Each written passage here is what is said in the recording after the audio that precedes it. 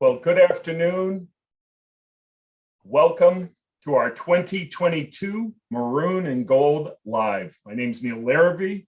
I'm very excited to be able to host this event again. And today I'm going to work as nicely as possible to help our admin team support all of the work they've done to put this fundraising effort together during continuing challenging times in our environment. So I'm very excited to connect with a number of folks who will have speaking in our groups, and of course looking forward to our membership and our alums really getting behind our efforts. Our goal today is to have 600 total donors, and I think we're off to a good start, which I know Allison will talk about. And speaking of Allison, let me introduce her right now. Allison Broussard, who is our marketing and development manager, also an alum of the Corps. So she's deeply rooted in who we are and what we're all about. Allison, take it from here and let's get rolling.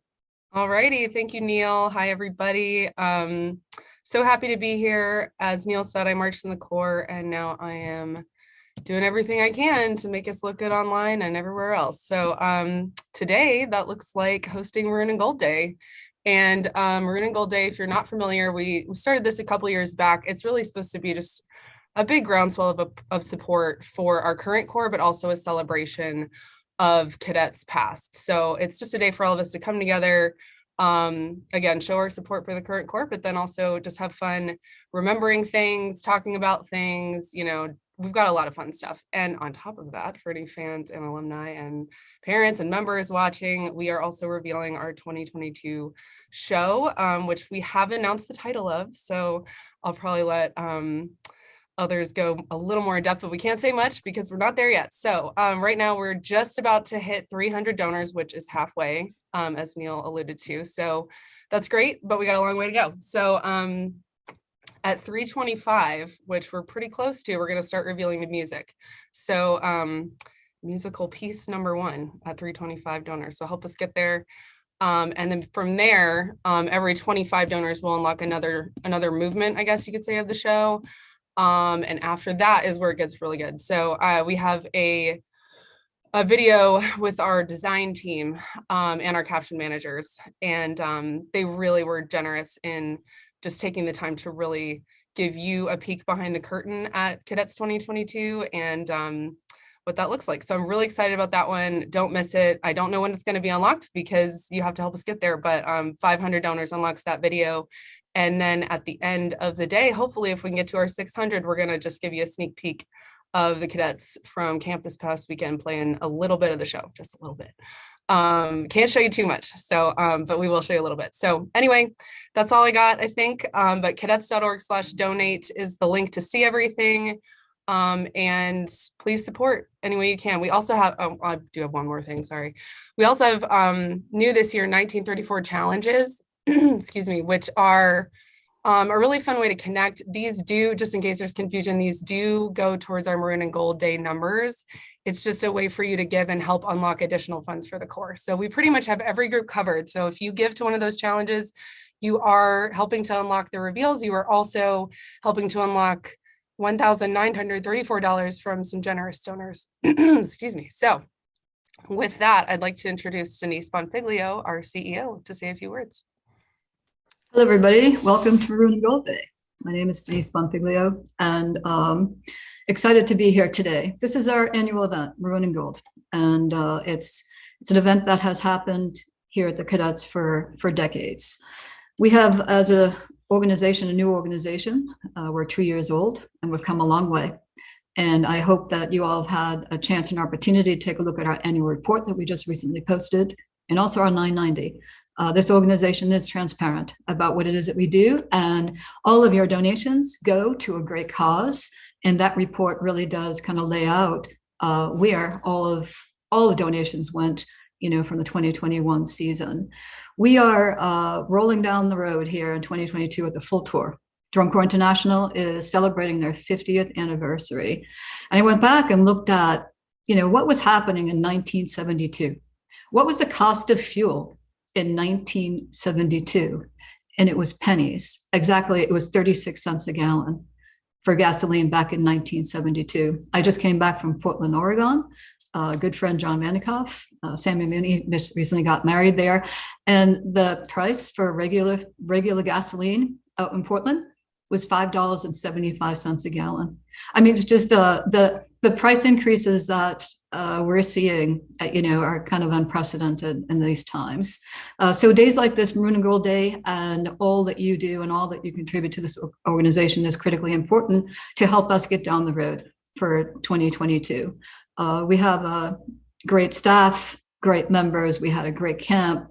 We're going to have a fantastic program lined up for you all in 2022. And I do hope that you get an opportunity to go to a DCI show and help celebrate the 50th anniversary of DCI, and more importantly, the 88th anniversary of the Cadets. I'd like to introduce to you Ron Lambert. Ron Lambert is the new director of the Cadets. Ron, take it away. Thanks, Denise. Hi, everybody, and welcome once again to our Maroon and Gold Day, an annual event, as Denise said, that is critical to helping us operate the Drum Corps. As a nonprofit organization, which we are proud to be, it's basically, money in, money out. Every sponsorship dollar, every dollar that comes in member dues is used for operating expenses. And so that's why you see us this time every year coming to you to ask for your support, because we need you. We need that. We're certainly not a bank. We're here to provide the drum corps experience with the money that we're able to raise and generate and fundraise. Denise mentioned the camp that we just had this past weekend. It was our April camp, which typically, with it being the last camp before spring training, that's when we get to see all of our members for the first time as a drum corps, because when we have camps in November and December, we're going through the audition process, which we may see anywhere from 300 to 400 students to try to find that 165 that will be on the field for this summer. So we go through that process November, December. The guard goes away because they begin their winter guard tryouts and begin staging those shows. And then after January, percussion starts to do the same. And then we don't see those groups again until April. So it's a homecoming of sorts, because friends, especially veterans who've been together for years marching, get to see each other again. So the camp starts off with hugs and everybody being really excited to see each other. And then we get right down to work. As you'll see very soon, should we get to our 600 donors, the Corps is doing a great job. They've already ensembled 2 complete pieces, about 6.5 minutes of our 11.5 minute production. I know that the pit has worked on more than that of the show. I know the different sections of the battery and different sections of the brass have also gone further than that. So we fully expect that when we come together on May 26th for spring training to dive into the show, we start learning drill on day 1 of spring training. So by the time that we finish with our community performance on June 25th, we'll be ready to have a full production in uniform with props, ready to compete. So hopefully you come out and see us. Our rehearsals are open. Come and see, come and learn, and get involved with Cadets 22. It's going to be really awesome. So in leaving, I want to show you a little bit of what we did this past weekend. We have a camp recap video that our wonderful media team, which is headed up by Allison, has put together for you. So Justin, if you have that ready to go, let's check it out.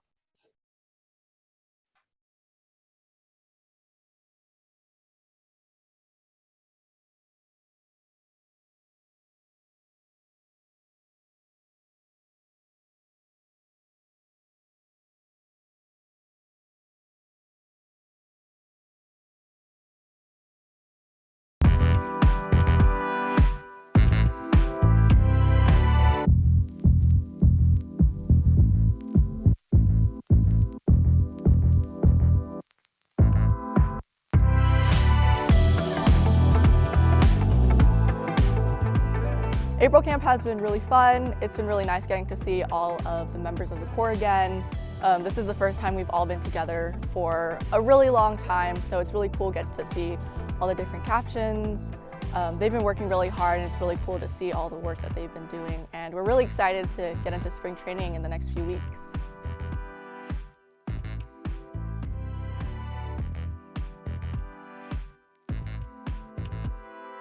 I'm really excited to be going into the 50th anniversary of DCI. I just think it's really cool that the cadets have been through it all, and just getting to see how DCI's progressed, as well as like the cadets within the organization.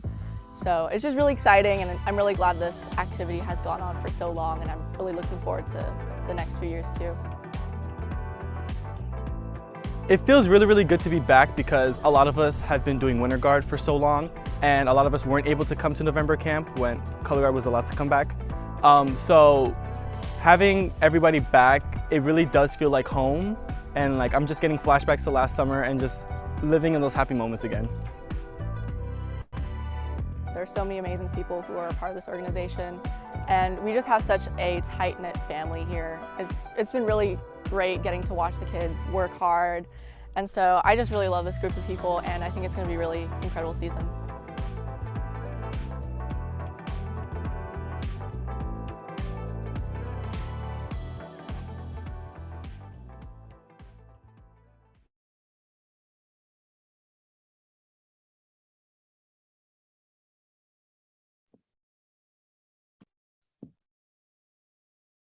So there you go. Great video compilation of what we did this past weekend, showing some of the smiling faces and the great staff and volunteers that we have that help get this core down the road. So like we've all said so far, and you'll hear a lot more, please support the efforts of these young people and this great team that we've put together.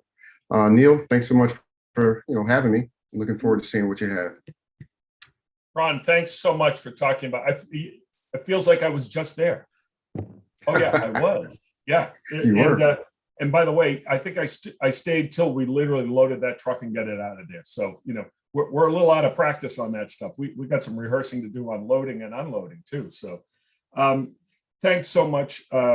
You can see, right, what a team we have here. Leadership from Denise and what she's undertaken since coming on. Ron stepping up to the plate and coming on. What Allison brings to the table for commitment and having been from our organization. Also recognizing Justin Moore, who's the behind the scenes man as our COO and CFO combined, and Israel DeMello as our operations manager. And it's a ton of work. I don't know how they do it. So I'm glad if I can help a little bit here. I will say this about the video. We could have had a few more pit video segments, and there was a lot of guard in there, and that's really great. So because there was so much guard, let's talk about the guard, and let's get that crew in here representing. We have a fantastic grouping of cadets, past and present, staff members from now, and this is really going to be exciting. I got to tell you, I think people who know me from the past would say, yeah, no, we know this about you, Neil. The guard is my favorite section in the Corps. Even though they probably don't, I mean, the staff members end up knowing me, but the kids don't. I never really intersect very much with the kids, but the guard is my favorite because there's this energy unlike any other, right? And there's just a commitment, a drive. And to me, they have the biggest hearts in the drum corps. They always are the most emotionally, positively connected to the product. So there's a lot of people on here who go way, way back. And, I've some of my favorite staff memories are with our guard folks, because again, like I said, there's that commitment, creativity, the challenge of what our activity brings about, and the uniqueness of the industry, if you will, of color guard. And so it's so great to have a number of folks on here. I'm going to start, if you don't mind, seeing we talked about camp. I'd like to talk with Enrique Perez, who is our current caption manager. I hope you're on here, Enrique. Yeah, I'm right here, Neil. Okay. How you doing? Well, he teaches like 5,000 guards, so I don't never know if he's, the man goes on coffee and no sleep, I'm pretty sure, for all the time.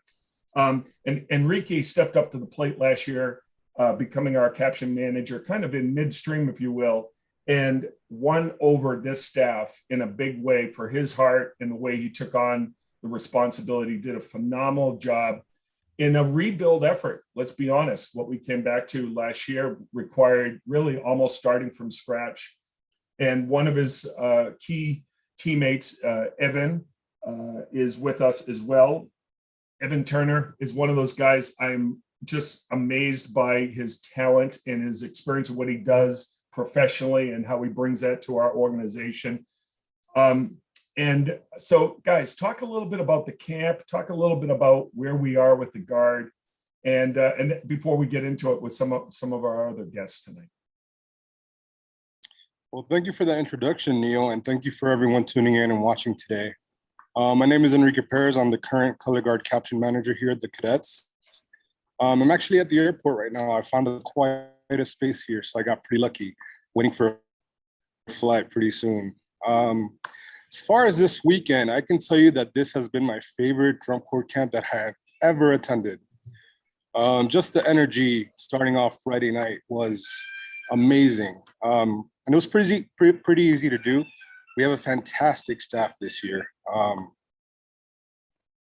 The talent that's in the color guard this year is light years beyond where we were at last year. And we had a great percentage of returning vets as well. So that definitely helped. You mentioned rebuilding last year, and that's something that that was pretty easy to do because I think everyone on staff is pretty passionate about the cadets, and most of us are alumni. So I marched here at the Corps in 2008 and 2009. You mentioned one of my key staff members, Evan Turner. I marched with him as well. And I marched with some of my other peers on this call here today, Mallory Yohannan. And I was actually taught by Daniel Riley, which I'm very excited to see here on the call as well. But camp went very well. We were able to teach a lot of choreography for that first movement of the show. They picked it up extremely well. So it's exciting to see where we're at this year in comparison to the past few years here at the Cadets. So I'm definitely looking forward to the summer and definitely some exciting things coming from the CBCCG for sure. But to talk a little bit more about that energy that we started off with Friday night, I'm going to pass it off to Evan. I'm sure he has a better way of explaining that. Hi guys, I'm Evan, if you don't know me, or Tina, for those of you that have known me in a different name for years.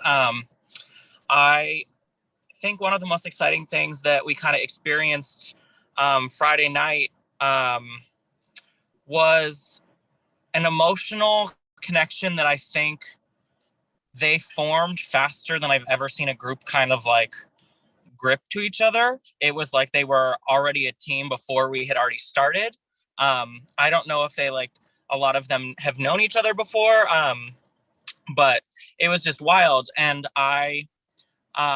we taught dance class and we learned a bunch of stuff, but I think one of the things that was the ultimate kind of like icing on the cake for all of us as a staff is we did some improv stuff, which, for those of you that have done or experienced improv work, sometimes maybe the best improvs aren't the first because, that is a challenge for people that have never kind of used that tool.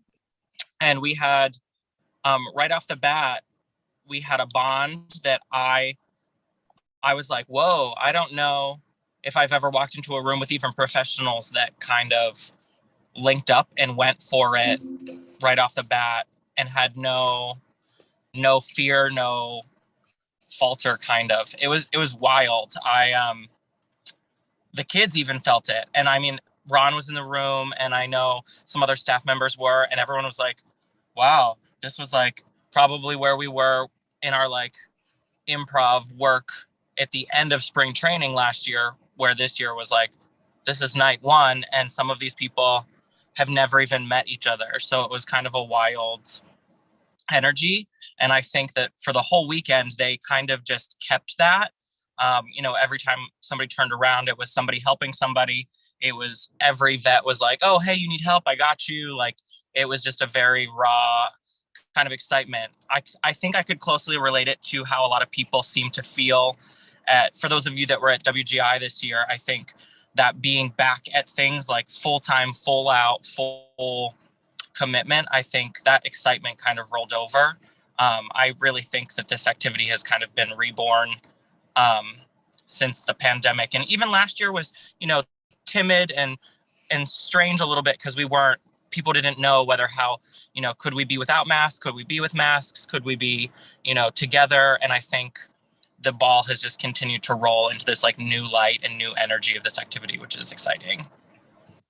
Well, my observation is just like I said, what you have as a staff has brought forward. I'm going to tell you that anyone on here, especially cadet alums, cadet experience, you're going to be very proud of the tradition that these folks will continue to build upon.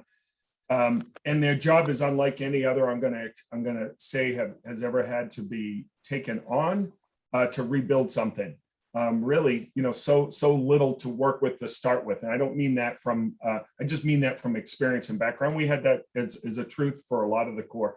So what they created as an experience last year made people come back, and then made a whole bunch of other folks who bring their skill sets and excitement to our organization. So, super, super excited, and thank you guys. By the way, Evan, like your sweatshirt there, and celebrating maroon and gold. By the way, love this maroon and gold shirt. I think we have to say Denise bought us shirts last year personally, and we all got them. And I think it's the most worn shirt because it just says it subtly, our love for our organization. Hey, speaking of, Derek, our graphic designer, designed that, and he is designing all merch for this year. So we got a good lineup. coming out. Just Well, we're looking forward to that, because I haven't spent any money on merch for a while. So let's get going here.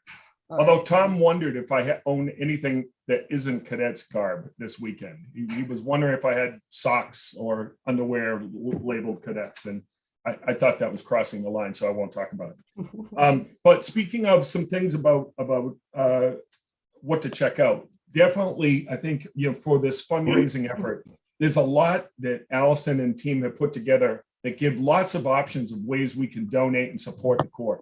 Because there's no level that isn't appreciated, desired, and helpful to have as part of what we do. And there's a number of different ways you can participate. We mentioned challenges, we mentioned Maroon and Gold. Heck, if you want to get a nice little mug, I have last year's mug here, pretty good. I'm looking forward to the new mug. And so there's a lot of different ways. Easiest, get on that website and see the different ways we're actually making donation opportunities happen. I wanted to speak about a dear friend who I know only has a limited time here because of his job, and Jonathan Schwartz, who I go way, way back with. My first year working with the Corps was 93. He was a member. He was just a fire plug from the get-go, and what he brought energy as a performer. And I will tell you that if I had 5 people I could say I miss from the Corps more than anybody when I'm not around, is Jonathan, for his energy and his love, and his outrageous positivity. And if I could out of my own wallet pay for someone to come back to come and quit his job and be with us, it would be Jonathan Schwartz, because of his true love for the Cadets. Thanks, Neil. It's been so long since I've really been a part of everything that's going on from a standpoint of actually being there with the Corps. But it's really funny because I do have a new job, and my new job is managing people. And so I'm still kind of doing the same thing that I was doing back in the day, except now I don't manage 160 some odd kids on the buses anymore. And I just manage 2 people with their 3 dogs. So it's actually a lot easier on my end, but I still do miss it. And, it's funny because the techniques that I've learned performing with the Corps and teaching the Corps and helping to manage the Corps, I use those techniques and styles daily in my job now. So it's really interesting how you never know, when you're learning stuff, especially in a drum corps experience, like how it's really going to affect you the rest of your life until you're about to turn 50. And here's another thing that was good in 1972. I was born. So I'll be celebrating my 50th year on Earth this year. So, and like I was just saying, you never know what you're going to learn, and you never know how it's going to affect you down the road. And it's really interesting that I'm where I'm at now. So you attribute lots of who you are to your experience here, I think. I think it's fair to say that. Absolutely. I mean, my mother and father, their support, was definitely a defining moment in anything that I did. But, as a student, when I was 16, 17 years old, I said to my parents, I want to march in the Cadets. And they were like, great, what's the Cadets? So they had no idea about drum corps. But you know what? That first camp weekend, they were in the kitchen cooking with the rest of the volunteers. And, my dad came on tour one summer and was in charge of the food truck my age out year. And it was really funny because he was like, I can't believe you've done this for so long. He's like, you must be crazy in order to do this every day. I was like, well, it's not as crazy as you are to come and volunteer to do it. So, but it was really exciting to have them behind me, and support me in whatever I wanted to do. But definitely, I would say from when I started the Cadets in 1991 to when I guess stopped teaching the Corps in 2007, those years really defined who I became, with the work ethic and the support of friends and being there for an activity and kind of creating a community, which drum corps is. Yeah, your parents were wonderful people that were so proud of you, but they were proud of all cadets. And boy, they put themselves into it, right? They gave a lot of time for a lot of years. And it was a bit of a family affair, right? And we're fortunate in our organization. We have a bit of that, and maybe we'll talk about that a lot. That tradition continues on. We have lots of folks whose children are participating in the Corps. I get to claim pride in that for myself with my son.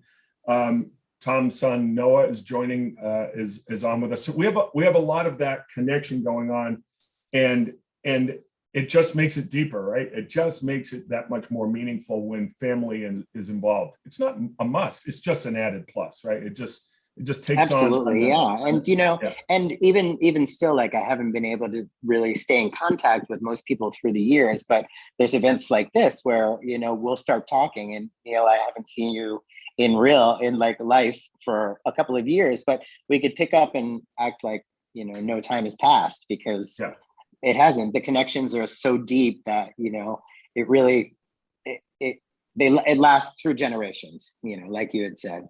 Well, let's be honest, right? There's an authenticity to the experience we have that's hardly exists anywhere else, right? And sometimes that's rough, and sometimes it's as loving and as deep as possible. But it consumes everything you've got while you're doing it, and that has to be supported, right? So, I mean, that's why we're here today.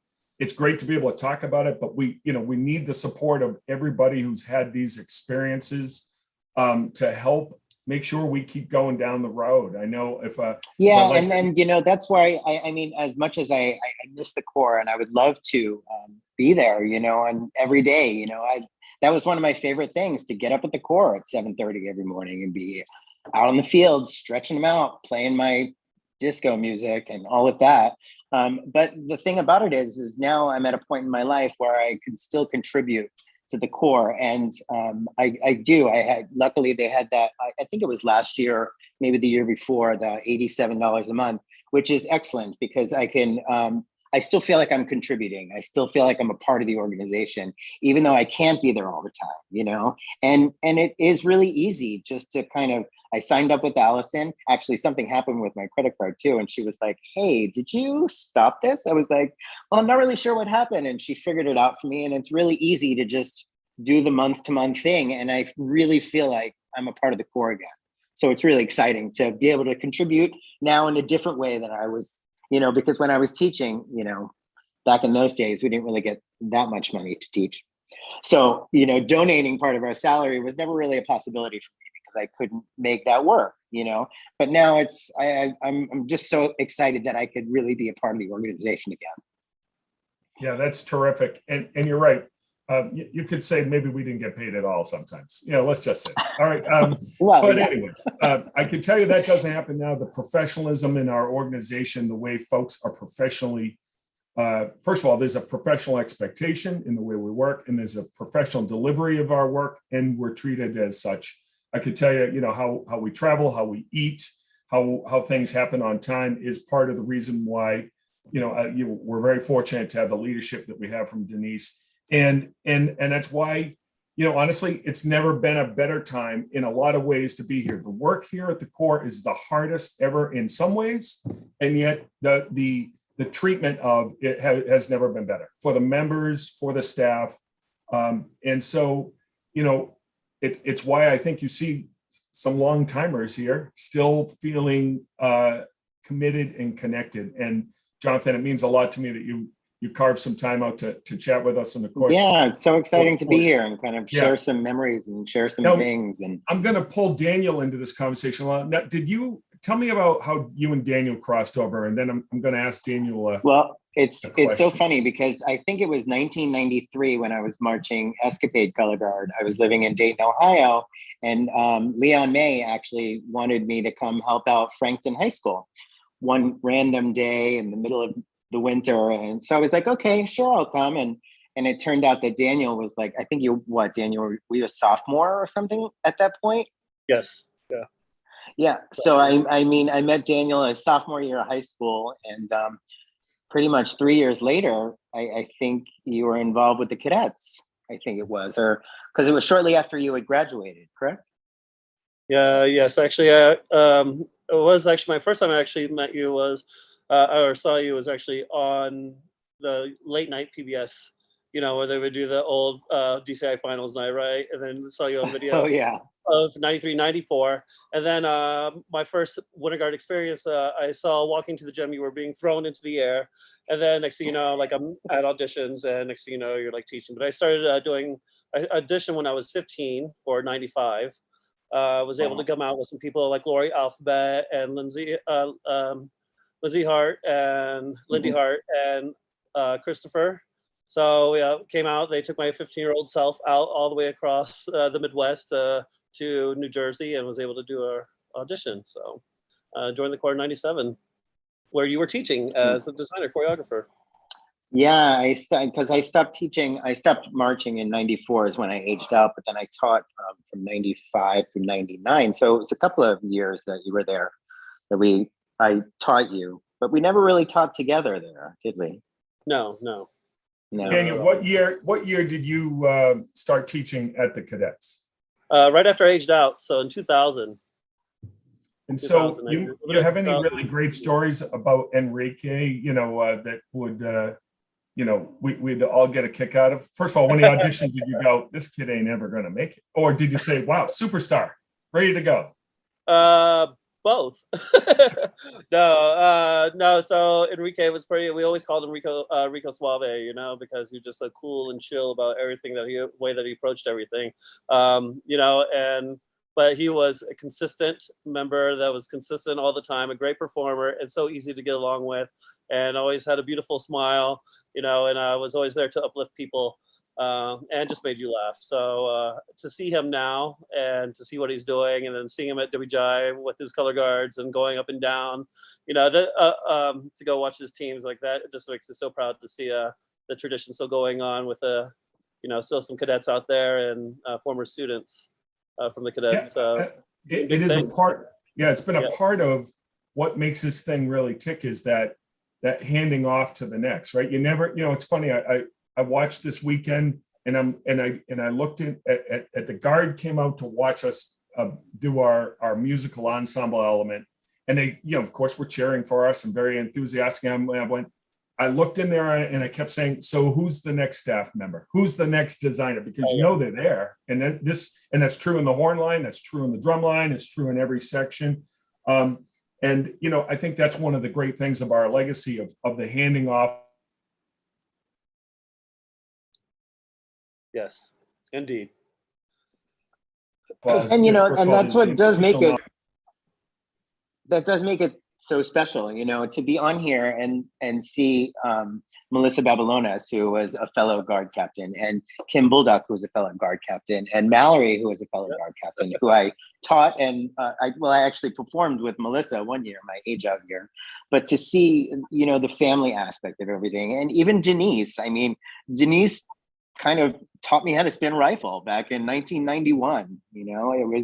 It's so fun to come back and see everybody, and to see how things have changed so much and so not at all. Yeah, right. And the not at all part is the funding and is the money that we need to get this group down the road every day. Denise was saying, it's not 36 cents a gallon anymore for gas. The where we are in life, it should, hopefully we're all in a place where we can really contribute more now, especially that it is still a family activity, and the students or the kids that we taught from back in the day or performed with are still here. It's a circle, it's a cycle, and it's great to see. Thank you, Jonathan. I want to actually point out a few folks. We're starting to see some nice action happening with donors, and it's so neat to see names from the past, folks that still are connected with us. Jim Drost, I remember Jim. Jim was one of the great supporters. Always, he was a guy who loved the pit. So, I mean, he was always right there talking about, what I wrote, why I wrote it, how we're playing it, just so enthusiastic and always uplifting. It's those kind of experience. Kendra from Pittsburgh, Ian Flint, what a great success this young man has been. Now is the head band director at Dartmouth High School. He's actually Tom Monk's boss. Now, God love him. This man has to be the boss of Tom Monk's. I mean, him and Denise, they should get, gold medal prizes of some sort for that task and responsibility. But Ian doing a phenomenal job in his second year as the band director there, and taking him to new heights really right out of the get-go. Julie from Kendall Park, New Jersey. Jana Bokuk, huh? Right? You know, she'll be on with us a little bit later. And in the brass group, that brass group's going to be a little bit of a mellophone group, if you will. Be great to hear from Jana. You know, right now we're already at 305 donors. You know that at 325 is going to be the unlocking. Whoops, wait a minute. We just got to 310. So 15 more, and we get the first unlock of music for this year's program. Just a couple more folks I want to acknowledge: James Woodrum, Kevin Sheely, Larnie Wilson, and of course Meg Toth, who we're excited about seeing on again in that brass grouping. So great to see these names, and thanks to everyone for donating.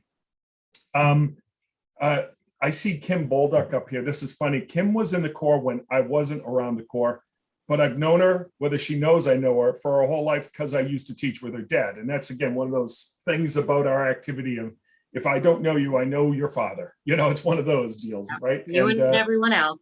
Yeah. Sorry about that, Kim. But, you know, you went way past them in the hierarchy of achievement. So you can. Well, I'm going to call him and tell him you said that. I'll write it down for you if you need to, just hard time. But, you know, what are you up to today? And talk about the cadets as a part of your experience. Yeah. Gosh, yeah. So, to your point. So my parents met in drum corps. They met in North Star in the late 70s. And I was one of those lucky people that was just kind of born into this crazy world that never really was all that crazy to me.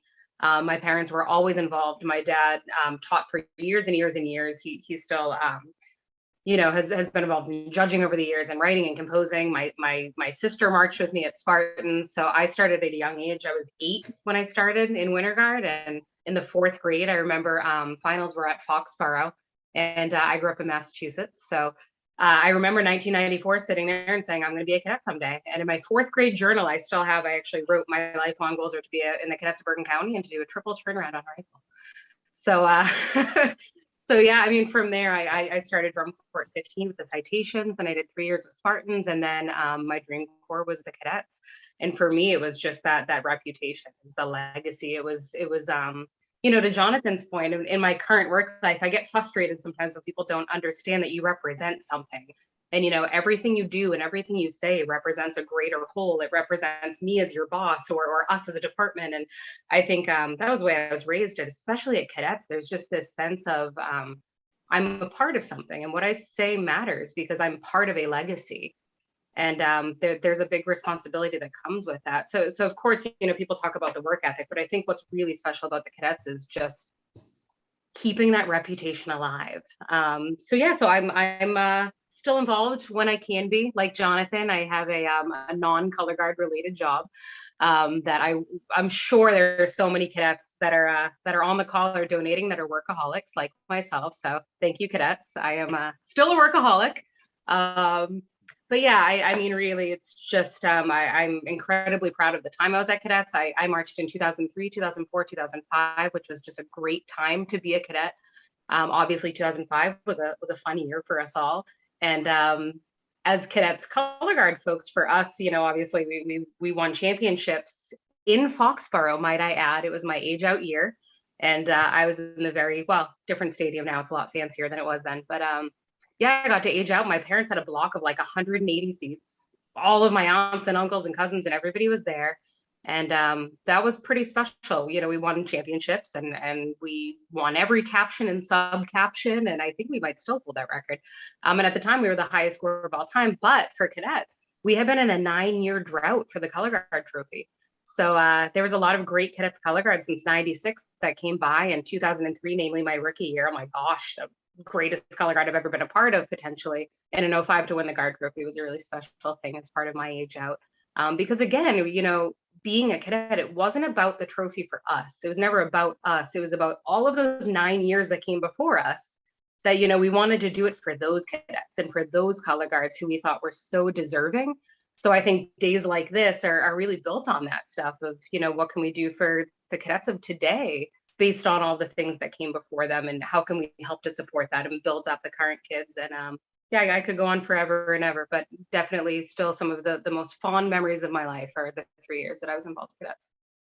Kim, it's funny that you talk about the 2005 year, and I lived 6 miles from Foxborough Stadium. And I remember Tom and I, we had just, of course, the whole core won. We had just won drums for 4 out of our 5 years. And we both said, if we're smart, we'll get out now. We can't do much better than what we've done over the last 5 years. Here we are. We're still here. So, the point is because it's a calling and it's a necessity in some regards to be part of what we do. How you do it is many different ways, right? So sometimes our jobs and our lives don't allow us to be on the grounds like we used to, but there's ways to support the core in different ways. And you folks are all taking your time to help encourage folks to donate, get online, help us get to those numbers. It's crucial. It's so important. I think anyone who thinks that tour fee pays for everything, it's sort of like you're just not aware what it costs to get out there. The kids don't really pay nearly what it really costs to do what they do, right? So we know that we count so much on generous donors, and of course, we have some tremendous sponsors as well. But we count on donations at a level that's very, very, very important. Like many nonprofit organizations, it's just a part of the need of any organization. So if you're on today and you're feeling these stories resonate with you, help us out, please. Help us keep providing these kind of experiences that people who are having them when they're 50 years old. I'm slightly older than 50 years old. And some others who are in their 30s and 40s talking about the importance of this, not only in their past, but in the present part of their life. Help us out. No dollar is too small. We know we're all at different levels at different times that we can support. Every dollar counts. We're up to 317, so we're only 8 away from our milestone. The Guard is driving a lot of action here. We're so happy that you guys are helping us get there. Tremendous to hear all of you. I want to make sure all of us get a chance to chat. Yeah, Melissa, hey Neil, I gotta sneak out, but thank you so much for having me. And everybody, make sure you're contributing to make the Cadets get down the road year after year. Okay, it's such a pleasure to be involved again. All right, I'll talk to you all soon. Have a great day. be good. Melissa, talk to us a little bit. You have a long history with this organization as well, and love to hear from you. Hi, I'm just really excited to be on the call. Just looking at this microcosm of people, it's amazing how many of you I've been part of this within so many different facets. It's absolutely amazing.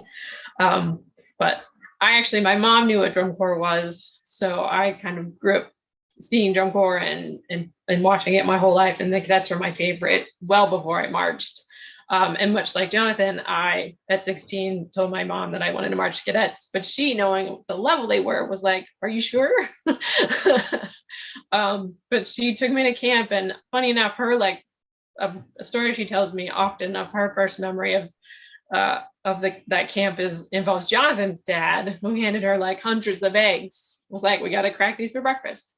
So the Cadets, can change your whole family as they participate. And she was obviously extremely supportive the whole time. But yeah, I marched for 5 years, and then I went back and I did admin, and I worked in the office for about 9 years.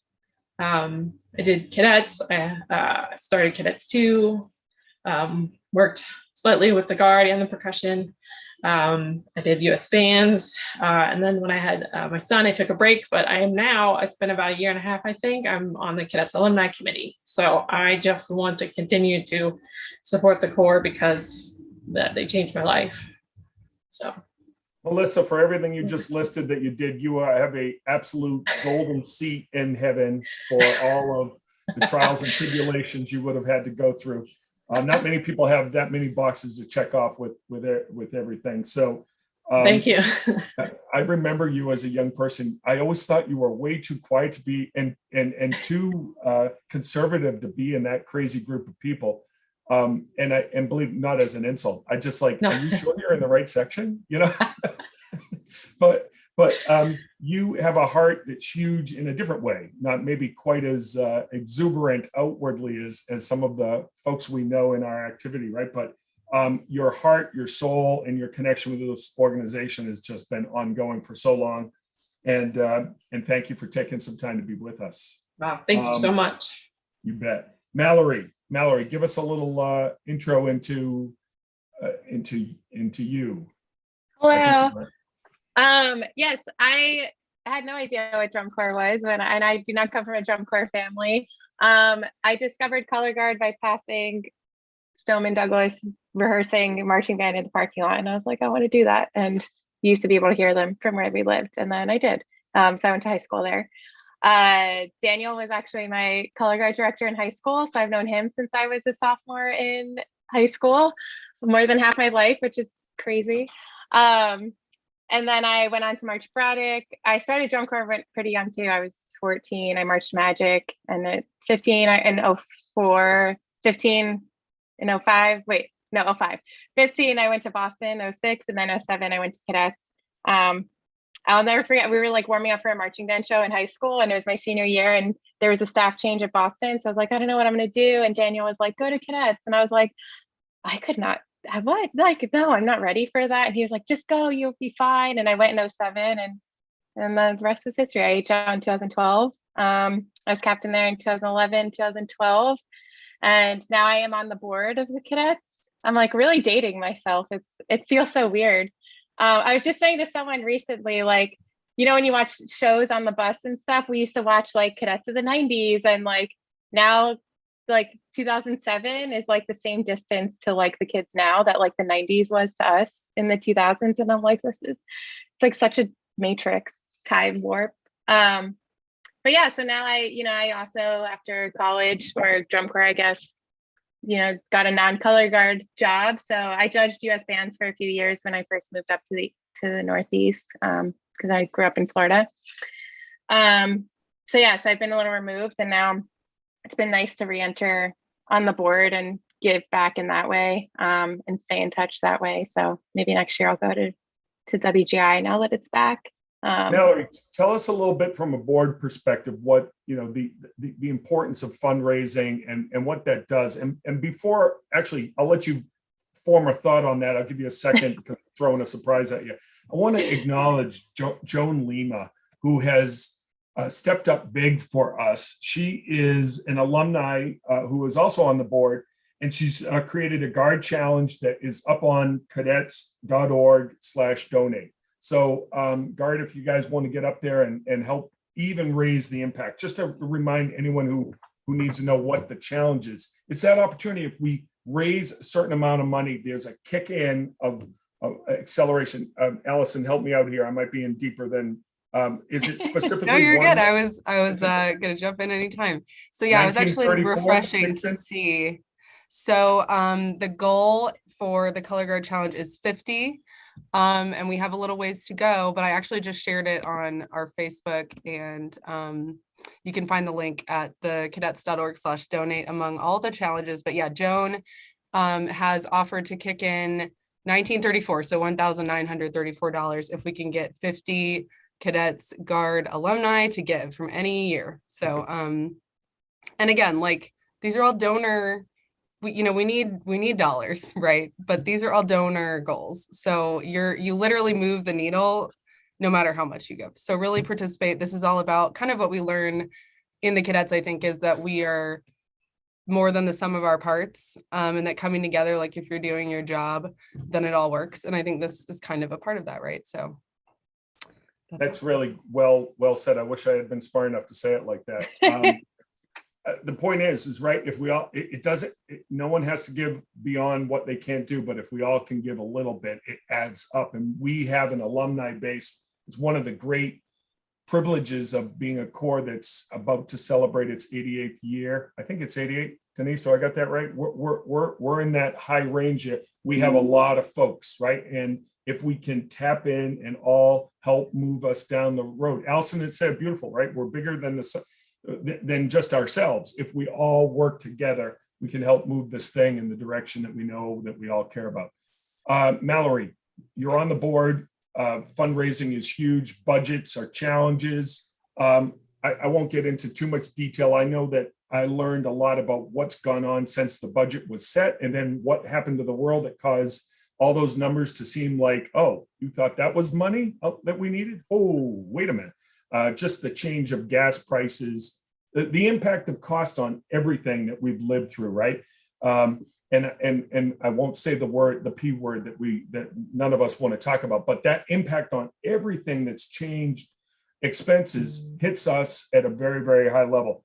Every day I look at the gas tank as I drive by and look at those prices. And then I look over at the fuel cost for diesel and I go, oh my God, right? I mean, there's just an experience on that.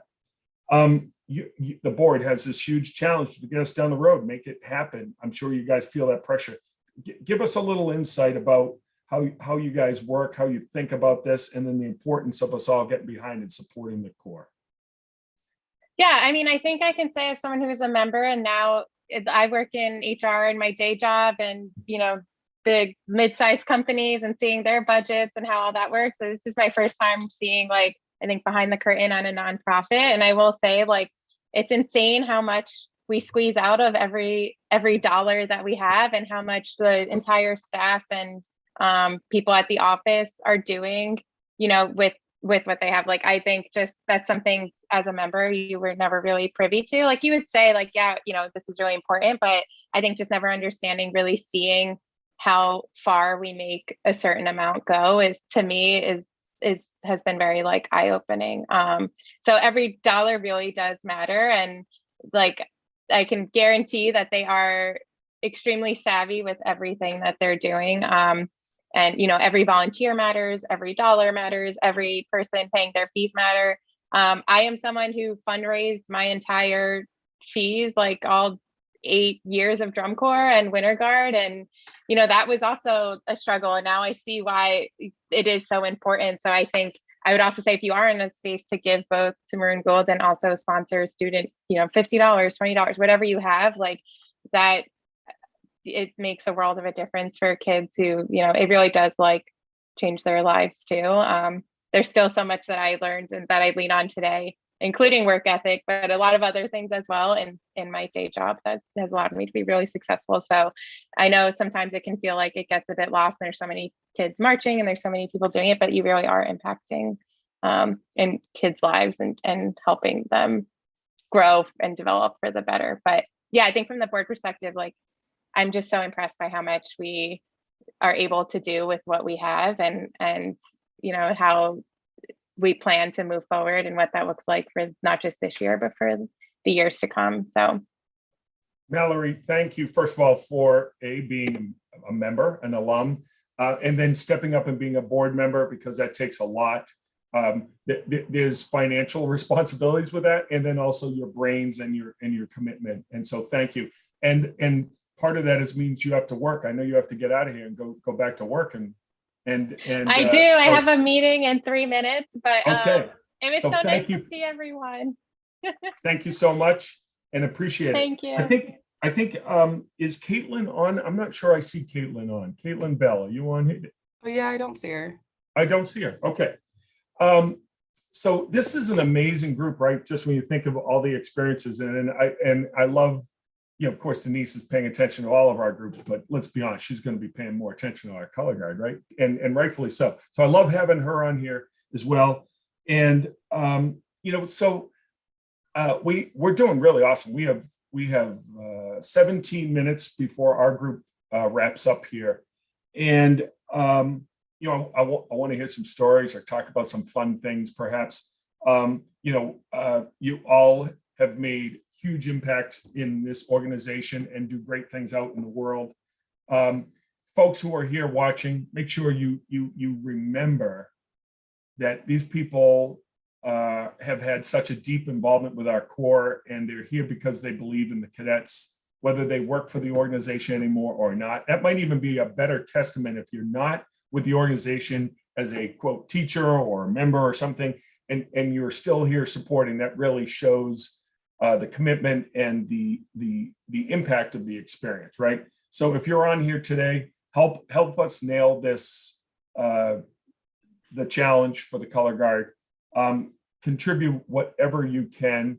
Help us get to the numbers we're looking for. We're looking to unlock by having 600 total donors. We're only 5 donors away from hitting 325, which will get us our first musical reveal or music repertoire reveal.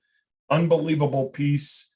I'd say it out loud, but then I'd spoil the surprise. Get us over the top here so we can share with you the great writings of Jay Boku with Tom and Tom Ungst and Brandon Carita and the work they've done to put together this musical product. Color guard.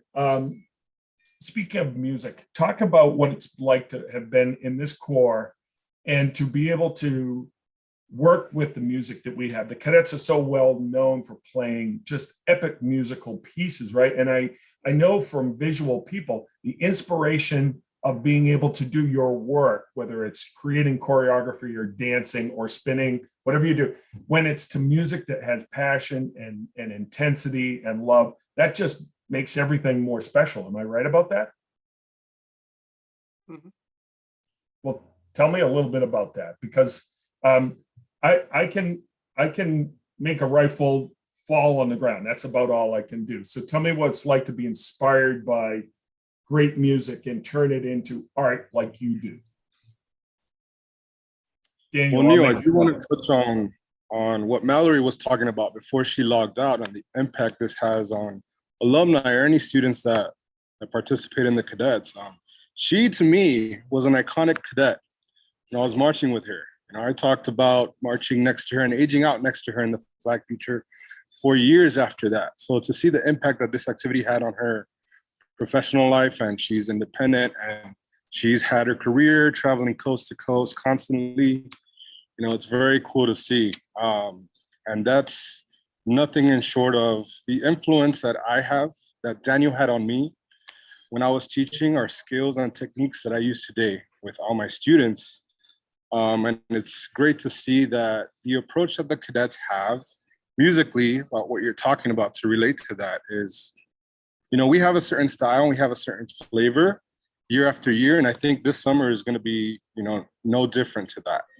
And, the music that we heard this past weekend, it's exciting, it's fast, and everything that I think the audience comes to expect from a cadet production. So I can tell you that if there's ever a year to contribute, it's this one. Because, just being in that gym this weekend, all those students were just eager to be there and to be a cadet and to get a spot and to participate with us this summer. And it was just a very exciting sight to see. And it makes us as staff members, it makes us a little bit more passionate and more exciting for what this summer is going to bring. But musically, wow. We were all pretty impressed this weekend when we went outside for that ensemble rehearsal on Sunday. Yeah, Neil, it was oh, sorry, I was just going to jump in and say, when I think back to my time at Cadets, so many of my moments that kind of still give me goosebumps have to do with music. I was really, again, I was lucky in the time frame that I got to march. I'll never forget at spring training hearing the corps play Cadillac the Skies in a random auditorium and somewhere in Jersey or Pennsylvania. And I remember just crying and saying, holy crap, someone let me in this room. I can't believe I'm seeing the maroon and gold in front of me. And the corps proper inspired me my whole time, all 3 years. Every single show I walked on the field, I'd close my eyes and I had this ritual that I would just take a deep breath and I would think, Mom, I want to be a cadet someday. And I would open my eyes and I would make sure to look at the maroon and gold. I would take it in, I would absorb it and say, you're here. And I got to have Rocky Point Holidays as my closer for my rookie year. And I remember the folks in the corps saying, well, you're not a cadet until you've marched to finals. You got to make it through finals. You got to get a whole season. So I'll never forget, my rookie year, getting to the end of Rocky Point Holiday and holy cow, we got to do the Z pull, my rookie year of my closer, and doing that Z pull and hearing that music again. I think I sobbed through the back half of that tune. Just the chills and the noise from the brass and the audience and the response, because I think cadets also, it's not just about the music from the corps, it's about the response that we get from those really powerful moments. And again, so many of my memories come from that musical impact. And again, just the tradition that comes from it and the pride we all feel. Thank you. If I can jump in, actually, I kind of forgot about that until you were talking about it, Kim, but I remember like spring training, it was a lot of times like either the audio recording day where we would like have to arc it up and like play and they would record us, or for some reason the guard would come and like sit in front of us and watch for a few minutes, usually like every year. And I kind of forgot about that, but that was like such a hype thing for us too, because they would always get so excited. And like a lot of times, like they've been rehearsing to like whatever recording that they had, or even a MIDI file or whatever, learning work. And then like to sit in front, I think it's like such a cool energy between the musicians and the, I guess, color guard performers to like share that and then kind of put it all together. It's really fun. So I like that you mentioned that. I totally forgot about that like experience of that. You know, and we had that this weekend, right? I mean, the fact that, granted, it wasn't, we were not fully refined on April 29th or the May 1st, whatever that day was. But still having the guard up there sharing their energy with us. And I'm sure part of it for them was, wow, we're going to get to do work to that. You know, there's that excitement, right? And so I'm always, you know, I love the visual arts. I love ballet in particular, and attend. And you know, obviously for me as a musician, it has to be great music, you know, or else it's a little bit incomplete. But when there's the marriage of great music with great movement, you know, it's a pretty amazing experience. And so I know how much Neil, speaking of great music, we just unlocked the opener. So if you want to talk about it a little bit. Well, should we? Yeah, I think we should. Yeah. Look, the guard has earned this. So let's get there. So are we just playing it, or is there any kind of prelude to what the piece is? You can just say what it is. We do have a video later on where we go more in depth about what it means for the show. So don't give too much away, but if you want to talk about the piece, we have unlocked it. So I'll admit a little bit of lack of preparation on that. This is a little surprise for me. Yeah. This is my bad. Sorry. Adrenaline City is the first production piece. And if I was a little more prepared, I'd remember who the composer was. I could tell you from which. It's Adam Gorb. Okay, there you go. You were smart enough to put it up there. If I was smart enough to read it, I would have been. You're totally fine. But you'll hear more about the story of why this piece is important to us in the production. But I think something that Enrique said is the great thing about the program this year is, for those of you who have a love for the programming that this corps is renowned for, you're going to see the energy, the speed, the intensity put together in smart ways that work in contemporary drum corps. And believe me, that's a story in and of itself, because doing last year a show program where frankly everything was from the past, how we did drum corps and how we do it now is different. But what you're going to hear is music of intensity, and you can see visual elements, I think, that you're going to really be excited about. You can imagine our color guard doing phenomenal things. So let's have a listen to Adrenaline City, our opener for the 2022 Cadets. I don't know. I don't think we're going to play it. Sorry if I misled you. We are just telling the titles right now. We're not going to reveal the full piece yet. But if you want to look it up, I mean, you're more than welcome to listen to source material. We're not going to do the full thing. But I was going to say, Anne Voorhees has popped on. She is also a member of our board of directors. Anne, would you introduce yourself real quick and just say hello? Hello. No. Hi, I'm Anne Voorhees, known in the cadet world as Ann Janellis. Most nobody knows me unless I use my other name. So I've been on the board for a couple of years now as part of their health and wellness team. I also was a guard member from 81 to 88. And so long history. I was sitting listening to you guys talk about the music and how important the music was. And even back then we did the same thing. Once we started hearing the music live and, you know, really got an opportunity to get into it, it really changes your whole perspective on how you want to perform as a guard member. Once you get a really good feel for the music and the emotion behind the music and what the show's about. So it's really exciting, but it's nice to be on the call. I couldn't get on. I was having trouble with my camera, trouble with my link, but Allison rescued me. So I'm good. Well, technology is a challenge to us all, right, at certain times. And you've been around the Corps a long time and support us in a lot of different ways. I'm glad you could get on today and be able to be recognized, as Allison mentioned. We've had some great conversation And we've had some great contributions too. I want to actually acknowledge a few folks who've made some great contributions. Chris Castile, former drum major. I believe we're going to hear from him later in our drum major grouping at 7:15. That's going to be a powerhouse group. That's going to be, get on for that. That's going to be a lot of fun. Christopher Slayer, Wendy Dorer, Jeff Saktic. I don't, Golden, right? Jeff, the epitome of wonderfulness as a human being and a designer, artist, teacher. And I couldn't be happier than to call him a friend for sure. Ron Lambert, as we heard earlier from him, thank you, Ron, for your support. Jim Messina, long-term supporter and has a deep history with this organization. Daniel McConnell. So lots of folks stepping up and coming forward to share with us and help support us. We really appreciate it. And you've helped out in a number of ways. I remember you being very involved with our health and wellness, right? Some of our sessions last year. You can imagine the challenge of running a drum corps, or maybe no one can actually imagine the challenge of running a drum corps during a pandemic. And, for all the challenges, of course, financially in the organization, but just, the health and wellness of our mental states of what it was like to try to still be in the corps and not be doing drum corps. And you were there a lot for us, leading us through some sessions about, taking care of ourselves, being aware of the challenge and maybe some of our own emotional feelings of what would be going through that. I think a lot of us were fortunate to have some of your wisdom shared and, your empathy, I guess. And so, thank you for that. Those were important words during very difficult moments. Oh, you're welcome. I enjoy it. I love working with the cadets. It's fun. It's just another example of how people support our organization, right? There's all kinds of ways to do that. And you did that with your time and your effort. And I know, of course, you support the Corps financially as well. And that's why we're here today. And so I appreciate you coming on and being part of it.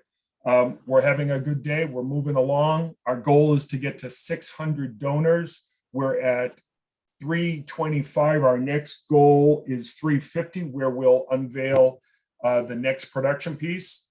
This time I won't overpromise and underdeliver. No, we won't listen to it yet. I was so excited I got ahead of myself. I was like, come on, let's listen to this. And believe me, if I were you, I might mute me and go listen to Adrenaline City a little bit and hear the piece to get, and especially you get it in context to how it will work in our show. It's going to be great. The next piece you're going to want to accelerate to get to, because it's a unique production piece in the vein and style of cadet shows where production pieces have been home runs, if you will, or just sometimes the faves of some of our shows. That will be the next piece we'll be discussing. So help us get to 350 on the donor list rather, and we can get to it. We have 3 minutes left in our group. This has been amazing. We got through a lot with a lot of people contributing. I'm very thankful for, again, the thing I always say is, Guard is my favorite section, right? Because they're the heart. They have the biggest hearts in our organization. That's no insult to any other section. They just have big hearts, and they wear them on their sleeves.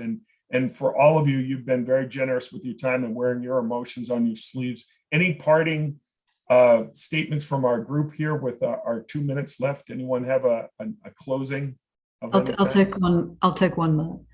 I've actually had an opportunity to teach several people that have been on this call here today, and I just recently came back from WGI. WGI was finally active, and I judged that show, and I get to judge some of the works that you all have created, as you've, kind of foster and flourish in your careers. So it's super, super cool to be able to see what it is that you're doing, as choreographers and professional dancers and all of that.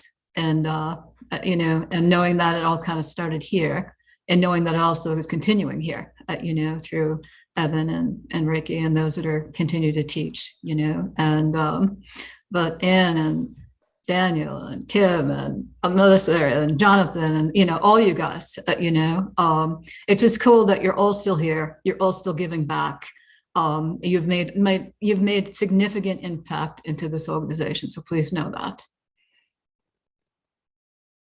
Yeah, I don't know that we can wrap it up any better than that when the boss wraps it up and says it so eloquently. I think, if we're smart, we don't try to follow that. So, Denise, all I could say is seeing, especially we're in this section, you provided a lot of great education to all these people, right? And you're like the gold standard in judging of color guard and in teaching of color guard. So I know the impact you've made. I watched it as a staff member when we were both considerably younger, and I know it's appropriate for you to be on all of our groups, but most importantly here, because I know you put a lot of blood, sweat, and tears into the color guard program over the years. Yeah, I love my color guard. Absolutely, you're the best. Guard. That's right. Well, we're right at the 5:15 hour. We're doing phenomenal. We're on schedule. Color guard folks, thank you so much for helping us. I believe we're going to have this recorded where we'll be able to push this. I think we did that last year. I hope I didn't just overstate again. You're good. Yeah. So, You're right. Color guard folks, even though your time is over here, we'll get to hear you by pushing that information. Spread the news on this. Keep it going. Reach out to some folks. Let them know that we did what we did and that it's not over. Keep supporting us. We'll be grinding away till 8 o'clock. And of course, it's never not a good time to support the cadets financially. So help us continue to push the message. You have deep reach out there, which is why you're part of our team. And thank you all so very much for your many years of service to our organization, and especially for today coming on and helping us. Thanks so much.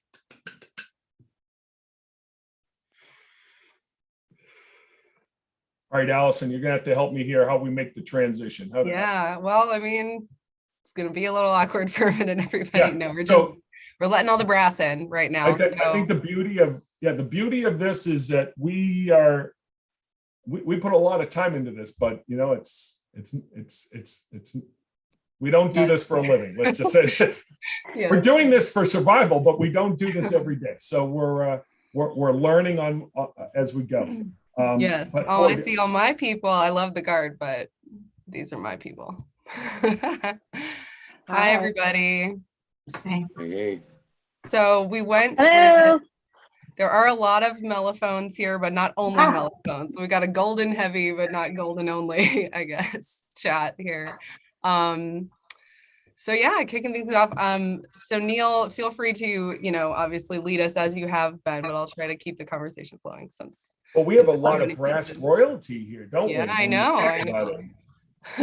First of all, we have Jay has blessed us with his appearance, and he's the guy that makes that sound happen by virtue of what he puts together and puts on the page for us. And so we're very, very fortunate there, right? And I know Jenna is joining us as well. She's made a tremendous a pledge and promise with the challenge. And thank you, Jenna, so very, very much. Appreciate it. Full disclosure, and before, listen, Allison, you're gonna have a lot to do with this because these are your people. I should really not like the golden section that much because, especially with a book written by Jay Bocook, there's hardly ever anything left to be able to write after the mellophones have played every lick imaginable in a Jay Bocook book. And somehow, though, you won me over because you could and you did. And, this section has been a standard setter for our Corps, but also just for so many in the activity through excellence as musicians, but there's been phenomenal leadership and just personal excellence displayed by so many people in this group.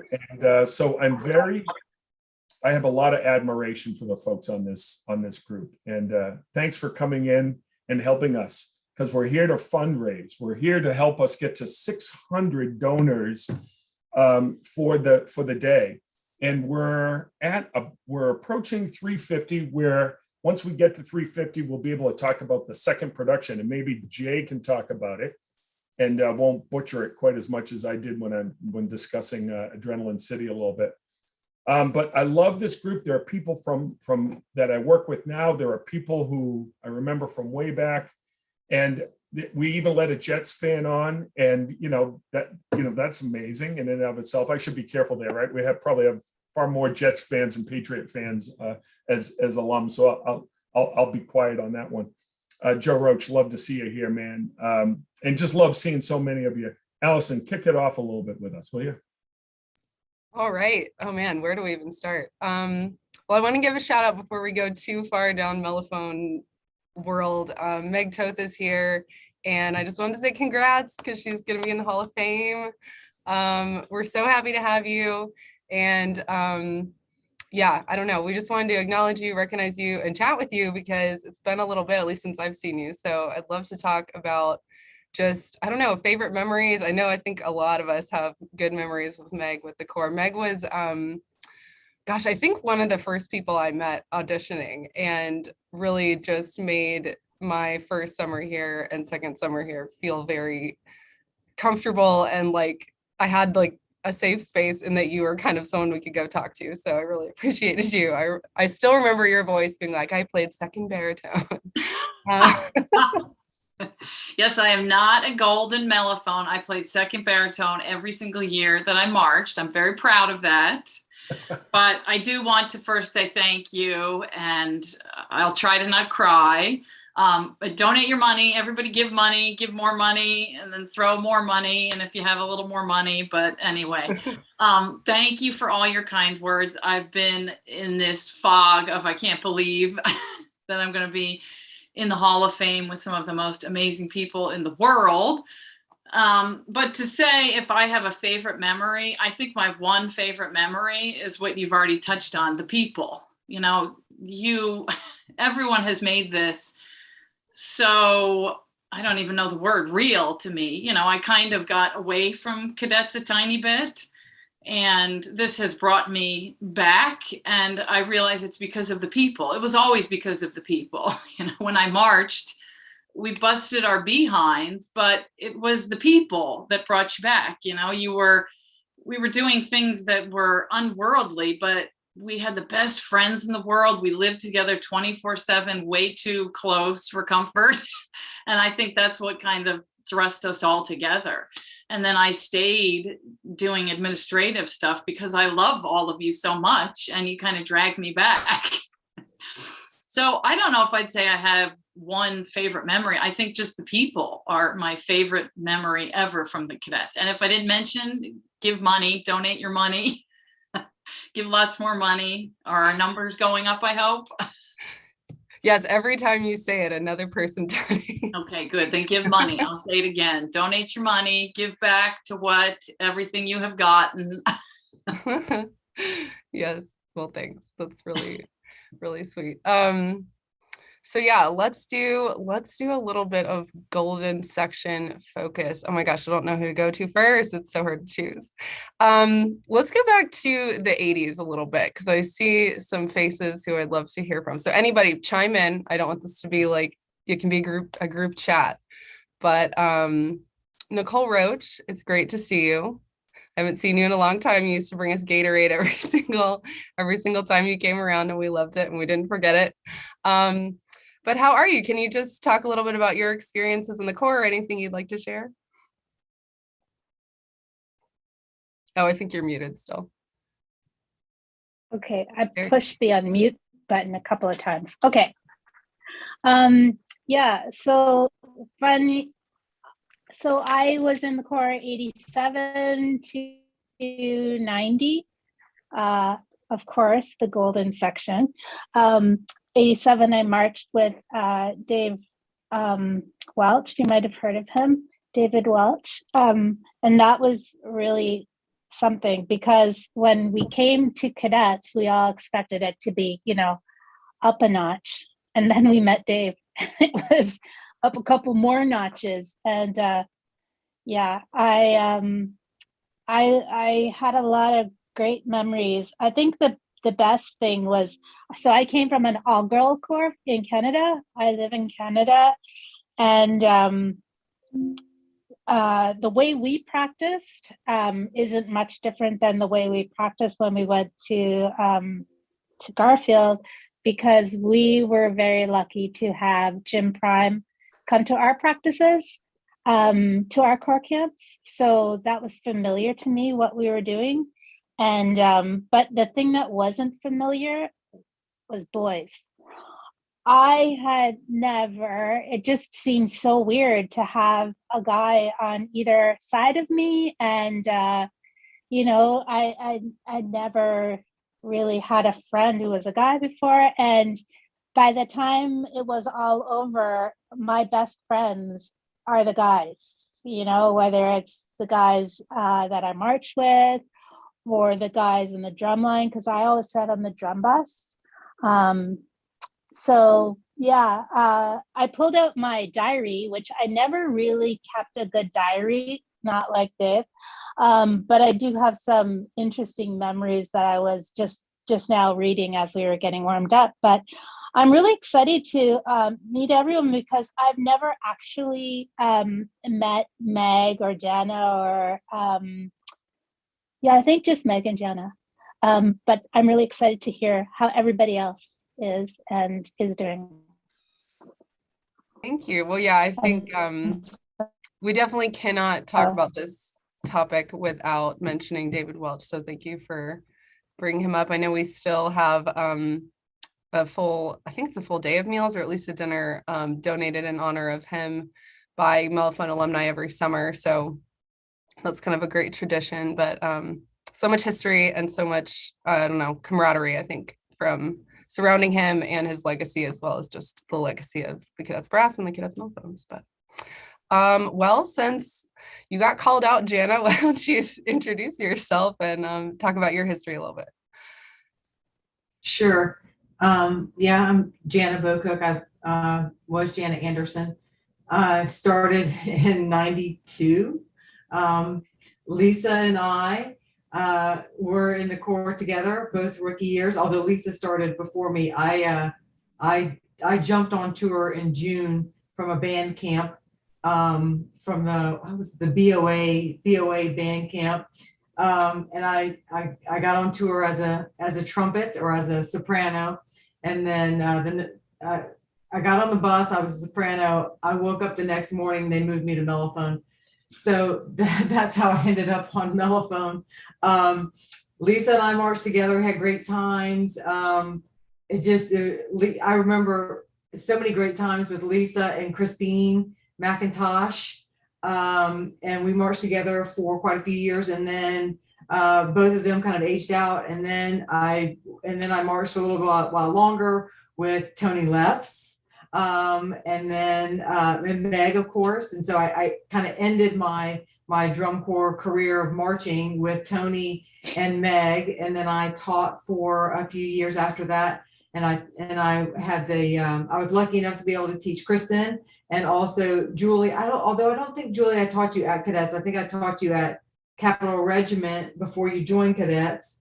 And then, of course, went back and I believe taught during the winter when Selena was there. And then also when you were there too, maybe Allison, I can't remember at this point.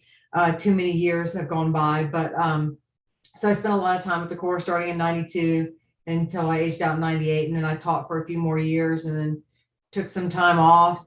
Jay and I got married, and he's continued writing for the Corps, took some time off. And now I love to be able to give back and see what everybody's doing and keep up with the Corps through Jay, and it's just been great. Well, you've done more than you've done more than you probably are taking credit for, right? Just the fact that you've stepped up, because you've done this before, where you have really been significant as a donor, and so. I just love you model what I think we've talked a little bit with the Guard is like, not everyone, you put a lot of time into this organization, one of the great members of all time, great staff member, and you can't do that now because other things are happening in your life, right? But you find ways to support this organization. And that's what we're hoping lots of folks who are on right now will think about is they'll remember their times with us And even if they go, well, I can't do that anymore. I can't, whether it's even cook or do or anything, but you can help us financially by supporting the organization. It's the blood, it's the oil to the engine a little bit. And all of this doesn't happen. We don't have any of these experiences if we aren't able to fund the core. And that, you know, as a nonprofit, that's always been a challenge. It was a challenge when we were back in the early days. It'll be a challenge 20 years from now. Nonprofits require this kind of support, where the folks who really benefit the most and have benefited the most are the ones who actually step up and help. And speaking of that, I want to talk about a few folks who've really done nicely to help us recently. Paul Dolan, Scott Van Erderen, Carrie and Jeff Gentry, who have a young son who have joined the Corps. I've known Jeff for a very long time and his world out in Indiana in the band world. And they volunteered this week. So we've got, I think he's a young guy, so we'll probably have volunteers out of them for a while, don't you think, Denise? We've got food crew folks for a while. Mara Adams, Paul Dolan, Rhonda Watson, folks who are stepping up. Keep it coming. We're trying to get to the 350 number, and I'm hoping it's done here because I want Jay to talk about our second production, which we can't tell you until you get us to 350, please, in terms of total donors. And then Jay can talk about the construction of this piece. Jay, just make sure you got it together on whose arrangement is. You know, I know it's a multiplicity of efforts in there, but the source material, if you will, and I know you'll speak eloquently on that.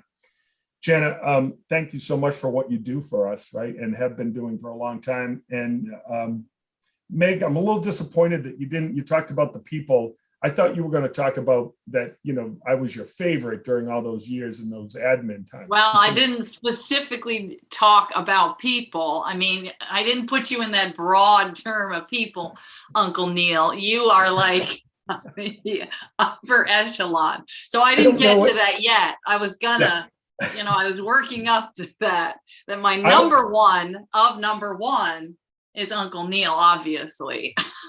Well, my favorite of all time. Well, I mean, I shouldn't say because Uncle Jay is on here too. So that's really hard for me to say, but. And don't forget Mo either, right? So Mo probably. How can we, he's given me some of the best advice of my life, which I probably can't repeat here, but Mo also. Yeah.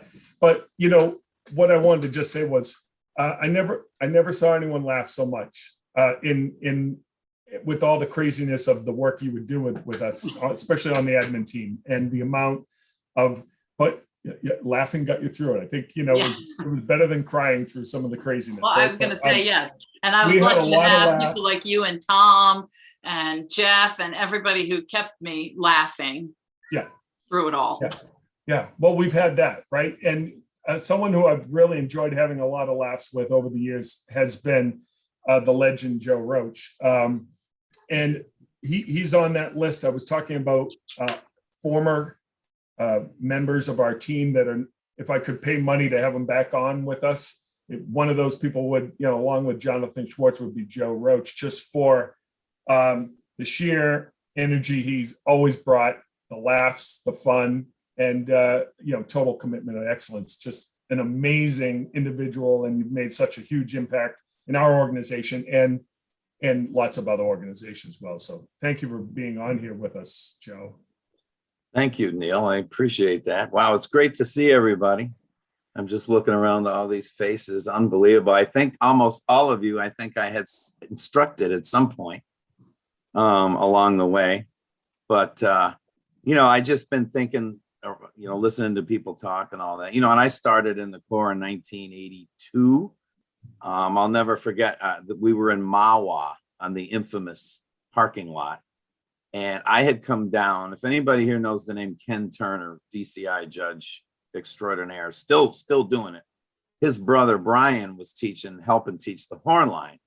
And Ken was my first brass instructor. So when the Squires, who I was a member of, folded, I said, well, I think I'd like to go check out the Cadets. Brian, you know, would you be willing to bring me down? So he brought me down. I think it was in May. And all I remember, it's quite a blur, but I remember getting put out on that parking lot in Mawa, and they had done 3/4 of Rocky Point Holiday. and I was like a pinball. I was all over the place. And when we got done, I was like, that was freaking awesome. I want to do that again. So I remember that to this day. And I also remember another experience, and I want to share this for those that are contemplating donating. It was in, I don't remember precisely the year, 2008, 2009-ish. We were in Rockford, Illinois, and we pulled into this school at like 2:30 in the morning or something like that. So you know how it goes. Everybody's getting off the buses and going in, and the airbags are blowing up. I mean, the air mattresses and all that. So the next morning we come out and we're doing coffee, and I see this gentleman walking around, and I said, "Sir, can I help you?"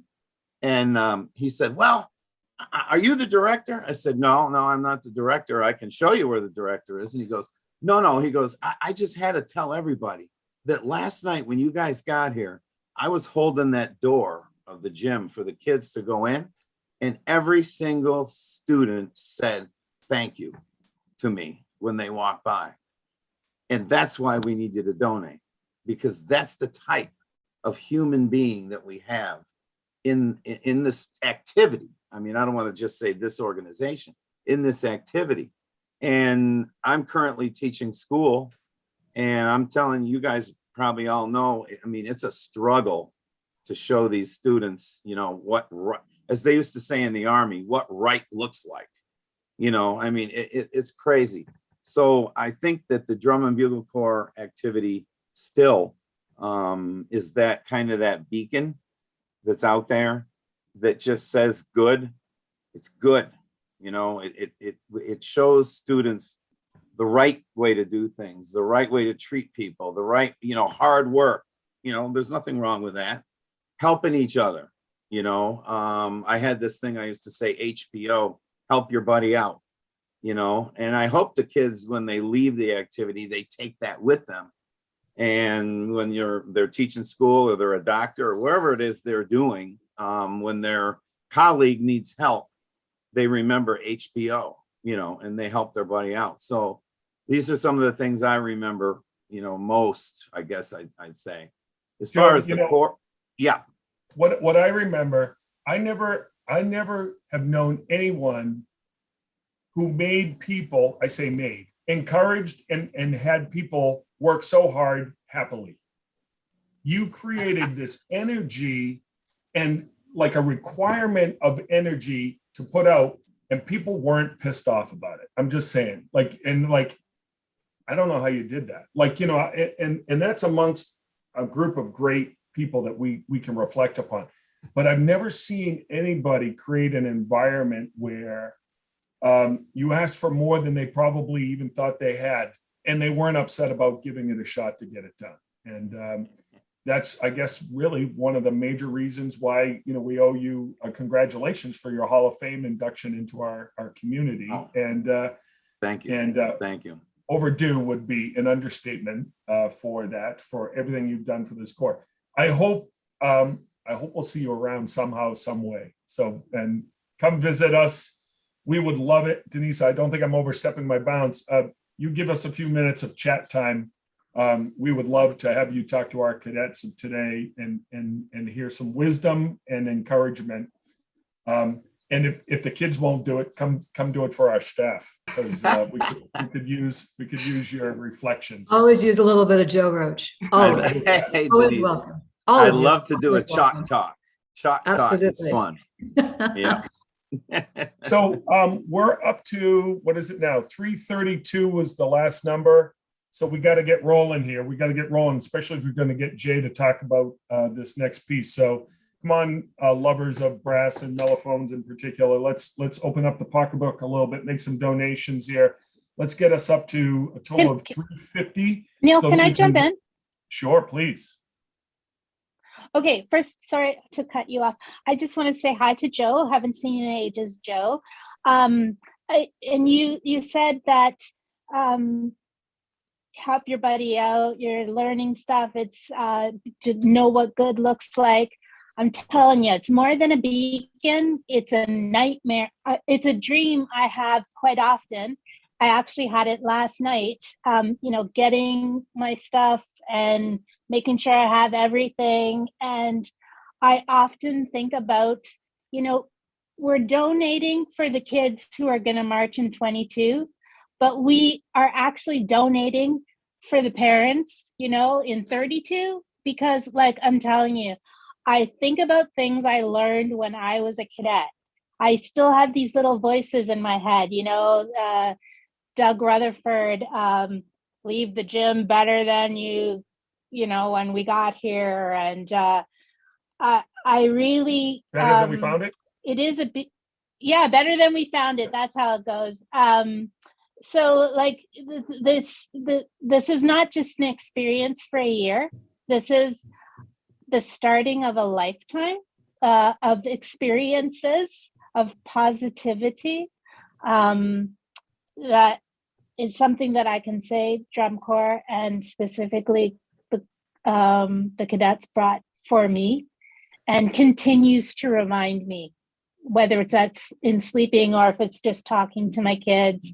I love the, you know, smile when people ask you a question. Mark was really good about the thank you. You have a very nice drum corps. Well, I use that with my kids when people criticize them. It works really well in a hockey game. Works really well, my son will tell you. So that's it. Signing off. Thank you, Nicole. Thank you.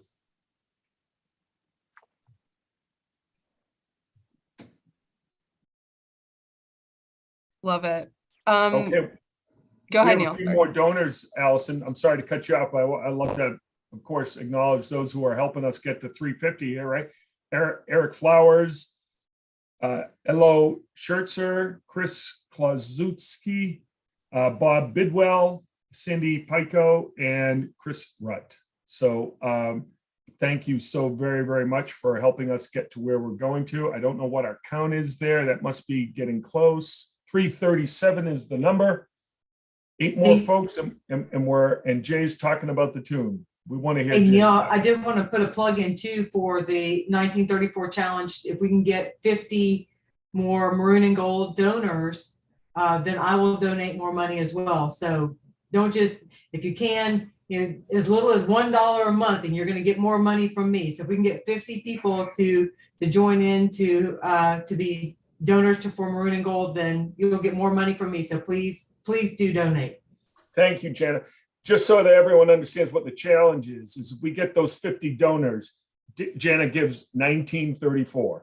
Okay, we know that number, $1,934. So the impact of your donation is multiplied. So if we all contribute, 50 folks get in here and let's make this happen and help us drain Jana's pocket a little more, you know. Jay might have to write some more charts. I don't put him to work, get him, you know, come on. He's been on a lot of calls with us through the design experience. He could come to less calls, write a few more shows, and the Bokooks can donate some more money. Just kidding. That is how it works. So, I get paid a little bit for, you know, for writing for the cadets and it goes in the bank account, and then Jana takes it right back out, and gives it right back to the cadets. So it's just kind of a nice little cycle we have going here. Don't mess with that. Don't mess with it. If anything, write a few more shows, Joe. Really, Jay. I mean, really, come on, let's go. Jay, I'm excited to hear you talk about the tune, but I'm not letting them have you until you know, I'm saving you. You're the reward. You're the extra special reward, because what you've created all over these years, right? Since 1993, what you've been putting on a page with a few years of interruptions, right? But you know, standard setting, arrangements that have changed, you know, marching arts, frankly, outside of drum corps, long before drum corps, what you were doing in the band world and continue to do in the band world. So we're so fortunate to have you as part of our family for so long. And it is a family, right? Think of how long some of these relationships go on. I talk to some people in our corps more than family members, right? Because you have to get the work done. And I want to hear speaking of one of our family members, someone I work with currently, Selena. I enjoy working with Selena for a couple of reasons. Recently we brought her husband on to our team. He's a tremendous percussionist working at the University of Maryland, and he's joined my front ensemble team, bringing great excellence in education to our team. Selena, I enjoy her. I got to tell a little story about her this weekend. We were talking about the challenges of students. Selena, I hope you don't mind if I do this, but this is where the intensity of where the cadets come from the history, and then even going forward. We're talking about, these are challenging times. They've got a lot on their plate. They've got exams. They've got a lot to do. Yep. And she said, yep, no, I understand that. I don't care. Let's get it done. And I just love that energy of like, it's clear. She clearly cares, right? But it's like, and yes, we got to get it done. And, that I like shivers went up my spine. I don't know if you knew that, Selena, but I just like, thank God for saying that, because I used that line actually when I was kicking my pit's butt a little bit for how much more they could have been prepared, and just discussing, I understand, I got it, work's got to get done, let's go. And that's really, really, really important. By the way, she shared that on Sunday, which was her birthday, and she still was there grinding away, making it happy. So where else would you want to be on your birthday? It's the best place to be on your birthday. Absolutely. You had a great time. Absolutely. No, it's funny you say that, Neil, because you've already heard, those of us who spent time around the Corps, marching, and then we come back and we volunteer our time or, donate our money in whatever ways we're able. But the work ethic and the ability to schedule your life so that you can get things done is like every cadet I know, we talk about that. Julie and I were talking about this the other day. I'm in the Army now, she's in the business world, and we were talking about some meetings that we had been sitting in. It's like, man, if these people were cadets, this would have been done by now, right? Like we wouldn't be having to sit here rehashing all these things. They would have just taken care of it because they would have learned how to do that, marching in the drum corps. And all the people on this call, I always tell people the story. Jay is literally the reason I ended up at Cadets, because he had to call my mom and talk her into letting me ride to an audition camp with some people from our university, because she was not having it. She was like, you're not driving to New Jersey. There's no way. And so I put Jay on the phone. I was like, please talk to my mother and tell her these people and I'm safe and it's going to be fine. And he totally got it done. So yeah, as always, Jay, thank you for everything. But it's so great to see all of you here, and it's so awesome to see your faces. I hope to see many of you this summer or sometime soon. Selena, that's a great story. So you started in what year? Help me connect the dots of years.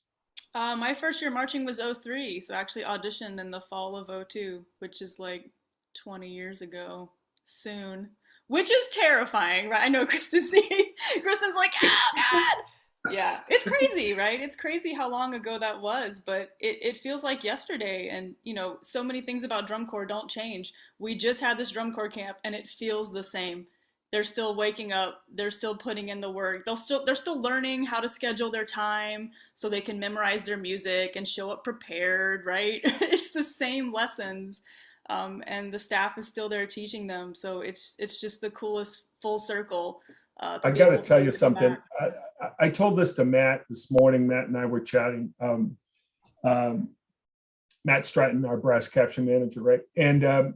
And I said, you don't know this, but I snuck into rehearsal a few times, sat in the back of the hall during ensemble, and just watched the competence of the teaching going on. Like, he was running it, and then watching the experts in their sections go in on things. And I'm telling you right now, I've never seen better teaching in front of our kids than right now. That's no indictment on anything in the past. I'm just saying we've never had it better. So we're very fortunate. I tell you, the staff that's in front that Matt's put together, and of course you being among them as the high brass coordinator, Selena. I sat there just smile ear to ear, just to watch the competence, the detail, the kids taking it in. Short, precise information, transferable, people making a difference immediately, energy high, doing it again, all those trademark things that we expect out of cadets in the way we operate. It felt it felt phenomenal. It felt phenomenal. And I'll tell you, I think and those who were on hearing me talk about the Guard, the reconstruction of the Guard last year was a monumental task. Not that much different for brass in terms of what we had to go through to have so many new members of this organization, and what that team took on and made happen for a fine, very, very fine cadet horn line. I can tell you, it'll be a whole nother level going this year. What we heard out of camp this year is beyond what we've experienced of recent past, and I'm so excited for Selena, you and your colleagues, and of course for the members and what they're going through. So thank you very, very, very much. Let's hear from some other folks. Julie, you have some thoughts you want to share about your experiences? I see Allison smiling like crazy, so there's a connection there. Allison, pipe in as needed, please. Oh no, there's no connection at all. What are you talking about? There's no connection. We don't know each other at all. No, just kidding. So there's probably been some shenanigans shared between you two. No. Again, no. We met at audition camp in fall 2005, unfortunately. But we became good friends pretty quickly. I was fresh out of high school, and I think she had 1 year left because I had the bonus year and she did not. So we both had 5 years to go. And so much ahead of us as young blonde mellophone players. So I think the big difference, and Selena was there too, let's not forget. So Selena's age out and our first year, so that's that connection. But yeah, I think I'll kick it over to you. The big difference between us is I'm a clarinet player turned mellophone, and Julie is a concert French horn player turned mellophone. So there's a big difference in brass leading up to our cadets experience, but that's what the mellophone section is for. So it is, yes. Like Allison said, we auditioned together, we aged out together, we sat on the bus together, except for the year that she sat with her now husband, where her maiden name was Watkins before Broussard, and we called ourselves the Watshank when we were marching together. But it's just like, it's such a testament of like the incredible friendships. And I know I always think of like the things that live beyond even like the shows and the DVDs and the scores and all the things. It's like the people, like what you're saying, Meg. And that's like the heartbeat that just lives on forever. And but I marched 06 to 10. There's so many faces on here that are like such a special part of my cadet story. Kristen is probably like the biggest reason why I even went to cadets. Jana mentioned before, I marched in Capital Regiment before I went to cadets, when I was probably a little too young to go to cadets. But she taught me for like 7 years, and we've gone on to be very dear and close friends. You're like a sister to me. So and Selena and Chris Griffo was also our tech at the time, so he got to kind of see myself and Allison in our friendship in its early days. But I'm so excited to be here and with so many great people and great faces. I feel like I could go on and on about how special everybody here is and everyone watching. But I think I just think it's also, I love Maroon and Gold Day because it's such like a testimony and expression of like how, like with fundraising, that's such a testimony and expression of how much we love the Corps that we marched in or have been in close proximity to. So, yeah. Julie, that's beautifully said. It really is. And in a whole different way than I could have said it. So thank you for saying that. And speaking of folks giving, some folks I want to point out, Bobby Marino, right?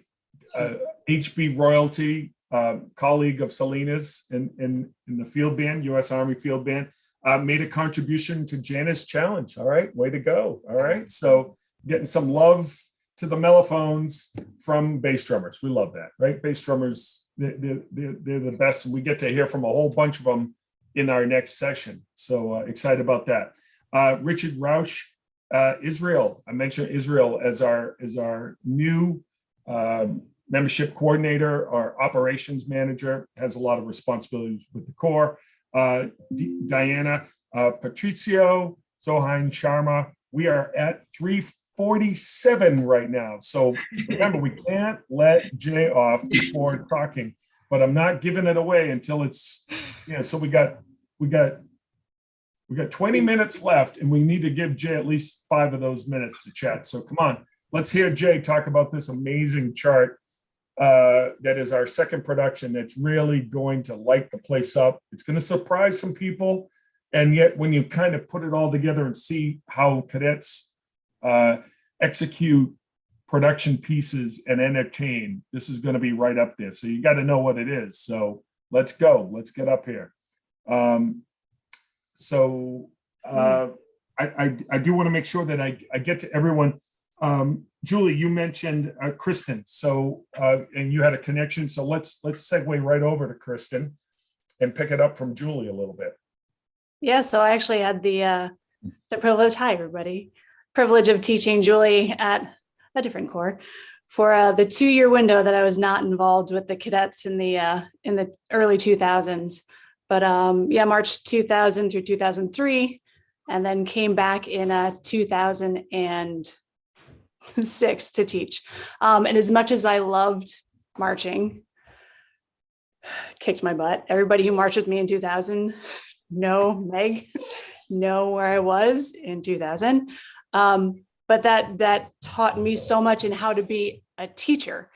And so when I was able to return to the Corps in 2006, that was my favorite part. I loved being able to see the new members and watch them grow, and Julie and Allison and Celine, we marched together, and to teach alongside people, Chris, Joe Roach, amazing, and things like this just remind me how awesome it is to get together. And I wish we could get together in person more. And hopefully this summer we have more opportunities to, but I figure even if you donate whatever would be like, hey, Julie, let's go out, catch up over coffee, Joe, let's go out, and whatever that would be, that you would spend. This is kind of like it, right?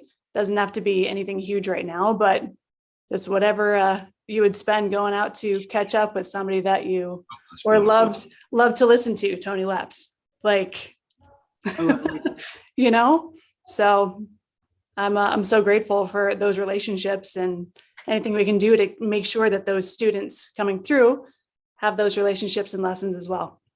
Kristen, thanks so much for saying that. One of the great ways to do it, and you're right, there's no dollar amount that's too little.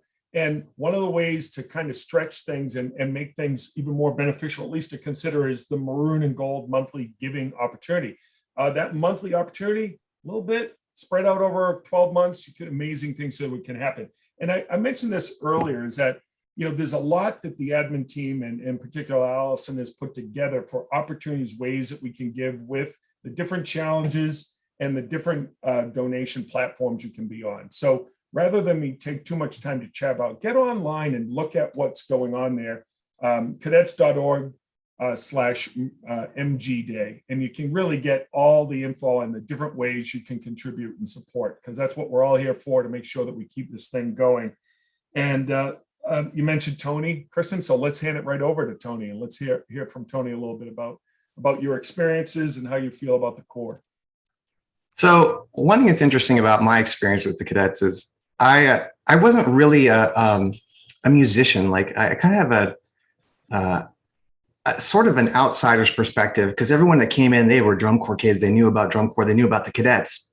I really didn't. I was in computer engineering, and everyone kind of looked at me a little bit sideways, but it was cool for me because it really let me experience it from sort of a different perspective. And one of the reasons I bring that up is why it's so important to invest in organizations like the cadets, because really it's an investment in the future of the world. And I know it's a bold statement, but realistically, the lessons I learned through the challenges and the hardships and the struggle and the triumphs of being in this amazing place have stayed with me my entire life. And I saw how it transformed the people around me, and I saw how it exponentially changed the lives of people as they move forward with their lives. Now I've seen the people that I marched with that became instructors, and they, I saw how they affected the youth and the next generation of people. It just keeps going and going and going. And in our world where we're increasingly becoming more, instant gratification, a world of comfort, there's so few opportunities to really put yourself in a place where you can challenge yourself and learn how to work towards something My chair is more comfortable. like that you've never been able to work this hard for ever. So I think it's critical that people invest in this, because again, it's an investment in the future. It's literally creating the next generation of people, and they will continue to affect the world far beyond, this summer. They'll go on to be, as you said, doctors and lawyers and musicians, but they're going to shape the world. And I think that where else can you invest in something like that? So, but yeah, I'm so grateful for my time in the Cadets. I would say in many ways, there's been moments in my life where the lessons I learned at the Cadets have saved my life. And I can say that 100%. I'll remember, one of the greatest ones is, I don't want to sound like it's all struggle, because, it's a wonderful time. You have great times, but there's hardship in this. And, I remember at one of my last shows that I did, I think when we did an encore at the end, it was so painful. And I remember going, wow, I don't know if I can get through this. And I remember going, someday I'll look back at this and this pain it'll be gone. And 25 years later, here I am. And when I struggle in moments now, I think back to that time and go, I never thought I was going to make it through that moment, but I did. And it's 25 years later. So because of that, anything that I've faced now, I've been able to work through it because of the experiences I had there. So maybe I got a little too spiritual there, but we should have this on video, and it should be like a promo of why music and humanity have to go together. Are you kidding me? That's like some of the most brilliantly articulated things. Hey, I feel bad. I may have messed up. Lisa Ferrari had to jump off. I know she's a big part of the Golden family, and sorry that I didn't get to her, but I know. Can I chime in? Yes, Sure. I know. I'm sorry. I just sent her a little message to say sorry because I didn't realize she had to go. But I don't know. Maybe Selena, I don't know if you want to mention Caitlin at all, but Lisa's daughter is in the Golden section this year. So yeah, a little bit of mellophone legacy happening. Yeah. Just before you do that, met her mother through her. Yeah. Tony, I got to come back to you though afterwards, because that's mind blowing. Everything you said. Actually, let me finish with Tony for a sec before you do that, Selena. Production team, let's get Tony off to the side. We need to record a whole bunch of messages from Tony. Tony, remind me what years you were in the Corps, because I do remember you. I just don't remember the years. So I marched 96 through 99. I was much like Jana. I was a trumpet player that came in, and I saw that there was 50 sopranos and maybe 10 mellophones. And I said, let me try that. And being a mellophone was amazing. You know that moment in Harry Potter when he picks up the wand and like everything glows? Like when I picked up a mellophone, played it, that's what I was like. I was like, oh my gosh, where have you been all my life? And, but yeah. You're amazing. What do you do now? Because you're incredibly articulate and thoughtful. Tell me what you do. So it's strange. My path in life has been all over the place. I've, been a performer. I've worked for Disney as a performer. Right now, I currently work for Disney as a video producer. I have my own company. I have worked in IT at an enterprise level. I've been all over the place, but yeah, right now, mainly I do video production, and I've worked in marketing and things like that. So, well, that's great. So you can video yourself. All these messages, send to us, send to Allison, and we'll part. Holy smokes, we need all of that.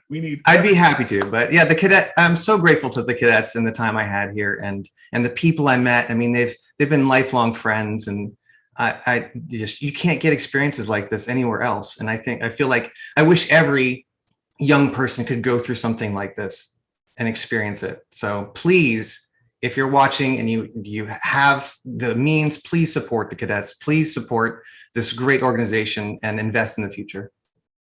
Tony, thank you so much. Selena, you were going to talk about Lisa Ferrari and her daughter being in the section, correct? Did I have that right? Yeah, I was just gonna say, when she auditioned for us, I didn't know that her mom was an alum of the Corps, or a Mellophone alum at that, and it was so cool to find that out and be able to kind of get to know her that way. And I think it's amazing when you have that level of connection.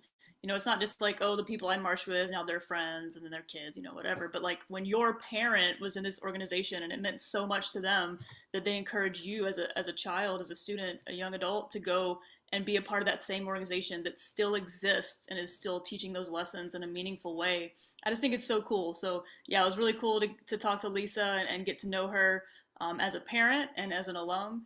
And we look forward to seeing her around maybe as a volunteer sometime this summer. That's awesome. The connection, the legacy. I know Matt Stratton loves the whole legacy element. He's so, you know, there's not many more heartful individuals than Matt Stratton. Just his love for people, love for his students, love for the cadets, and all that comes together. You know, and he's a family man for sure. So when he sees and hears about the connection of family and legacy continue on, it makes him a very, very happy man. So I think if Paula is on, I don't think Paula is on. Okay. However, oh, sorry, did you have something, Neil? Can I jump in? No, I just want to make sure that if she was, we're rolling so nicely. It's so many beautiful sharings. I just want to make sure everyone had an opportunity. And I feel bad that Lisa didn't have that opportunity, but I'm sure she'd be very pleased that we're talking not only about her, but you know, of course, the next generation of cadets is part of her family. So it's pretty neat. But go right ahead, Allison, please. Well, I was just gonna kick it back to Chris Griffa because he made such an impact on my experience here, and I know Julie's as well, and I'm sure others, but I just was so excited when they were talking about interviewing new board members, and Chris Griffa's name was on the list, and he's now on the board of directors. And I think it's just really, I mean, I love it when a Golden Section alum is, you know, in a high seat, because it just, I don't know, I just think he has so much good in his heart for this organization, and a lot of wisdom. I don't know, I just felt like when you were an instructor for us, there was a lot of just like grounded, like we felt like, you know, just grounded, and like we were going to be able to do it, even though if we weren't doing it right today, you know. But I'd love for you to just talk about whether it's your years in the Corps or your years teaching, just anything you have to say, or your years on the board now. Yeah, absolutely. It's just an honor to be here and to see so many awesome faces. There's so many people that I know, like Meg. I don't know if I would have gotten through marching cadets if it wasn't for Meg in 2000. I could probably list the number of times where I was like, Meg, I don't know if I can do this. And I mean, she's fantastic. And I think the biggest thing for me in cadets, it's just the relationships that you form. And if you're talking about shaping young people, like, okay, you have this amazing staff, and, you know, people go, I march cadets because like, you see them visually, you saw them musically, you're like, I just want to do that. I want to learn from all of those people. Like I remember the first time I got to meet Joe Roach in 2000, and all the vets were like, oh my gosh, Joe Roach is coming in and it's going to be like, prepare yourself. And I was like, oh my God, I don't know what to do. It's like the January camp. I've been in camp once, you know, and just figuring out the right foot, left foot thing. And I will tell you, the 3 hours I think it was with Joe in Teterboro, New Jersey, I will never forget as the most educational experience I had it ever at that time. And I was like, if this is what this is going to be, like, this is going to be amazing, right? And then in 02, is the same kind of thing happened with Mark Sylvester, you know, having a visual block with Mark, and just blown away with the in-depth and knowing just how detailed teaching can be. And then I mentioned Meg, right? Relationships where, you know, when you struggle when you're in drum corps, you always go through it. And you have these folks that you learn compassion, you learn that in the midst of like, you're working together as this team, right? And then you have these people that they could be like, nope, you need to figure it out. Or they could be like, hey, what's going on? Let's get you through this. And you learn that compassion, you know, so you learn from great teachers, you get around from these people, you see volunteers that are like cooking, doing this stuff for you. Like I was on kitchen crew. I was one of those lucky ones that do that in O2, and you just get a chance to meet the people that are helping the Corps just get it. You're not paying them to do this, and they're here helping, happy every single day, helping you out, just enjoying the fact that they're there helping the cadets get down the road and make it work. So, for me, it's that relationship, it's understanding. And I think as a board member, it just costs money, right? It's a nonprofit, and like you can't get these wonderful staff members that are here, Matt, Neil, everybody they cost money. Jay to write the music, right? It costs money to have that greatness. It doesn't just happen. And then, to have these relationships and the experience, we need help to be able to do that. And I know for a board, I never realized just how much money and how all that works. And that's something I definitely appreciate a lot more. And if I'm speaking, if there's any cadet alums that I march with, especially recent, that's the big reveal is knowing just how much money it takes and how tirelessly these people are working to make this Corps go down the road. And, especially over COVID, knowing that a lot of the staff members just did things for free to get the cadets to survive that time. It's like, it's got to make that up now. But so for me, I would say relationships, and I met my wife in the Corps, Allison, what that's like to have it's just, I owe everything. There's so much of this drum Corps, and I just want to make sure that we get these kids the best opportunity to keep going down the road. And Neil's doing a great job. It's been awesome education committee working with him and getting a chance to talk with him a lot more. And there's so many great things happening in the drum Corps. We just need to get it down. So appreciate being here. Well, thank you, Chris. I appreciate, of course, what you do as a board member, really stepping up to the highest level, really, of what you can do. And I was going to mention that I enjoy also serving on the education committee with you, that Chris leads that committee. It's like herding cats a little bit, to get us all together and get us on the same page, as you might expect.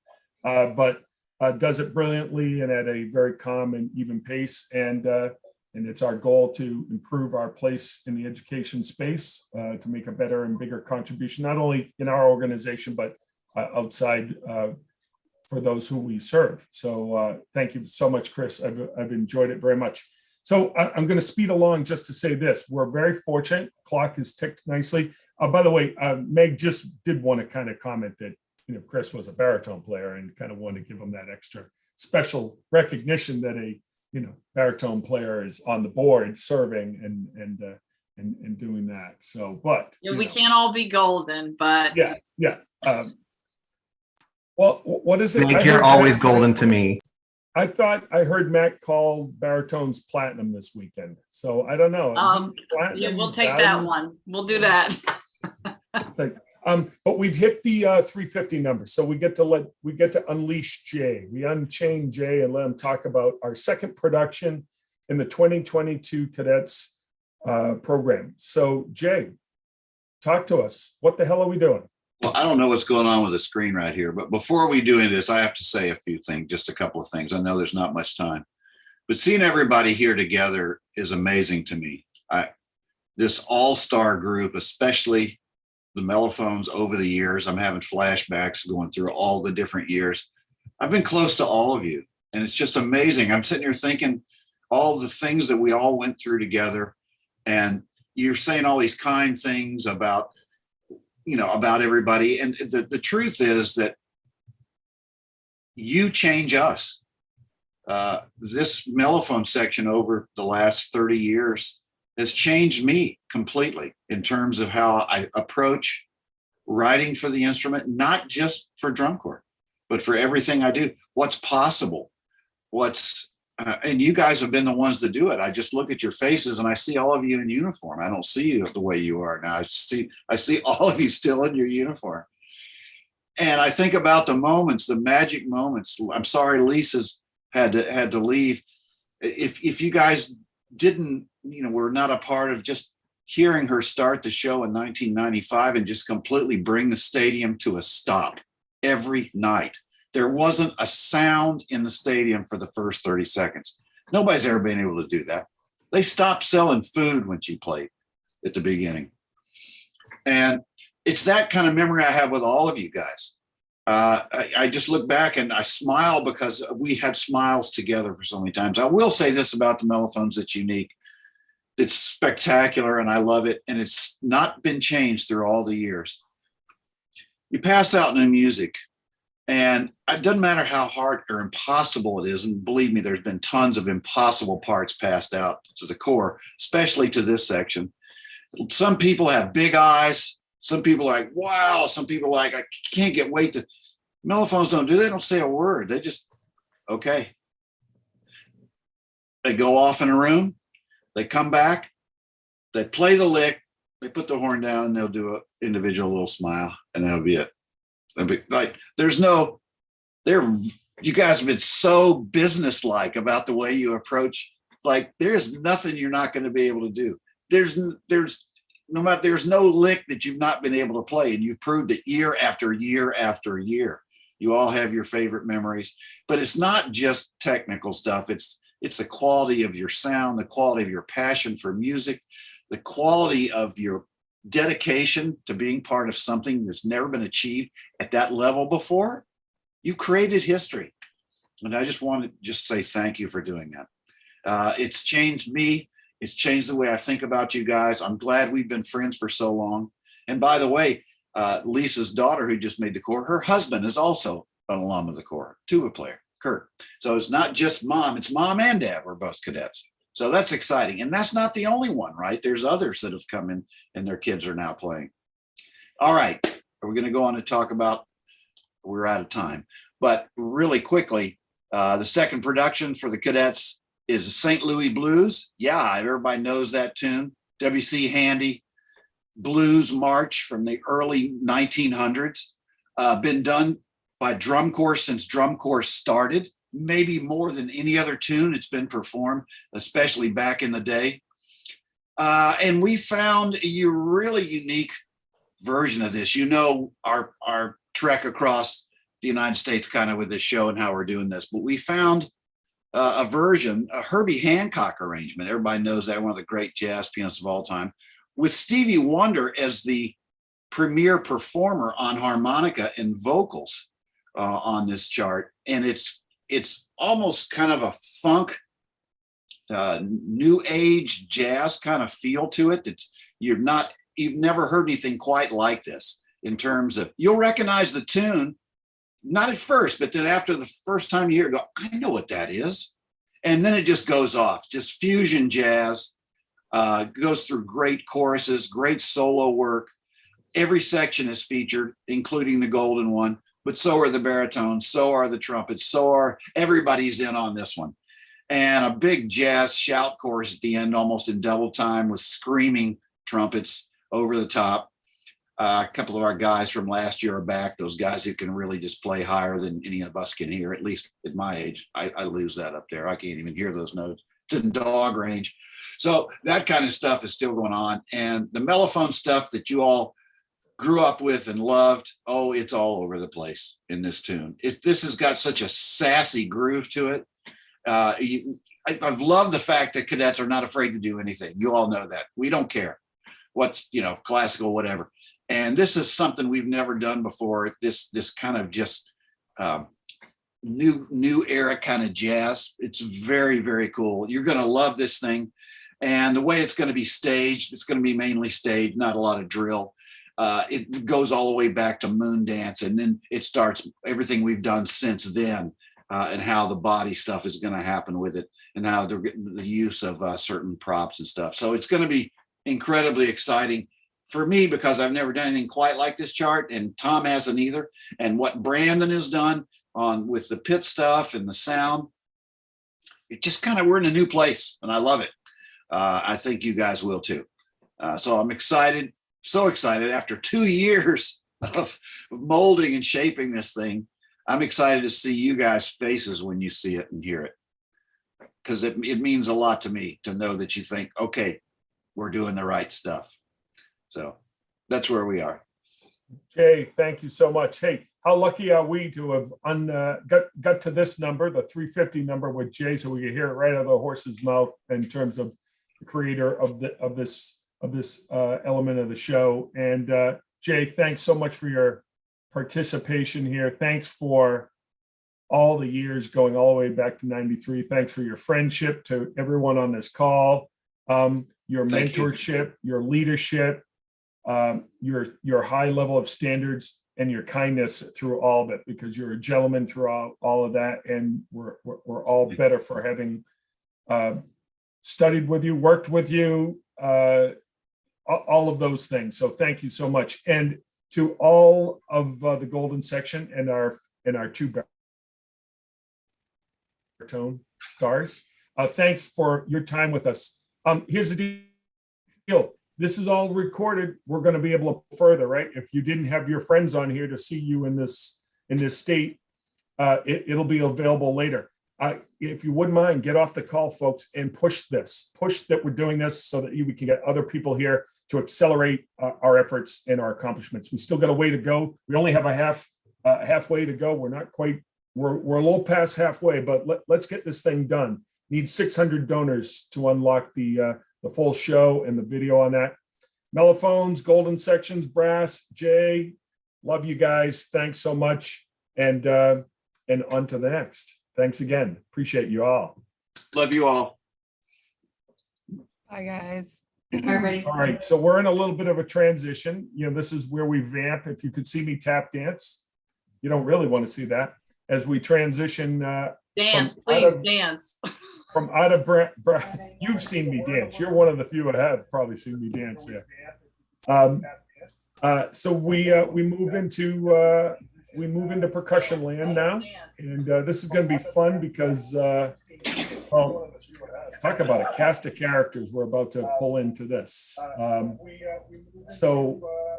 We're focused in this next group on percussion, but full truth, it's really about the HB on tonight's session, and rightfully so, because of sections within a section that are committed to the core, to their section, and then to the support of the core.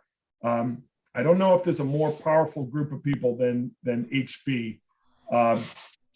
Smallest section could be the mightiest in some certain ways, right? In terms of the impact, the culture that exists in HB, the excellence that's existed forever, and the continued support that this group of folks has put forth towards the core. So it's I'm very happy to say a number of these folks are dear friends of mine and that I've known for very, very many years. So this means a lot to me personally to be able to host this section, every section, but it's a little more personal here. So super excited. Let's remind everyone, as there may be people just getting on because all of these superstars in the bass world, people are coming on for, I'm sure, right?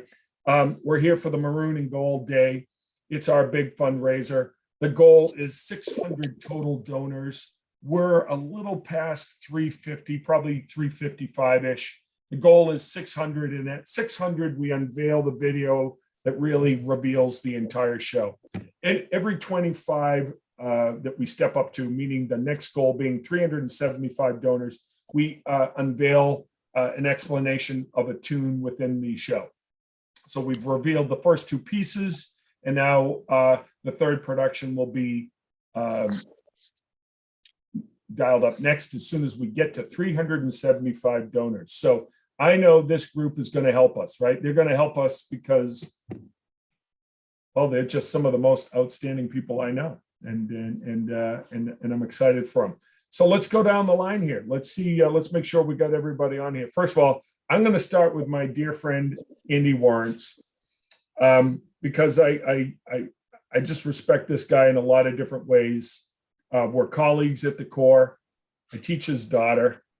I've known him since 1992, and he is one of the most generous, inspiring guys to be around. If you're around HB, you know what I mean. I don't have to explain that to you. He kind of is the guy, is the glue for that organization, pulls it all together, and is still making a huge impact on the court today. Actually, I want to say something, and Tom might want to chime in on this with me too.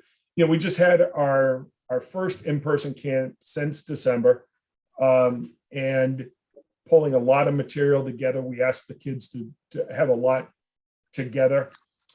Unquestionably, HB section, most prepared section in the Corps. I'm going to argue. I don't think there was any argument about it. They came in ready to kick butt and take numbers, and so, Andy has a great deal to do with that, not only with the culture of HB, but presently making an impact with the instruction. So, Andy, thank you for helping pull this great group of educators together, and along with Tom, who's going to participate in some conversation. But please lead, Andy, with a little bit of talking about the impact of the Corps in your life and HB in general. Sure. First of all, we're at 353 donors to start this call, so there's our starting point. Let's get this thing rolling. And I'm not just talking about HB people, I'm talking about cadets, lovers of the cadets, snare drummers, I don't really care. Let's go. I just made a comment in the Alumni Facebook page. There's 1,800 people in there, and we have 353 donations, so we can all step up and do our part. And it doesn't matter if it's a $5 donation, every little bit's gonna help. So the goal here today is to hit these milestones. We want you to find out about this show because it's spectacular. And I think with the first two things announced, you already see it's going someplace special. So, but as far as my story, I mean, with me, I've been around the Corps since 1985. My mom and dad volunteered from 85 to 92 as cooks. And so I got to hang out as a kid following people like Dave McCarthy and Jareed around the field as a little kid, dreaming to someday get to do what they did.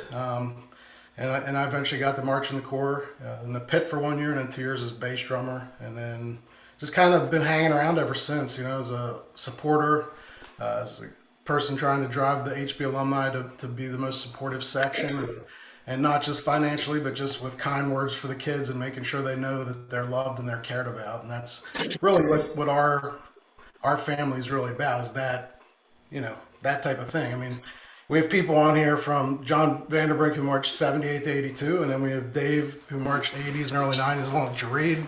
I'm in the 90s, Mel's in the 2000s, Ryan's in the 2015. So we got a nice cross section of about 40 years of bass drum alumni on here. And the great thing is, I am friends with all these people, and they all know each other, and that's a testament to what we're about. So, I don't want to talk too much because I know Dave has his daughter's recital to get to, so I think we should get to him. I can chime back in later, but tonight's all about getting this Corps the support they need so we can just do great things this summer. I think that's great, David. Thank you so much for being on.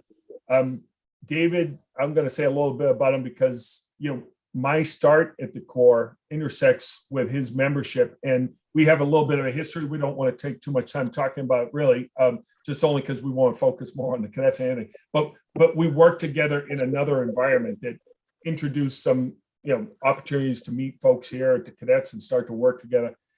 I've known David since he was a very young man, and to see the success he's become in business, as well as continuing in the arts, in the marching arts, as a very successful adjudicator with WGI is really exciting. And it's, again, that testimony of relationships in our organization.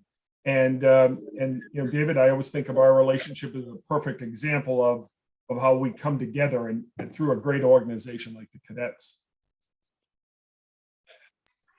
Yeah, so I am at my daughter's piano recital, so forgive some of the background noise here as they set up. But yeah, I mean, Neil and I go back to 1988 when I started teaching marching band with him.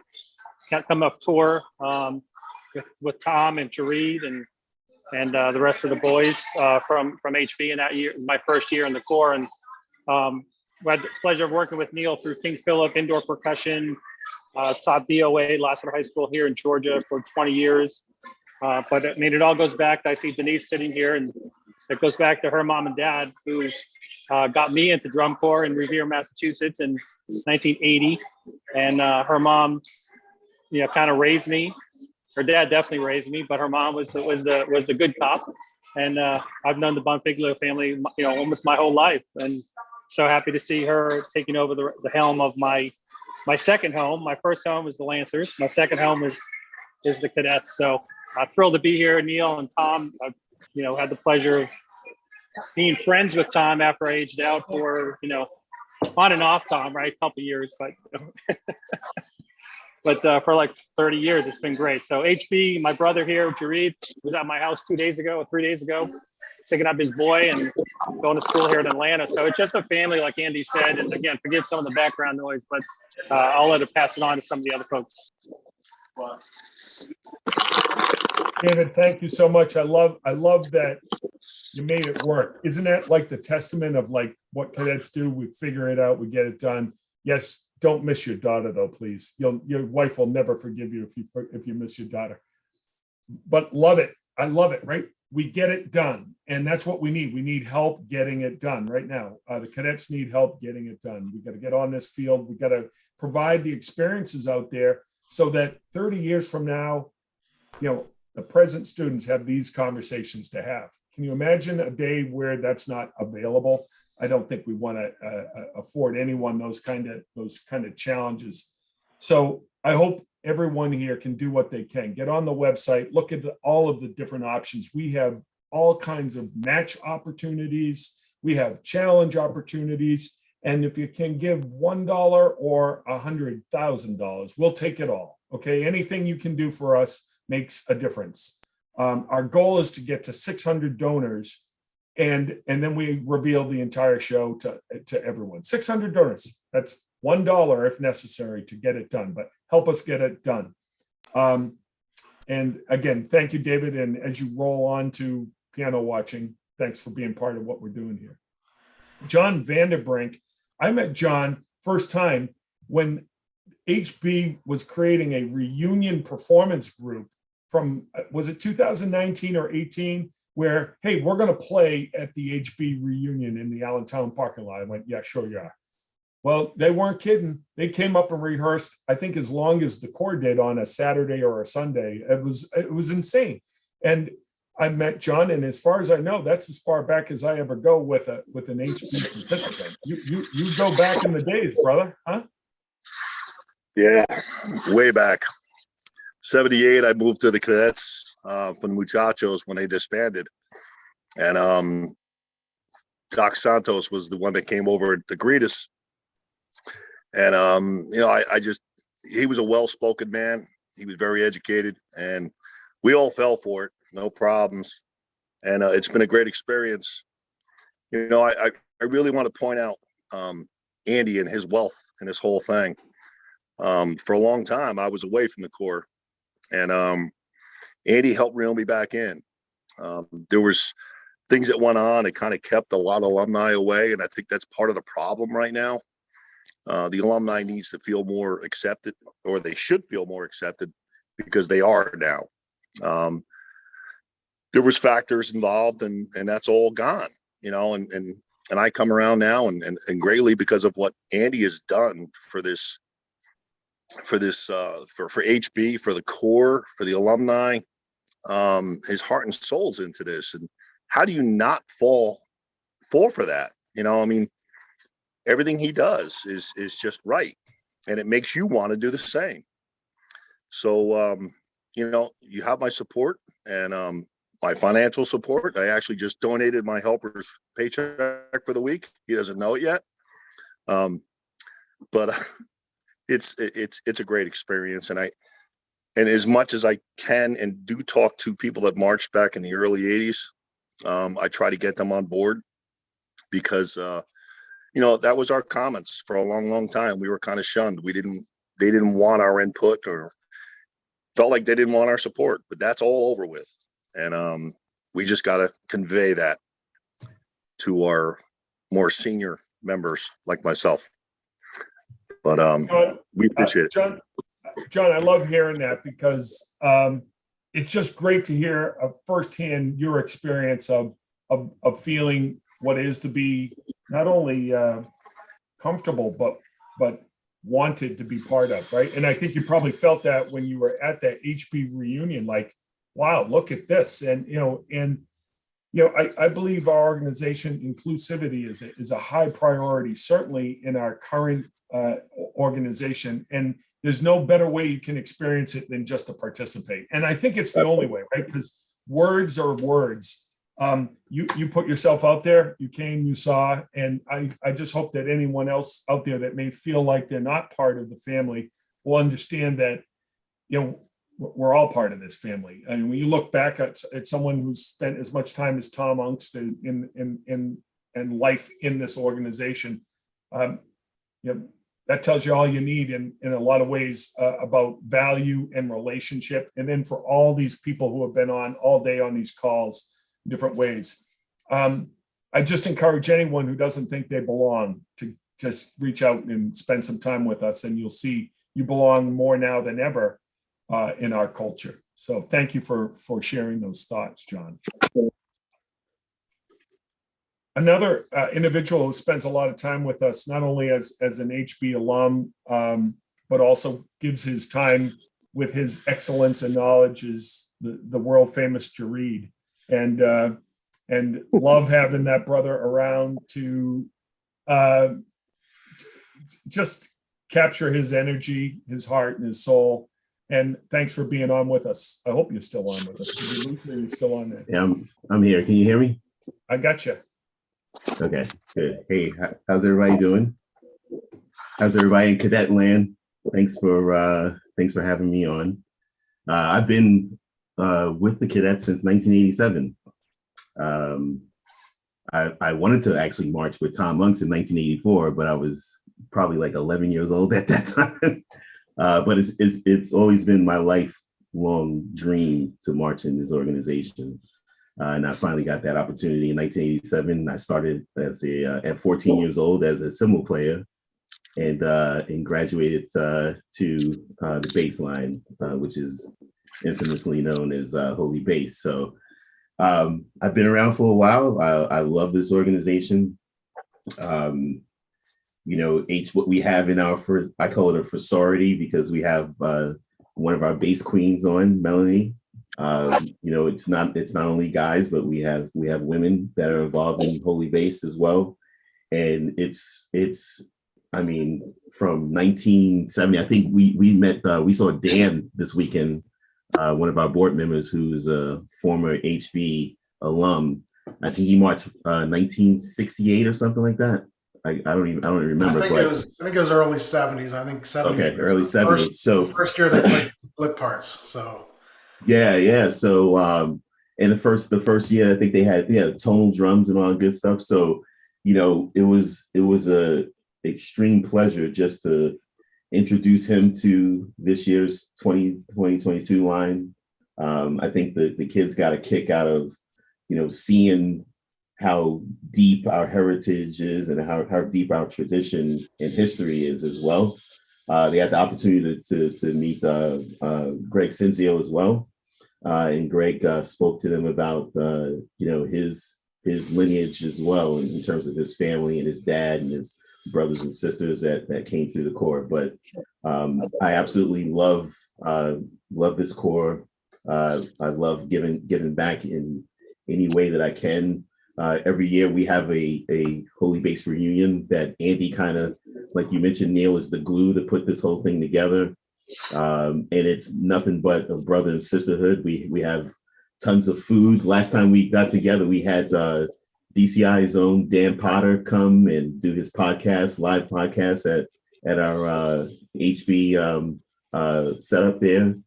And the whole premise is to raise money. I think that particular, and Andy, you can correct me if I'm wrong, but that particular day, we raised about, I think, $14,000 in funds and donated to the Corps. 15,000? Oh, 5,000. Oh, 5,000. Later we did a scholarship where we raised 10,000. Okay, so 5,000. Two different fundraisers. Yeah. So I guess combined with both fundraisers, it was about $15,000. So, and that was given directly to the Corps. And what we do as well is we raise money for the kids in the baseline. So every year we try to raise enough money to cover at least half of the kids' tuition. Some years we were able to accomplish that. Some years we're not, but we get pretty close to doing it. But it's all about the kids. It's all about talking to the kids about the history, telling them little secrets about HB, telling them stories. This past camp when we were teaching, we spent a lot of time in the room, not only playing, but we spent a lot of time telling stories of yesteryear and cracking jokes about different things that happened in years past and all that good stuff. So it's a great fraternity, great sorority, great organization, and I believe this year we're gonna do some very very powerful and great things this year with cadets as a whole. So. Yeah, I couldn't resist. I mean, I can't be on the HB and not have my HB shirt. There you go. Yeah, there you go. You inspired me. I saw your HB. And I bring that up right because, well, first of all, the spirit of the team is just so super high. And what we love about it is, you're not just about yourselves, what you do through the whole Corps, right? And so I love hearing that story that we have a social, we get together. We're not just having a few beers in the parking lot. We're raising money for the Corps, right? We're making a difference for the Corps. And we all probably could learn from you and how you guys do that. Can I chime in, Neil? When Jareed said it's all about the kids, that's really what this thing is about for us. So whether they were wearing the traditional uniform, whether they were wearing the black, whether they were wearing the thing for the mass in 2017, that's not our priority. Our priority is making sure the kids have support and a great experience. And so when Ryan comes off the field in 2017 with his mass uniform, we're we're loving him and hugging him no matter what, because he's a cadet and he absolutely killed it. Like that's what this whole thing's always been about. And so, sometimes it takes somebody like me to kind of take charge and remind people sometimes, like, hey, it's about the kids. Make sure we're donating to the Feed the Corps campaign. Make sure we're doing this. It really all comes down to the kids. So if any alumni are watching, keep that in mind as you're thinking about the Corps this season. Keep that in mind when you're thinking about, do I want to donate today? Yeah, it's about the kids. It's about giving them the best opportunity so that they have the experience you had. And we all know it's life-changing. We've heard on every session so far today where these members said, this changed my life. It's why I'm a better worker at my job than anybody else that I work with. So, that's why we're here today. That's why we're donating money. So these current kids can get the same experience and life lessons we had. So I will shut up now and let somebody else go. Go ahead, John. Real quick on what you're saying. Can you hear me? Yeah. Okay. Real quick on what you're saying. There's a stigma that's involved in the senior alumni guys my age and older. And it has to do with the stigma of that uniform. And like you just brought in now for years, Andy, and you and I have had this conversation. I was a part of that. And I almost wanted to say, you know what? It's not the Corps anymore. It really took a lot of talking from you to help me understand that what I was thinking was wrong. And I think that is what needs to be relayed to a lot more people that were in the Corps in my years and years before me, that these kids are doing the same thing that we did. It doesn't matter what they're wearing. The basis of the Corps is not what's on the outside, it's what's on the inside. And everybody needs to understand that. And if I think that, like you said before, there's how many members and there's only how many donators already? 355 and there's 1,800. I mean, again, that tells you the story. People need to understand what's going on here. They need to remember what we went through when we were 16, 17, and 18 years old and open up their hearts and open up their wallets. That's the big thing. So, thank you. Neil. John, it's fantastic. Neil. Let me just say one thing. Oh, go ahead. Yeah, but go ahead.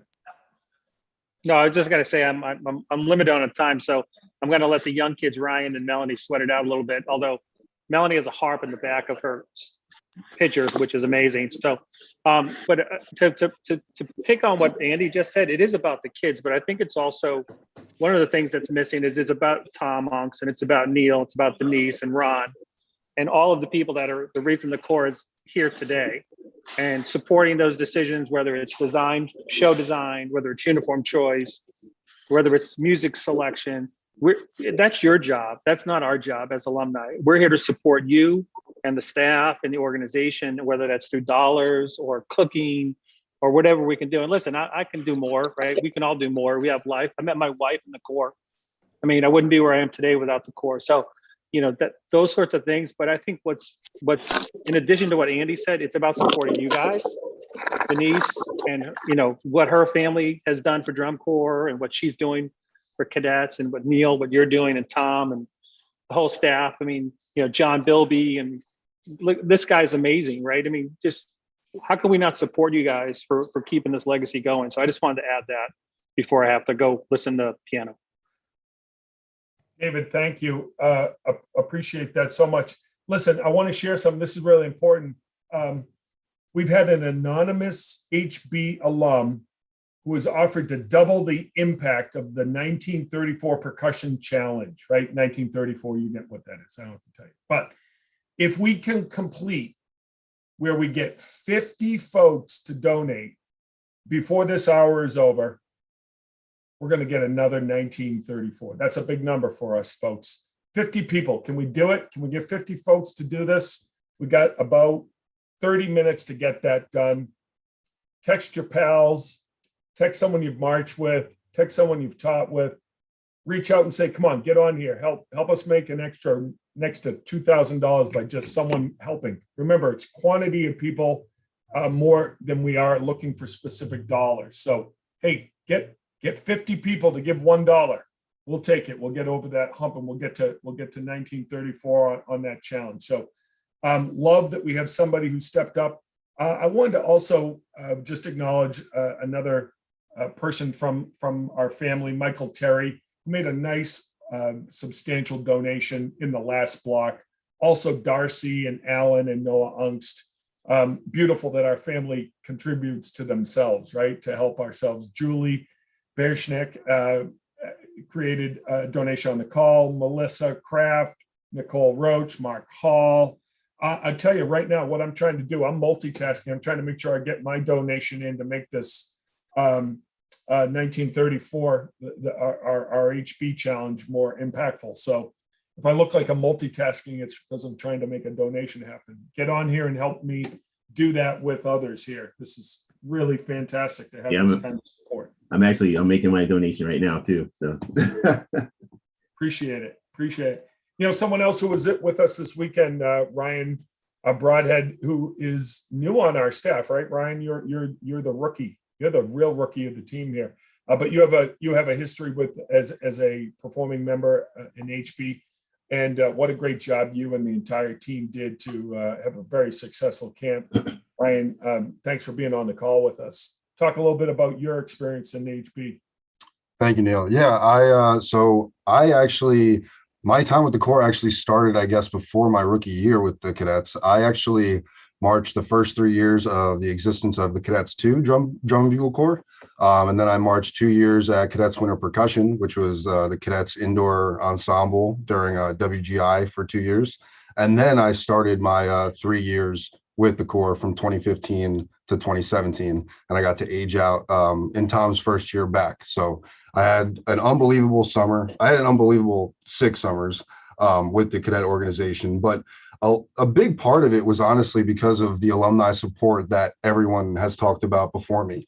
I'm probably the only one who had all these people be able to support me after their time in the Corps when I was able to march. So I've known Andy since when I marched my first year at C2, I think we met. And then he supported me all the way through when I aged out, like he said. And it just means the whole world. Like I was able to experience amazing alumni support from before I was even in the Corps. I had people like Andy and people that taught me before I marched cadets, who marched cadets, tell me how great it was and how phenomenal the alumni support was. And it meant the world to me. And I really didn't want to be anywhere else. When I saw cadets for the first time ever at my first drum corps show in 2011, and these older guys can laugh because they've been doing drum corps for 30, 40 years before that point.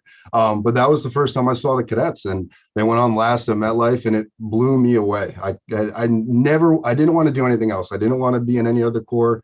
I wanted to be a cadet. And then I saw Holy Bass, and I was like, as a high school bass drummer, I didn't know, I was blown away. And I truly, my goal and my dream was to be bottom bass of the cadets. So when I was able to do 3 years at C2 and then trained to finally make the corps in 2015, I didn't want to do anything else. Once I got there, I was like, okay, I achieved that goal. Now, how can I make this amazing?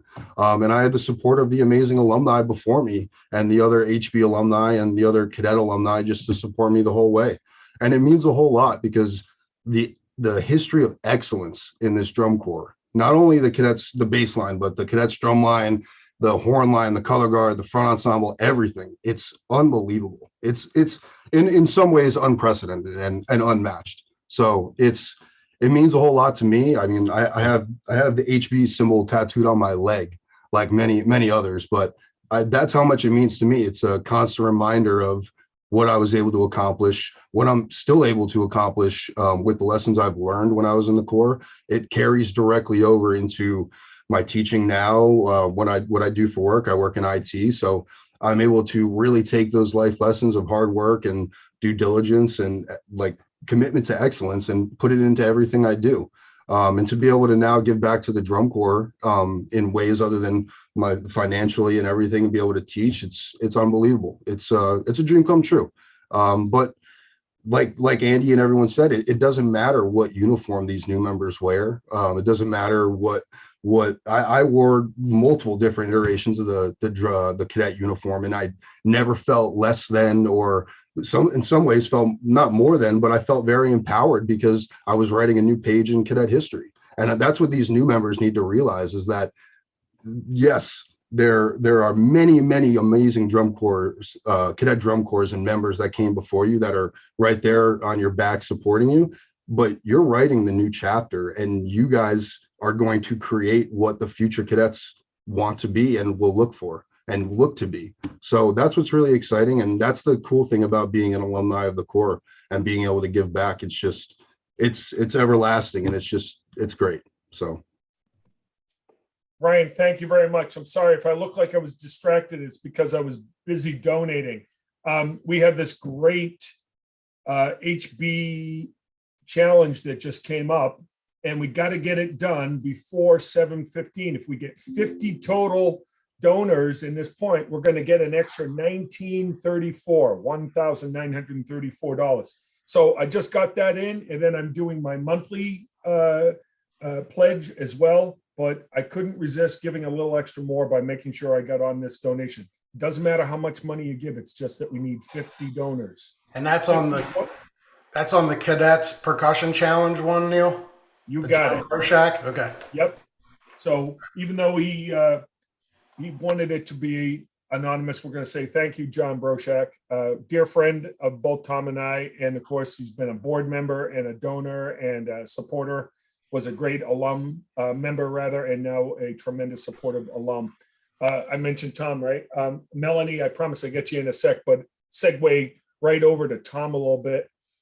Tom, I've always kind of wondered, I never asked you this question, right? So, one of the great orchestrators of percussion music in our industry, I wonder what it's like to try to write percussion and include a section like the Holy Bass. Now, we always know, of course, the music comes first, but to have a section that constantly can do what that group can do must be an inspiring thing for you as a composer, to really have no boundaries, almost no limits in what they can get done by their excellence and their hard work. What's it like to be in that role, Tom? Yeah, well, I was thinking about this as soon as you were talking there. When did the HB when did we say this was HB? Was it 1994? Corey Gassaway. Yep.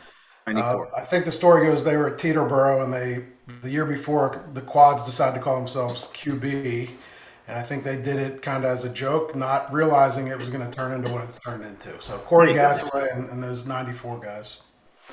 Well, so here's an interesting story. So 85, 86, 87, that bass drum sound where like a bass drum would play a role, or there was some splits that would work with the snares. That was a lot of Hannum stuff. And some of that stuff came from, you probably don't even know this, from the 27th Lancers. As a kid, I always thought I was going to march to the 27th Lancers. And the way Charlie Poole, I assume it was Charlie Poole at the time, was writing in the 70s, it would always double up the bases with some of the snare stuff. And now I don't know if that's true, but that's what I heard as a kid. And so between Tom and then hearing what Charlie Poole did, I always kind of found it like I could use the basses in different ways. They could be featured, they could color with the snares and the tenors. And so it wasn't just about keeping time for the core. You know, a lot of times 70s and, you know, even when I marched with John, it was the bass drums were the timekeeper.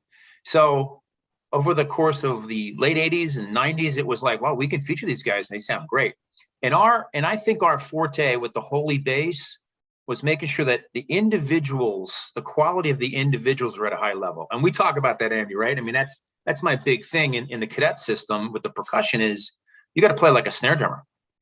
So the splits mean nothing to me unless you have the hands like a snare drummer. And I think, like, listen to the basses this weekend.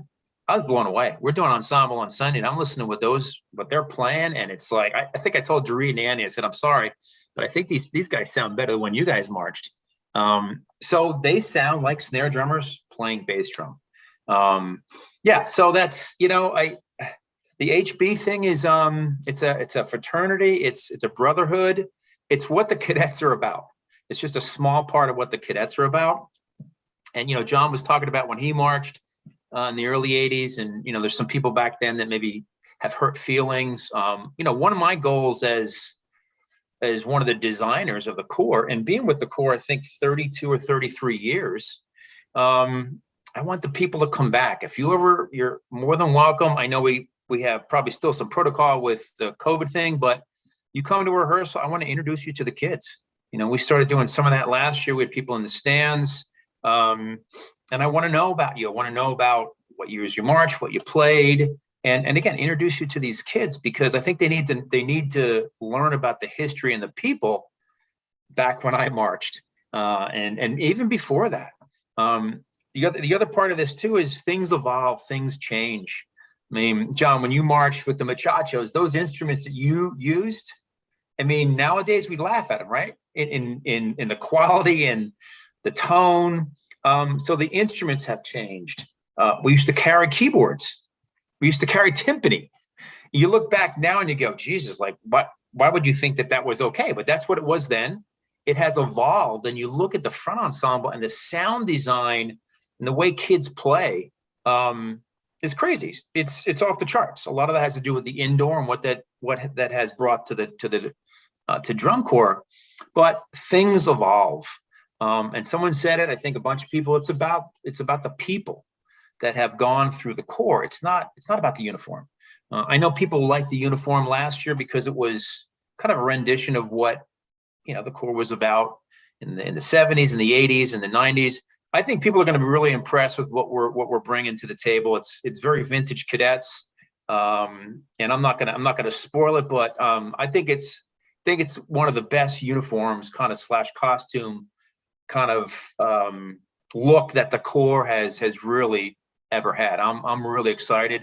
Darcy Unks did a lot of work on it and went back and forth over, of course, 6 or 7 months to get this right. But I think it's going to be really pretty cool. So, but to me, it's about the people, right? It's about what we've all learned. I mean, again, 30. I think I tried to count here. I was like 1, 2. I think it's 33 years I've been with the Corps. 40 years of drum corps kind of thing, and I'm still doing it. I'm not going anywhere. I'm committed and focused on getting the Corps up the ladder from a competitive standpoint. And here's what's been our thing for 4 decades. It's about excellence. It's about working hard. It's about trying new things. It's about being a cadet, which means that you're just going to get everything you can. And there were corps like when I marched in the 80s that they were not about that, right? You went on tour and it was about going on tour and performing. For us, it was about going on and fixing and growing and learning and working and giving our souls and seeing how good we could get by the end. We're going to do that this year. We're definitely going after it. Hate to say it, I think it's like 65 days on tour. I don't know if that's good or crazy or what. But I'm excited. I'm excited to help, move this train down the track here. So hopefully you'll donate today and then come to see it at a rehearsal and come to a show. Tom, thanks so much. You covered a lot of territory there, and you bridged a lot of things together, and appreciate it. We're getting some folks making some donations, and I want to thank those folks. We have Kara Warrants, who's Andy's daughter, also our front ensemble section leader. Kristen Simone, Terry Kaplitsky. She did that because I'm on the call right now. So yeah, there you go. Hey, it all counts, right? Christopher Gibson, Scott Zuzek, Jareed. Thank you, Jareed. Chris, I think, has given multiple times. Chris Griffith, one of our board members. Mark Silvernail, Evan Turner, Dave Dumont, an alum guy who's taught with us as well. Ben Pouncey, Alan Ungst. I know that name. The whole Ungst family has given, and we appreciate that. So we're getting there.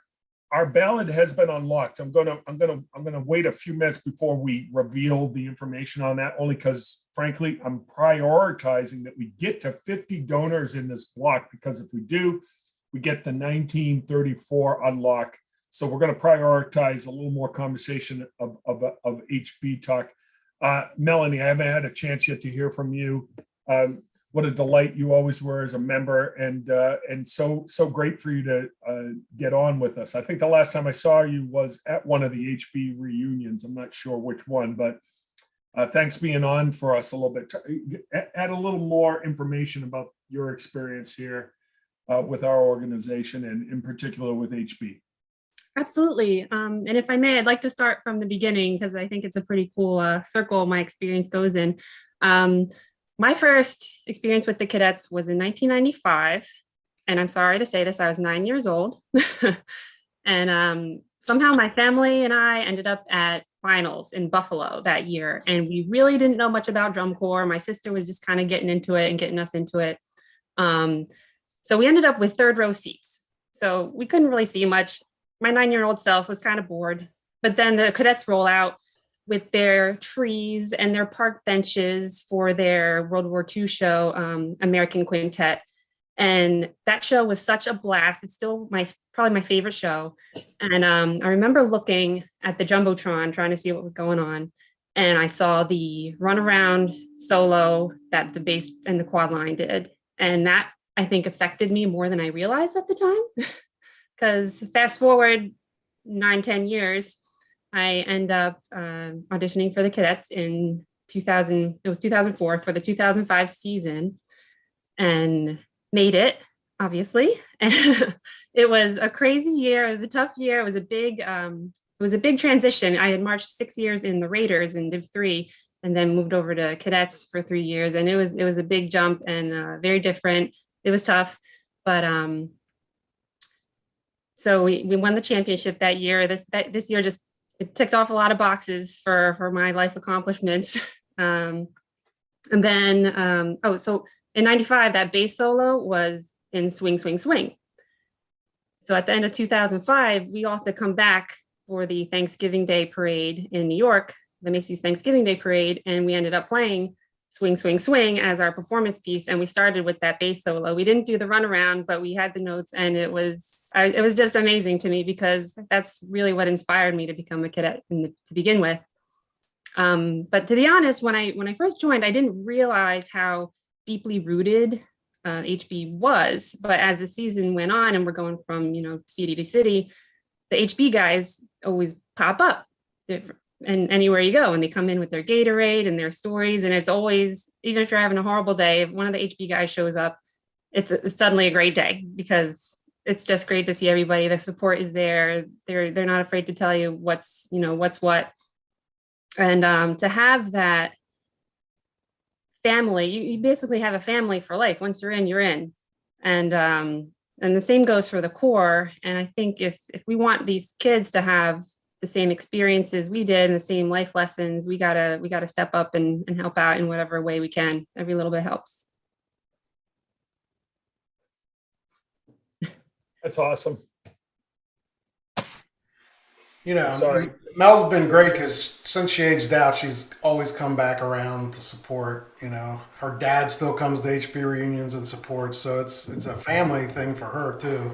And we love having her dad come around every year and hang out, and even comes out to the lot to watch. So Oh yeah, I he's really remember, Melanie, I remember your dad always come around, and he was such a great supporter of the organization.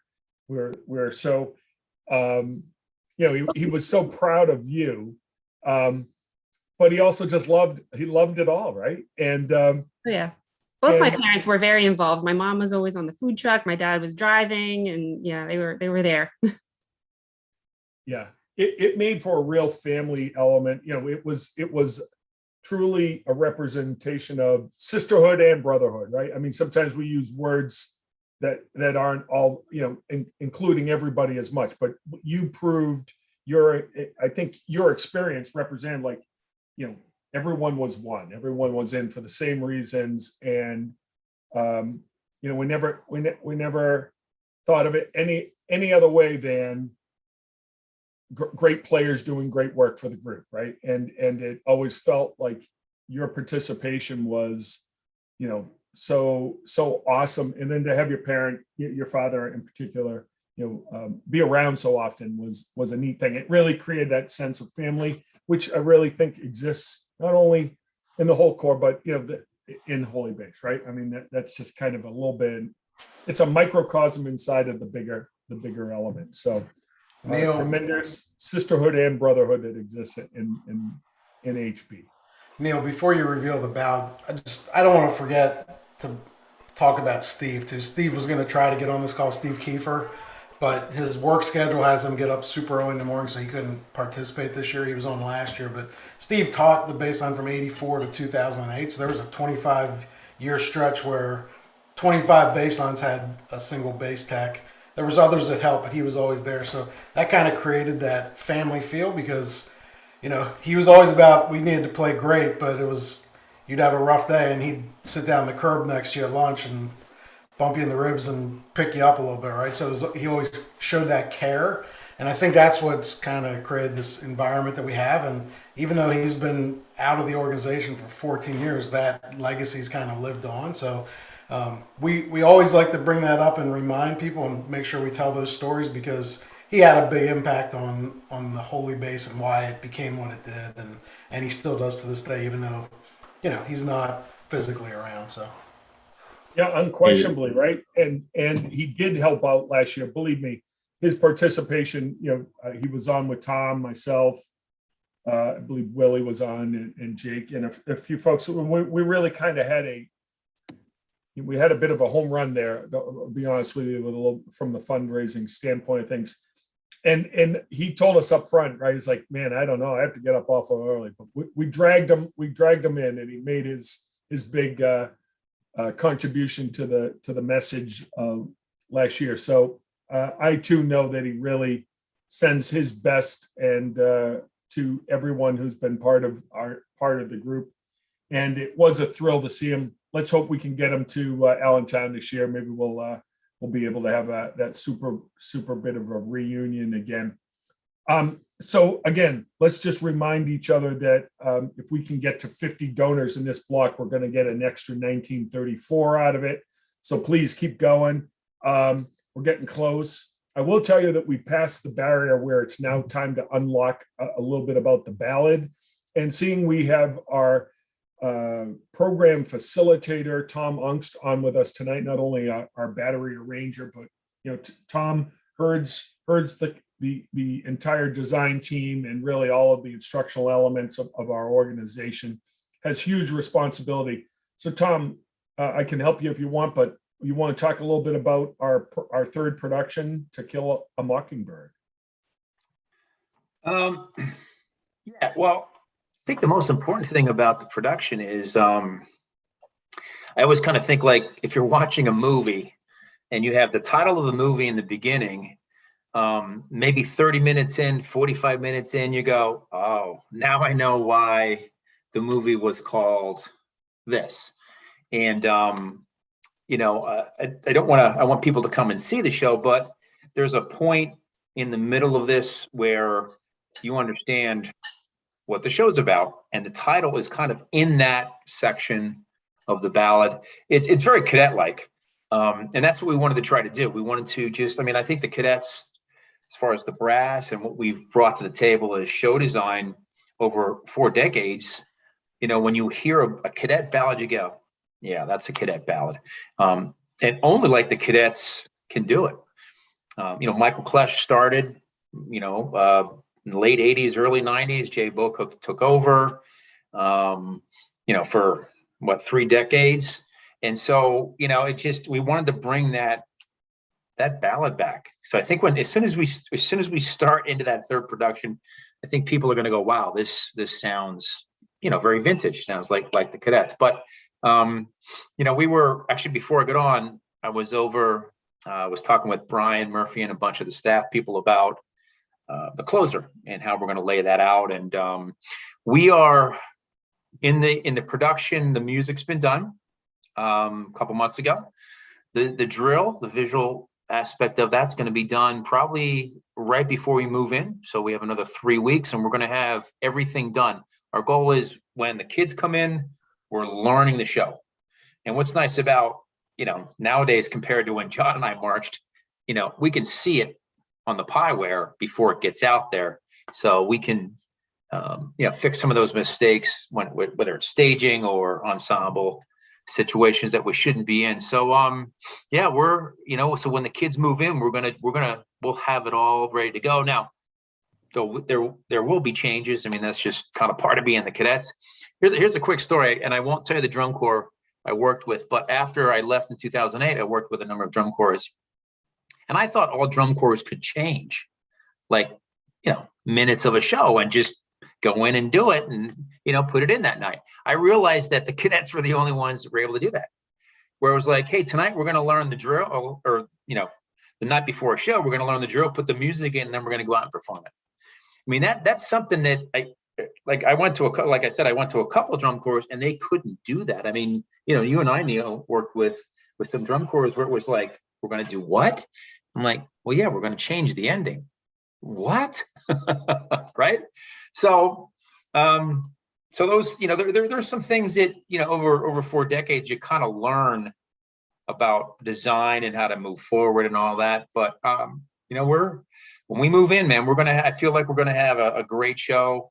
And we're going to teach the kids. It's not like we're going to just, you know, try to figure it out on the fly, right? There's a lot of design calls going on, a lot of detail stuff that's going to happen that has already happened. So when we move in, we're ready to go. And it's going to be more about the performance of the kids rather than trying to figure out how to fix, you know, a minute or 2 minutes like we did in the 80s and the 90s, right?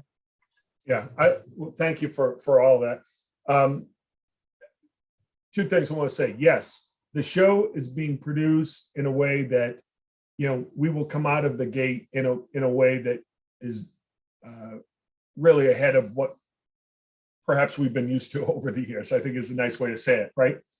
Because, you know, being great from the get-go has been exactly where Tom's been pushing us to all be. And, you know, the training has been so, I think, positive and substantial for all of the corps that they're ready and they're at a level that if we put the show in front of them at the right time, it gives them every advantage to walk in, and then we're producing a show. It's almost like we're not learning a show as much as we're producing the show. Sure, the visual has to be learned, but the musical elements have been put in their hands and technically developed and supported with curriculum so that they're really in a position to you know, come out and really do great things. We're not going to see scenarios where, oh yeah, we can't do that. We thought we could do that. We better go and redesign that. There will be edits and tweaks and improvements in some things, but we're going to come out roaring for sure. Tom presented us a draft of the entire camp production schedule for spring training. We know exactly where we are in every day. Really where we expect the corps to be in moving through the production of the show, and it's really exciting. Next thing I want to kind of go back to the ballad just to say this a little bit. You know, we just had Jay on and we had some remarkably positive words say. This is classic Jay, shining in the way he makes something really special. I mean, it is a haunting, beautiful piece. If you haven't heard it, get on. and hear the source material. I think you'll love it. And then what Jay has done with it is really, really fantastic. And the coloring and the support, and really a lot of the lead of what the front ensemble does with it, I think you're all going to find it really, really quite stupendous. And so we're 3/4 of revealing the show here, and we're doing a nice job getting close to the 50. I'm not sure I see the count yet of where we are, but if we all race, if we haven't donated yet, we're close, we're getting there.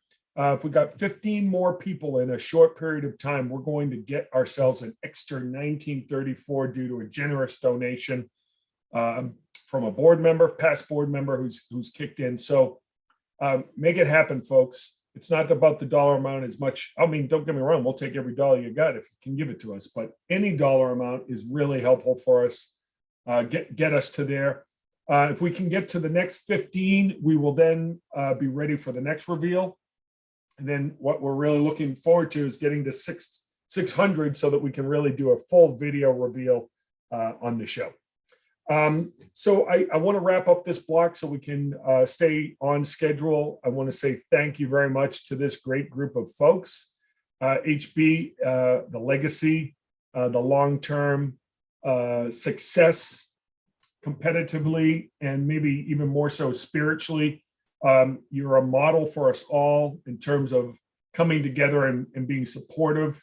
And if we all look at that and think the same way and support our core as an overall in that mentality with donations and support in that kind of manner, we'll make sure that we continue to have members who can come back and talk like this, and designers like Tom, who also was an alum. You know, imagine if Tom had never had his opportunity. We want to make sure the next Tom Unks is available through their experience, and the next Jareed and Ryan and Melanie and Andy and on and on and on. Let's make sure that this core remains available so that we can continue to make a difference in the world.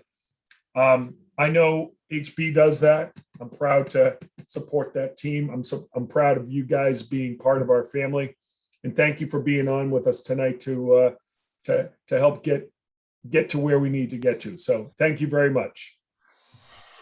Thank you. Yeah, thank you, Neil. It's good to see everyone. Thank you. Take Thanks, care, Tom. everybody. Donate. Yes. Bye-bye. Love it. All right, last stage set. Now, if I had a drum major t-shirt, I'd put that on, but I'll put on. Jerry Lewis, I'll see you. All right. If I had a drum major t-shirt, Is there such a thing? yeah, I think you guys got to get one, man. Come on. It's the big club. That's what, you know, or the Supreme Club or something like that. Got to get you guys your own t-shirts, your own I love that jacket. you did the costume change, Neil. Good job. I literally was going to lay out a different outfit for each block, but you know, then no one really wants to, you know, see the transition. Well, that's 3 so far. You're doing great. Not too bad. I tried to be as subtle as I could be. Different outfit for each block, but you know. So no this, you know. Well, that's 3 so far.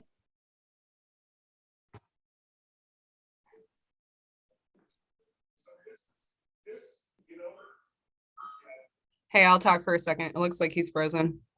Hi, everybody. I'm so excited to see all these faces, especially those I recently met and marched with, but really all of you are such legends. So happy to have you. I do want to say right off the bat, everybody, I'm so excited to see all these faces. I just got a call, especially those I recently met and letting us know that all of yours will not be able to join us. So he's not going to be here. He's under the weather, but just a shout out to Jim Messina. He's deserves to be among this group. So we're missing him. I don't know if Neil is back yet. So let's see. It looks like he's going to try to jump back in. So thank you. I just want to say, as we're transitioning, thank you to everybody who's giving so far. I'm checking the numbers now. So we're almost to 400. So we're almost to revealing the final piece of the puzzle here, the closer. So, and it's a Cadets closer. So you probably want to know what it is, because that's usually one of the more memorable parts, I feel like, of our shows. But we're at 388.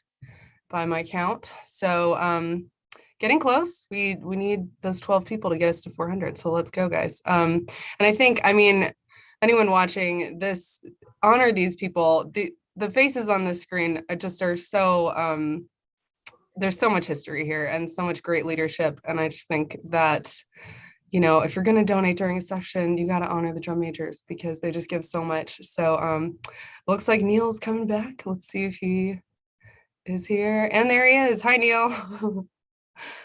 Oh, his audio is still connecting. All right. You back? Not the best of times for your internet to decide it doesn't want to work any longer. So hey, it happens. It's fine.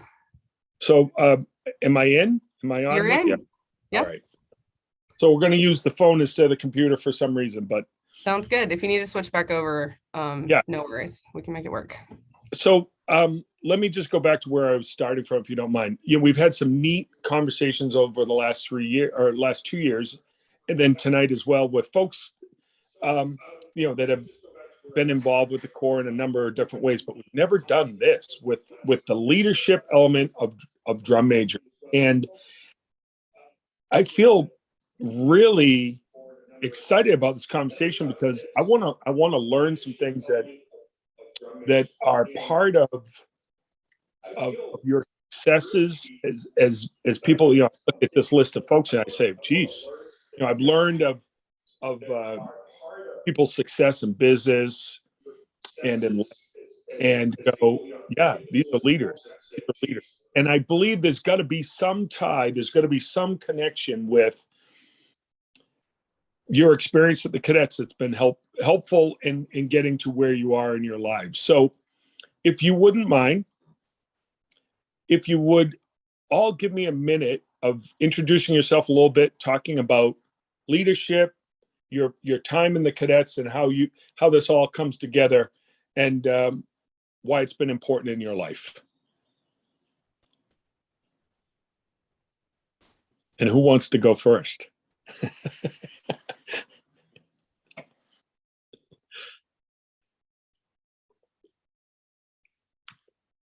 We're gonna have to call up. I'll give it a shot.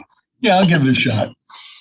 Yeah, I've been involved with the organization since birth. And literally, my parents not grew up, but their first apartment was across the street from Holy Name Church. So we were parishioners of the church. I went to the grammar school, saw the Cadets for the first time in shorts in '58, and I remember it. Started to play rudiments, percussion. I can't say percussion, I was a drummer from 62 to 65. And at the ripe old age of 9, I switched to a soprano bugle because of Jimmy D'Amico.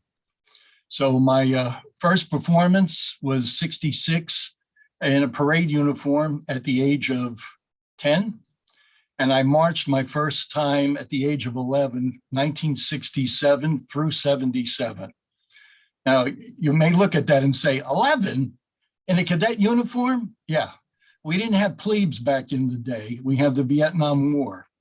So 9 of us under the age of 13 were moved up to the big Corps in 1967.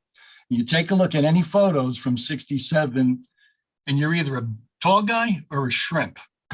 So anyway, my involvement with the Corps has been a way of life. For Holy Name shall always be is an understatement. We will not let things deter us. Separation from the church. We almost lost the Corps in '73, the Mississippi bus lift in '80, been through it all. And it's the tenacious attitude of the kids, the administration. It's a kind of a team effort, but it's the kids that pull it together.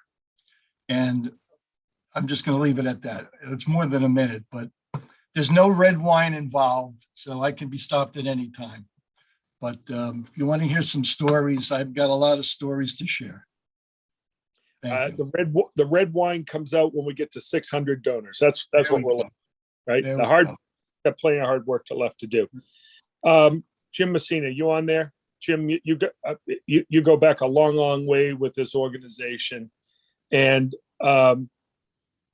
and talk about leadership a little bit for me. Tell me about your experience in the Corps, how that translates into leadership in your world, in the world you've worked in. Was that for Jim, Neil? Yes. He's under the weather. He's not going to make it tonight. I'm sorry. I just found out about 15 minutes ago. So he's. Yeah, the downside of working on the phone is I don't see all the boxes. So it's all right. No worries at all. We miss Jim. We want to acknowledge him. So I'm glad you brought him yeah, up. yeah. So here's the thing. I'm going to say a few things, and then folks help me across the line here. I've always thought the drum major thing is a challenge. Like, why it's so demanding. There's responsibility. What makes one want to be a drum major? So Ray King, I see you pop up in front of it here. Like, you're a super smart guy. You've got the great things in the medical profession as a doctor. Why would you want to be a drum major? What are the things that draws someone into that responsibility? Why would you want to be a drum major? What are the things that draws someone into that responsibility? I can talk all night, guys.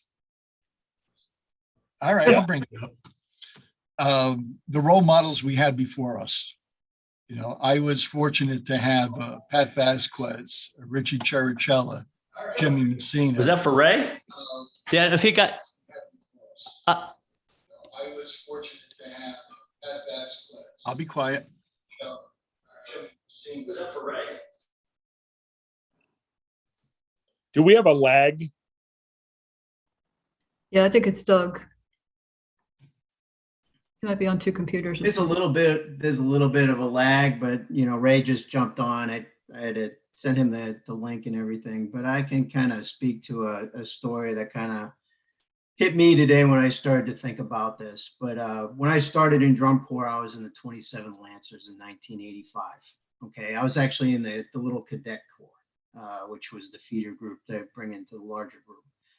And I started off there for my first time ever marching. Probably mid-season, they came to me and they said, "Look, there are spots in the senior corps or the junior corps, that we need to kind of fill. You know, it's 2.5 weeks of tour. Your parents are okay with it. Are you fine?" I jumped on board and was there. But back in '85, there were 2 shows in Lynn Manning Bowl, and I was around the corps for probably about 3 years before that with my sister marching. And Lynn Manning Bowl, if anybody's ever performed in Manning Bowl, is a special place to perform a drum corps show. And the Lancers hosted it every year.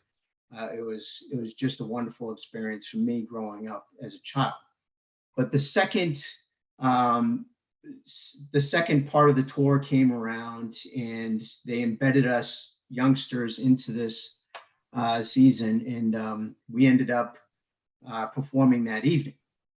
And I remember sitting outside in Manning Bowl. There's this tunnel, this archway, and there was all this commotion going on. Garfield had just taken the field, and there was this guy standing off to the side of the tunnel, and he was a Garfield cadet, and he was standing there. He was stoic and stellar. Come to find out, I believe his name was Tom Smith or Tom Sullivan, who had marched in the corps, but they had taken this guy and he had taken off from that tunnel to go out on the field. And if you can see the frame of what I was seeing, you'd see all these people doing this free form motion, and this kid just takes off to the center part of the field. And that was very impressive. But in the frame of everything that I could see at that moment was really the crowd and Rich Armstrong. And that was an incredible moment for me to experience the cadets.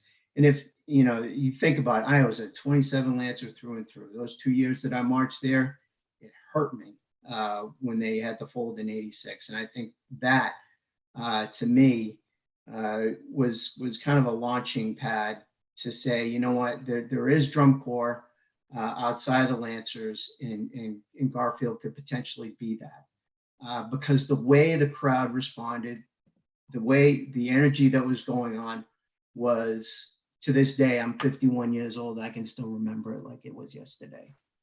There you That's go. all. So I'll kick it off.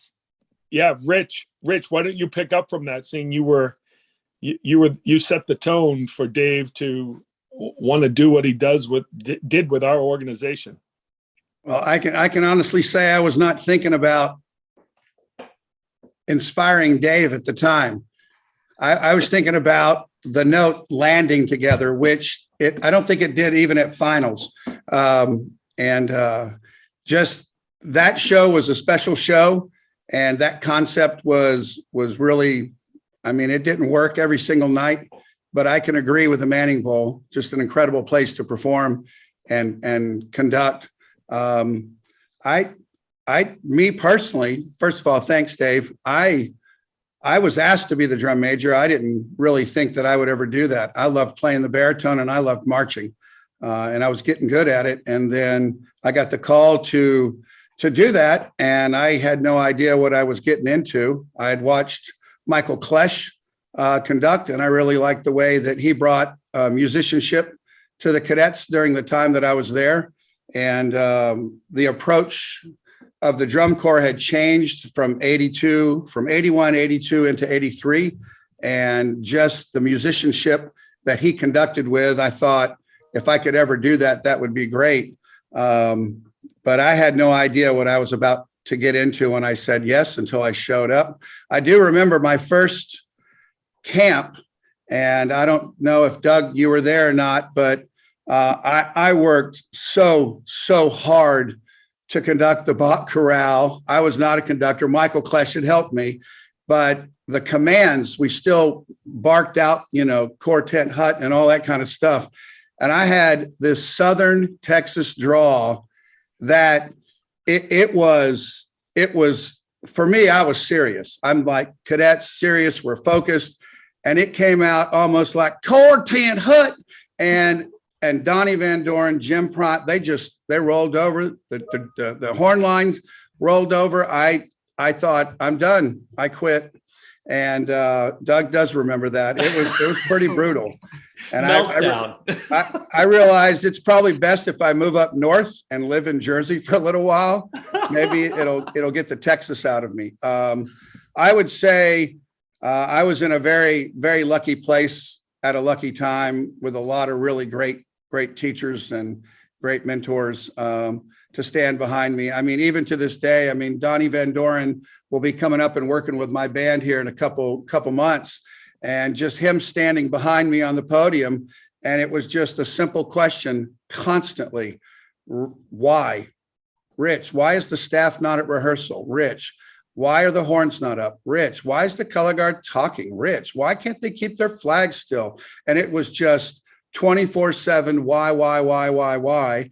And from that, I just decided, you were talking about leadership earlier, that why question, I just started answering for myself, because I felt if I couldn't have an answer for Donnie Van Doren, my butt was in the wrong place and it was going to be brutal. So I just started taking care of the why questions. And because of that, it helped me to be organized, get up before everybody, go to bed after everybody. And to this day, I mean, our program here operates under that premise. My success where I'm here really does stem from, the first camp. I guess, what'd you call it? The bus lift from Mississippi, Greg? Yeah, I was in those white vans, and I do not know how and why I came back the second year, other than you go to Birmingham and see that crowd. I was hooked. It didn't matter how hard we had to work. We were just going to try to be our best.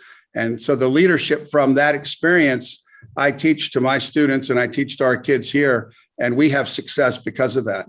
And I believe that what I've learned at the cadets, if I can hand it off to somebody else, they'll have the same kind of success if they want to work hard. I mean, it's all hinged on, you got to get up and go to work. There's no quick ticket, I mean, I was playing a horn that was duct taped. We learned to do our own maintenance. And I mean, it was a different time. I mean, the Corps travels better now than they did in 1980, 81. I mean, it's just a different time. Of course, we all have stories.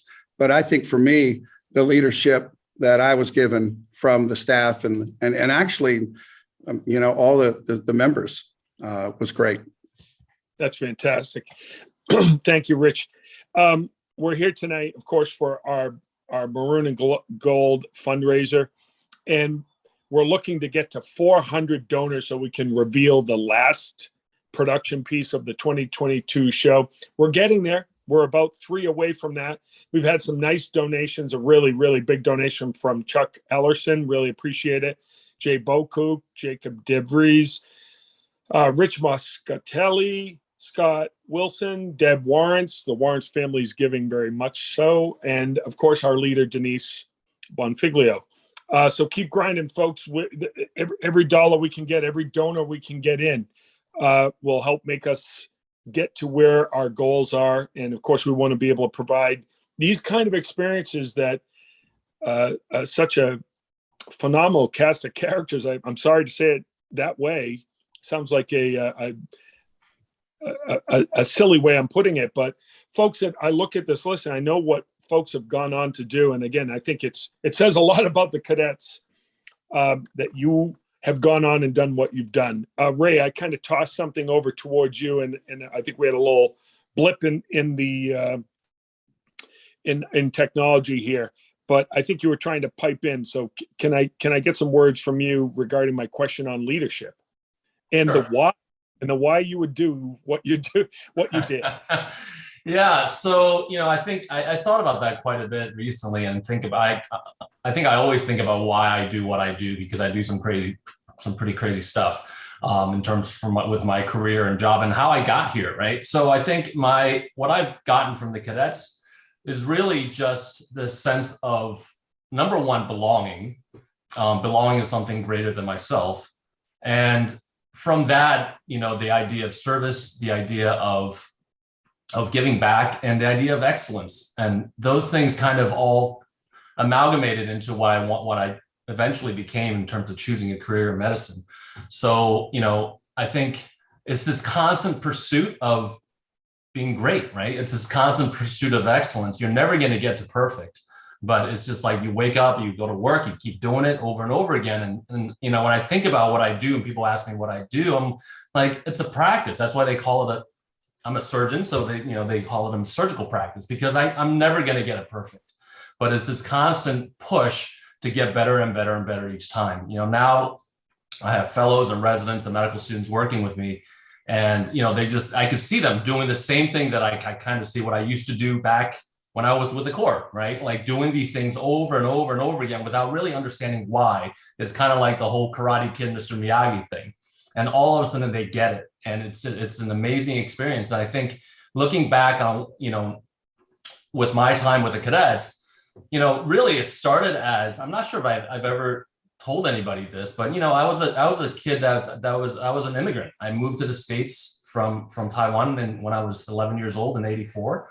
And, I was always a very quiet kid. And I think, my goal in the beginning was just to belong somewhere, right? To become an American, to assimilate. And when I saw the Cadets for the first time in '90, I'm like, wow, this is about as American as it gets, right? And for me, I'm like, this is where I want to be, right? So, seeing someone, I remember seeing Chris Buck, and then Dave, and then, I was like, man, this is something that I really need to get into. So I worked and got in. And I remember one day, Doug came to my house in East Brunswick and picked me up in I think it was a Mazda RX something. I'm like, oh my God, the drum major for the Cadets is picking me up at my house to go to camp. So it was one of those things where as soon as I got in, I just had this amazing sense of belonging, this amazing sense that I was about to embark on something that was greater than myself. And, through my years with the Corps, both as a member, as a drum major, as instructor, has always been this constant striving for something better. And I think going into this career that I've chosen into medicine and surgery, it was the perfect vehicle for me to kind of continue that kind of this constant need to get better, and while you work really hard at it. Right. So that's, I think that was the Cadets, I always look back, and it is the defining moment for me in terms of my personality, who I am, and my work ethic. Getting me out of my shell. And I think, over the generations, we see the kids and they all say the same things, right? It's always like, wow, you brought me out of whatever shell I had. And now I get to kind of basically get to go do what I really are meant to do. And I think for me, that was exactly the case. That's amazing. And what all I can hear in there, or my last bit of takeaway is, what if that wasn't available for you? What if that wasn't available for all of us on this call? What about if this wasn't available for any of our past cadets, how maybe the world would be different, right? And not to over dramatize that, but every person makes a difference in the world, right? And so here we are, an organization that continues to bring value educationally and emotionally to kids. And is there anything more important than that right now in today's world? I dare say not. And what is still the same as it was at any time in this organization is that we are a nonprofit organization that requires people to support our organization. Back in the day, TOR never ever covered, TOR fees did not cover the expenses of the organization. Surely doesn't today. It's only gotten more demanding, more difficult. So anyone on today that's listening, I mean, you're hearing leaders in our country doing amazing things who know that part of how they got there was by participating with the cadets. Let's make sure we give today's kids that same opportunity.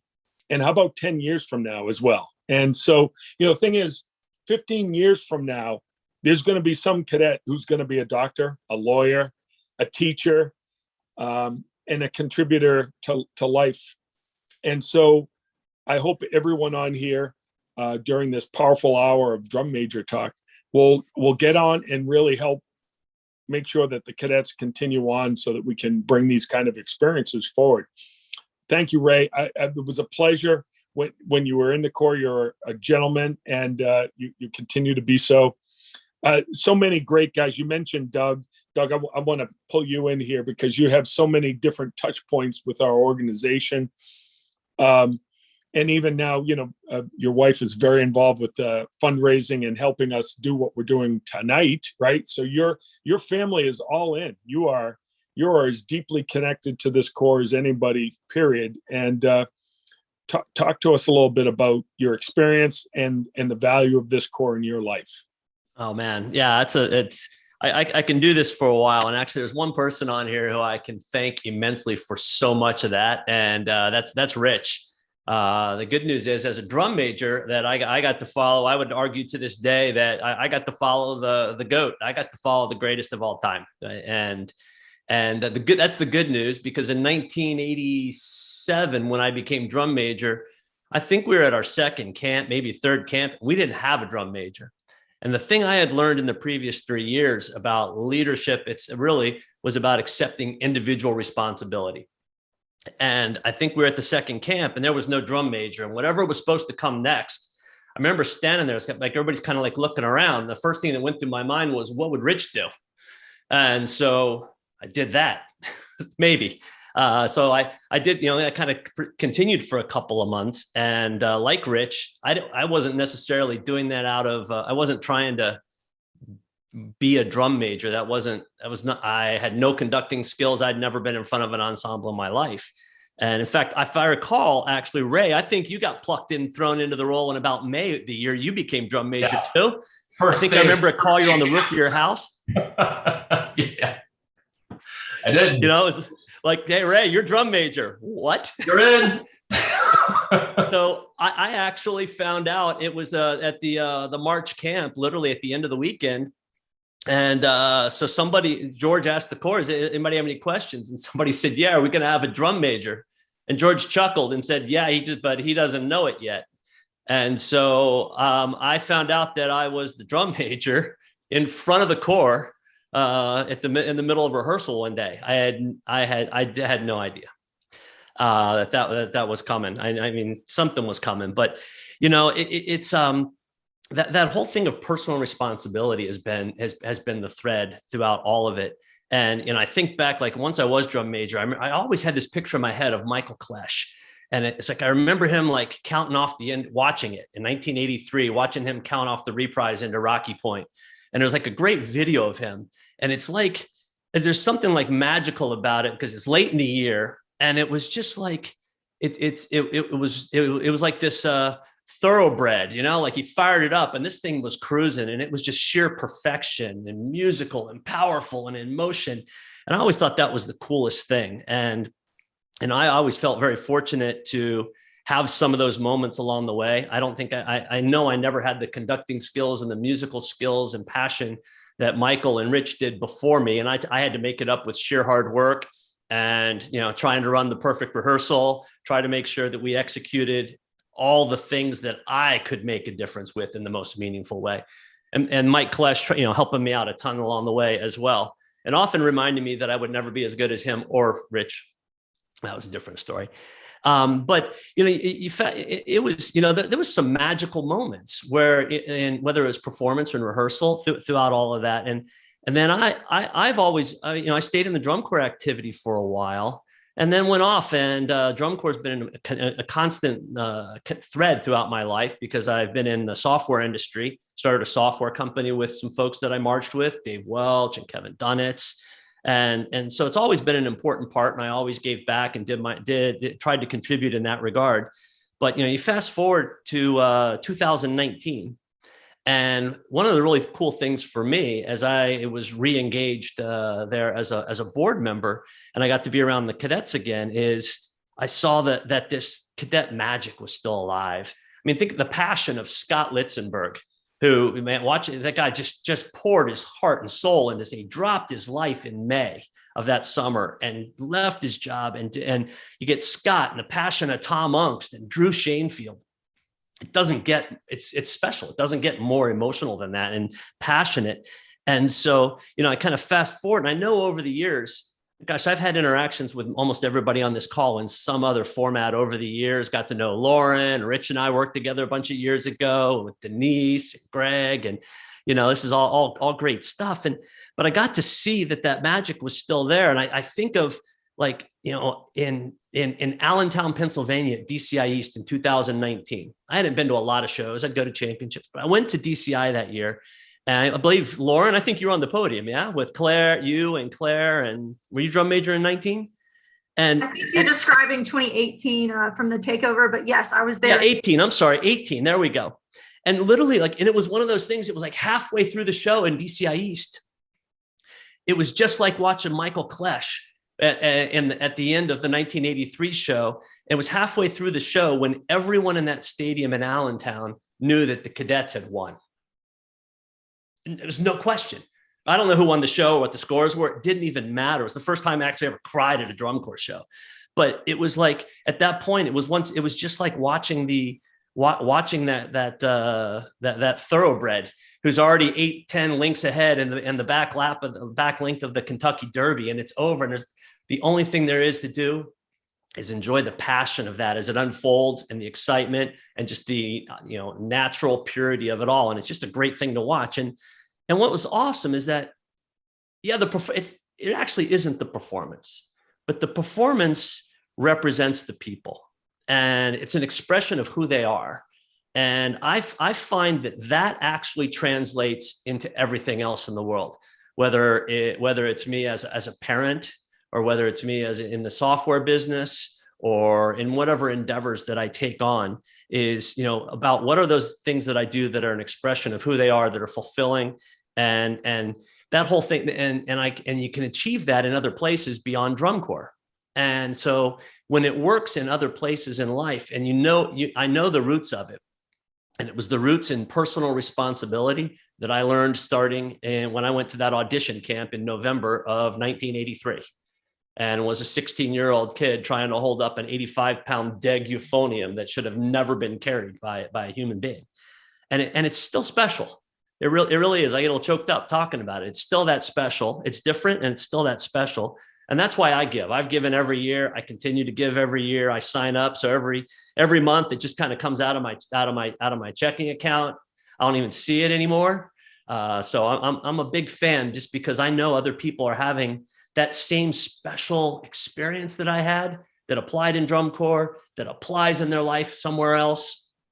It's still there, and it's still worth supporting. And it's just a really great thing to see that go on and continue. And Lauren, I love that you're here. This is awesome. Such a connection to the current days. And so it's just great. I hope you all are continuing to support it, because you got the same benefits from it that I did, because it can't be beat.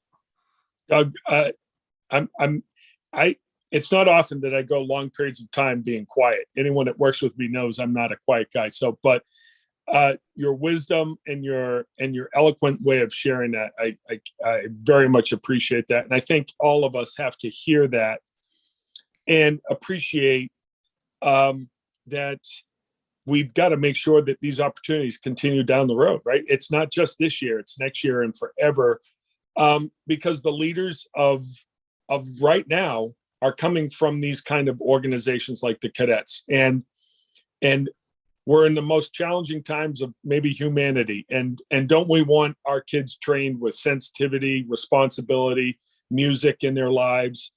And no better place than the Cadets to be able to provide that. Our great legacy and connection, and the fact that someone who has been a member since '83 is connected with someone who just aged out in 21, and they're having a conversation about the impact with each other. That, I mean, isn't that the best of that you can hope for in the world? And so let's make sure anyone on here, let's keep this thing going. Let's make sure we can bring the 2022 Cadets to the ultimate level of our abilities to deliver a great drum corps, but more importantly, a great experience for human beings to develop and go out and continue these kind of messages. Again, look at the team on this call right now and their experiences in the world. Really, really amazing. I do want to tap into one thing. I think it's funny to hear three of you talk about no one wanting the drum major job and it getting, well, here it is. You're the drum major. Now we go through these lengthy auditions. I want to talk with Lauren a little bit, and our new lead drum major, Kat Yang. She's not on right now, but I could tell you, they went through like 5 rounds of auditions to be the drum majors. I want to say something about Lauren, because she's an example of the best of training, I think, and learning how to be a leader at a young level. Because we're talking about mature individuals who are successful in their business world. Here's Lauren, very young person, just getting going in her world. But I'll tell you that last year she had one of the most amazing experiences in my mind. And I told her this personally. After prelims, after the Friday night show, we had a challenge with audio that required us to pause a little bit. And I told her, she saved the drum corps because she just got everyone to just go, okay, yep. Because we were set, we were ready to go, and then we weren't ready to go. And, in a season where it was only 2 weeks long, I can't tell you that we owned the show like we owned it like when you've had 8 weeks of drum corps. Let's just say that to be rattled on Friday night with the TV on was a position where, without the cool, calm, collected abilities of our drum major to be able to go, it's okay, instruments down, chill, go to a relaxed position, and then pick it back up and go, is to me that kind of testament of why you need someone with the right goods to be a great drum major. And Lauren was that. Little did I know that Saturday night was going to even be more challenging, to be honest with you. But then it was no problem, in terms of audio challenge and being able to do it. But Lauren, I want to acknowledge you because you're our most recent drum major, and thank you for being on the call. And tell us a little bit about your experience and, you're a younger person. So where it is in your life as opposed to some of our 40 and 50-year-old individual. Yeah, so I was drum major here for 4 years, so from 2018 to 2021. So a really crazy time in the activity in the world and for this organization. But I have the same love and great experiences that I'm going to take with me forever, just like these amazing people who came before me. But my role in getting into this is very different than everybody else on the call, because the world has kind of gone to this place where you can't just pluck somebody out of the ensemble in March and say, here we go, like we got our drum major. All the drum majors now, have some conducting experience in high school, or, like they've been a drum major in some way. So I never marched DCI. My only drum corps experience is being drum major of the cadets.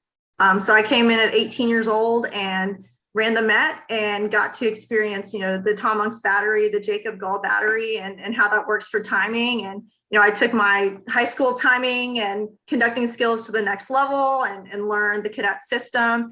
And then, was able to run rehearsals the next year, have the timing responsibilities and all that. So what's cool is, there's Tom and Neil who are there, and, they expect so much of you on the podium, but all the stories and things that I've heard that they would, tell me or be on me to, be perfect was the same thing that Tom and Neil were telling the drum majors 20 years before. So it's the same, level of excellence that has always been, needed for the position. But let's see, it was,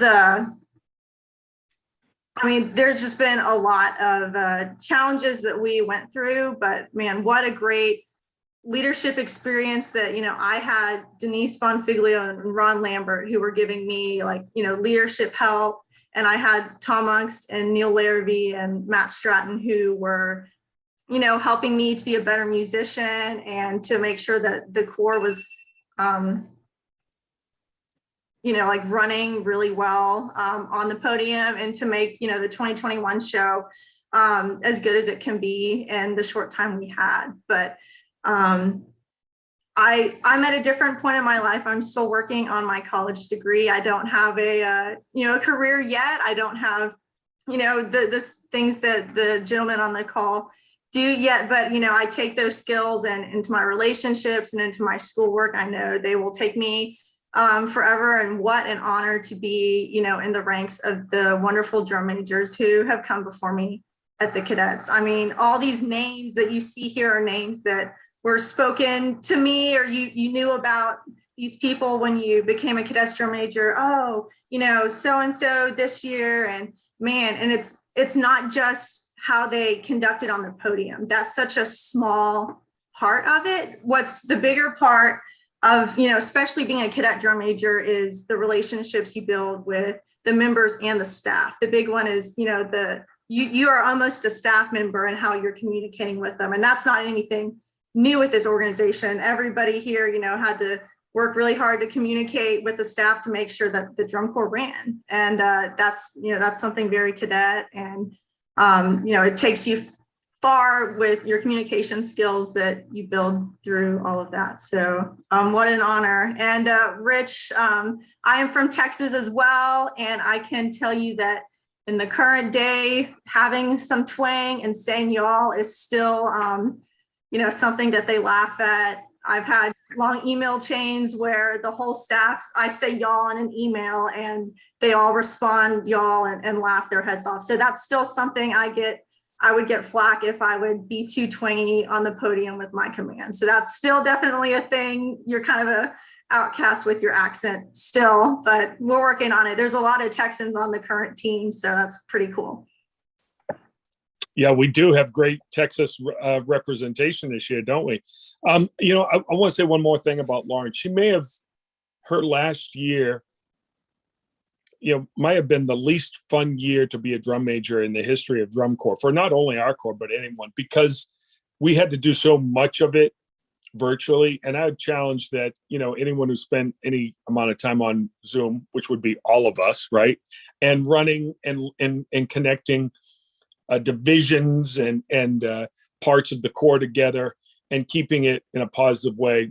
Never challenged probably leadership skills and personal capabilities of keeping your chin up and doing it even when it was kind of crappy. Not a lot of fun to do drum corps on Zoom, but we did it well enough to do what we did last year to be a great success. And we were very fortunate last year, of course, to have a very, very more than fair amount of donors step up and help us. We had a great donation drive last year with Maroon and Gold. And we're asking anyone on this call to help make sure that we do that again, that we have tremendous success.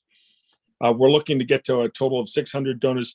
Allison, you're going to have to help me out because when I'm on the phone here, I'm not seeing quite as much data or reporting or the chat.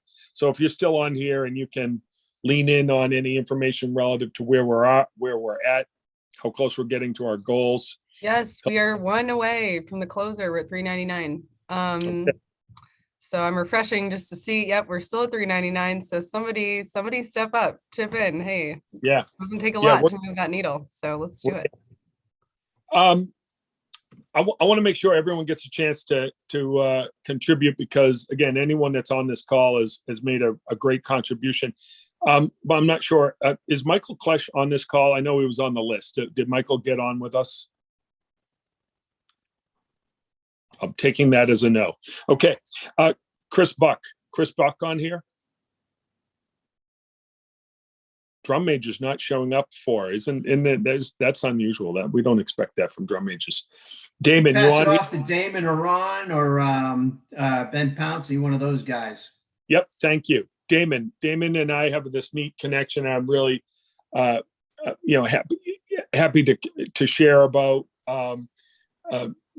Damon was a member of the front ensemble and a student at UMass. And when he matriculated up to drum major, that was, we were kind of proud of him in one way and probably not happy that he left us. Right. But took on a lot of responsibility, brought a lot of skill into the job. And, what's neat is to see now he's gone off and to do, all kinds of different things educationally and professionally as a musician. I'm curious, Damon, when you think back of your role as a drum major, how that's impacted you going on as a professional performing musician and teacher, and in a way maybe you never thought about. So, but as you reflect on that, share a little bit about it. Yeah. Hi, I'm Damon, and sorry I was late. I was actually playing a gig. I'm up here in your area, Neil. I'm in Nantucket. So how drum corps has helped me is I would say that the one thing I noticed is running a rehearsal. Anytime I'm in a long rehearsal as a side person, they're pretty easy because I'm used to the long hours, and I see people like fading after like hour 4. I'm like, no, we're good, man. Just eat a snack, some peanut butter and jelly, and we're good. Definitely scheduling is another thing.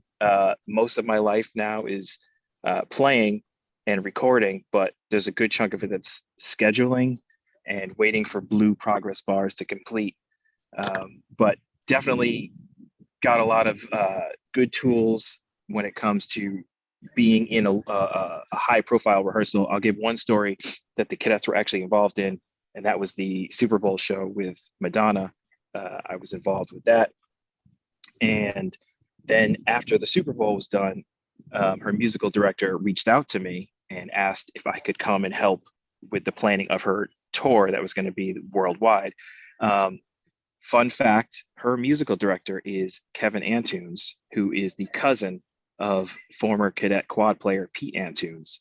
And he reached out to me and asked if I would be part of the rehearsals to get ready for the tour. And a lot of it was long hours, lots of scheduling. And it just reminded me of a drum corps rehearsal where we would start in the morning with some basics.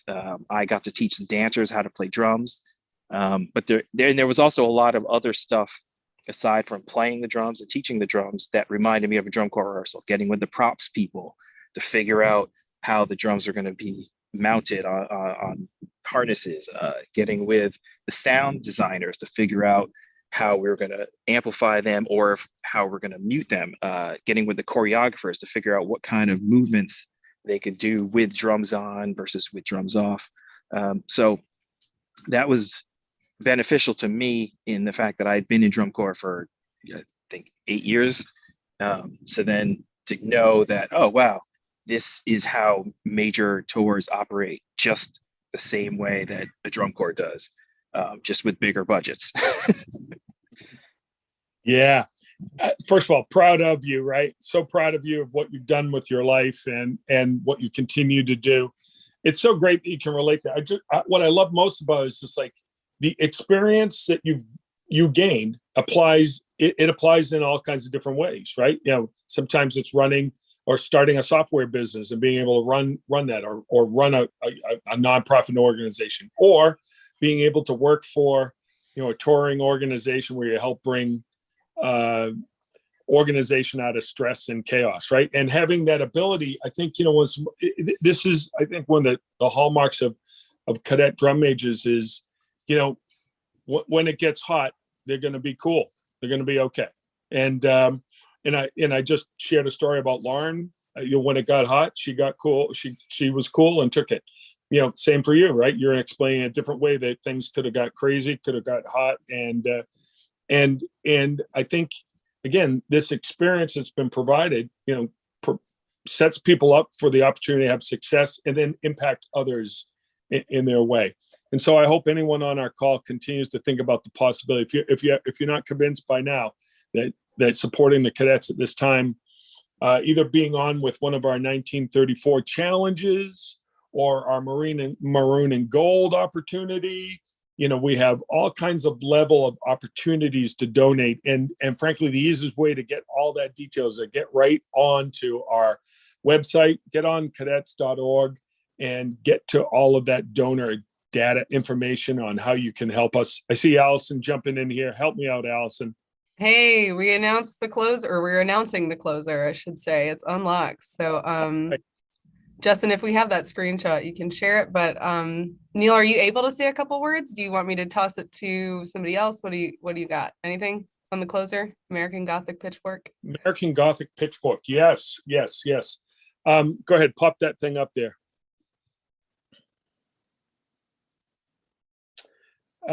So we're excited about this entire production, really, in terms of just the way it strings all together. The book ends of our show are the kind of productions that cadet fans are going to just be so delighted with. This is another American Gothic, another high energy piece with the classic elements of great wind ensemble repertoire, energy, angular, rhythmic, high energy, fast, tremendous opportunities for staging that is dynamic, guard opportunities, really a full ensemble piece that will tear the stands down, I'm quite certain. I recommend that anyone who's a fan of who we are, look at this repertoire list right here, write it down, get online and listen to the source material. And I think, first of all, you're going to go, wow, that's phenomenal music. And then what you will have heard from our design team putting it together, I think you're going to be very proud of our organization for a program that is contemporary while leaning deeply into our roots. Tom keeps using the line, it's vintage. And there's truth to that, right? There's vintage elements with contemporary drum corps facilitation, I guess is the best way to put it. What do I mean by that? I think if you watched the Cadets last year, you saw us do a revisit of some real classic tunes. And one of the things that you recognize in putting together back some material like last year was, wow, hasn't drum corps changed? And we did some things the way that we did in the early 2000s and some early 90s or middle 90s, where frankly, how we do drum corps now is really, really quite different. And in our attempt to really represent those pieces the way we did, they were a reflection of frankly, the run and gun visual demand elements that existed in drum corps at that time. Nowadays, it's a different game. It's a different kind of staging game, if you will. And what's going to be exciting for us is we're going to have that contemporary look, but with a vintage sound of the cadet, of what music exists that we succeed best with, that we're most known for, that people love to see and hear. So I think you'll be very excited with what the show is going to present for us. both in a contemporary way and then also a reflection of the kind of music that the Cadets are so well known for. So all of these pieces, I'm sure you can Google them very easily and be able to get reference to source material to be able to hear these tremendous compositions that are cared for deeply by, of course, Jay Bokook, Tom Ungst, and our front ensemble arranger, Brandon Carita. So exciting the work they are doing. And we're at a point now where the show really is done. We have some little bit of dressing to do to the closer, and we are going to spring training with a show that is completely ready to go. Tom was giving a little bit of a report earlier tonight that when we get to spring training, the visual will be done as well, and we will begin production. I don't know that a Cadets drum corps has ever done that. Not in my time anyway. So we're excited about what we have put together for the Cadets of 2022. We just need your help and support out there to make sure that we can provide the experience and see it all the way through the season and set ourselves up for the future so that we can continue to have great cadet programs. Allison, anything else on that before I want to make sure I hear, I don't think I've heard from Sam or Ben, and I know I would love to hear contributions from them on the impact of the Cadets in their world. Yeah, no, move forward. Hey, I tagged Ben because he was my drum major when I aged out. So let's hear from him. Any good stories about him or No, he was always doing the right thing all the time. Just was such a good cadet. All right, Ben, come on, talk to us. Talk to us about being a cadet and how that's informed your world going forward. Sure. Hey, everybody. I'm really excited to be here and honored to be here on this call. And yeah, my first year in the Corps was 2007. I was first introduced to drum corps through my dad. He was a member of the 27th Lancers and Spirit of Atlanta in the early 80s. And so my first memories of Cadets were some of those iconic shows in the 80s and 90s. And then I knew after seeing the Corps live for the first time in 2005 that that's absolutely where I wanted to be. And so I went to my first audition camp in the winter of 06 and was in the horn line in 2007 and 2008. And kind of like what Ray was talking about earlier with belonging, I felt as though I came to those audition camps already with just this deep respect and appreciation for the history of the drum corps. And I think you're met with that same sort of family atmosphere just from day one when you show up and you understand that the corps, the current members have such a respect for the history of the drum corps, and so you immediately have that sense of belonging to that something that's larger than you. And then at the end of the 2008 season, the drum major that year, Chris Castile, spoke to me about potentially being one of the drum majors the next season, and it was such an honor and just something that I'm not sure I had really thought of, and I'm so fortunate to have had the opportunity to be drum major in 2009, 10, and 11, and again, I just think the lessons that are so embedded in the culture of the group, striving for excellence and striving for perfection in everything that you do, is just, it gets so embedded in you as a person that you can't help but have it carry on into the other aspects of your life.